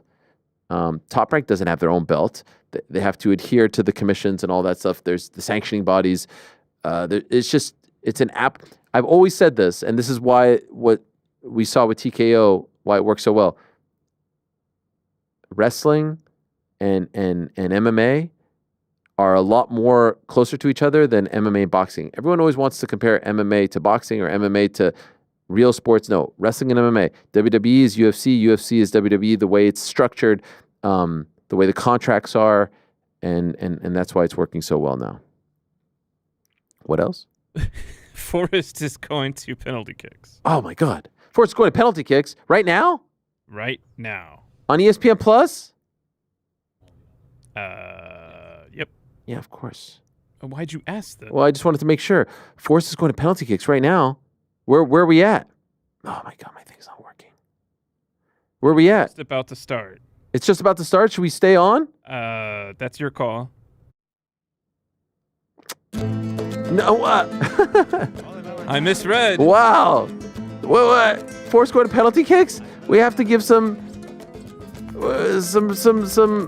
resolution to this. You want the one-man booth. I want the one If man they're watching booth. live, they can go ESPN Plus. If Wow, I'm they're getting this on demand, they wait, can is just this- a quick Google search. Is this akin to like someone getting shoot Nottingham off Forest. Hey man, you're in control here. On the Oscars? Yeah. Great Oscars. Oh, here's Chris Wood Was stepping great. up. Shout out, Let's Colin. go. I can't believe they went to penalty kicks against Ipswich. Clearly, the whole squad didn't play. We're not concerned about the FA Cup. By the way, we've We're got a big concerned about one making this champions. weekend, Man City. Here we go. Chris Wood lining up. Oh, I can't play that, right? Damn it. This is a Yeah, big we'll one have for the to big man. start. The pride of New Zealand stepping up. Here he goes. Come on, Chris. Chrissy Wood. Chrissy Wood. Na na na na na na na na na. Deep breath from Chris Wood. The pride of New Zealand with the right foot. And he scores. Back of the onion bag. Yeah. Chrissy Wood. You know that's the song for him, right? Chrissy Wood. Yeah, just put any name to that Chrissy jingle. Wood. Na na na na na na. What a day. Whatever your name is, we'll put that. Yeah, that's right. That jingle. That's right. That's a big time score by the veteran, the pride of New Zealand, the striker, the number 9 for your Nottingham Forest. Hey, what a great day it has been, my friends. Thank you very much to Tony Ferguson, Rafael Fiziev, Daria Berenato. What a great story. Thank you so much for her for coming in studio. We wish her the very best. Thank you to Keith Idec. Thanks to you. Thanks, back tomorrow. Same time, place, peace. I'm out of here.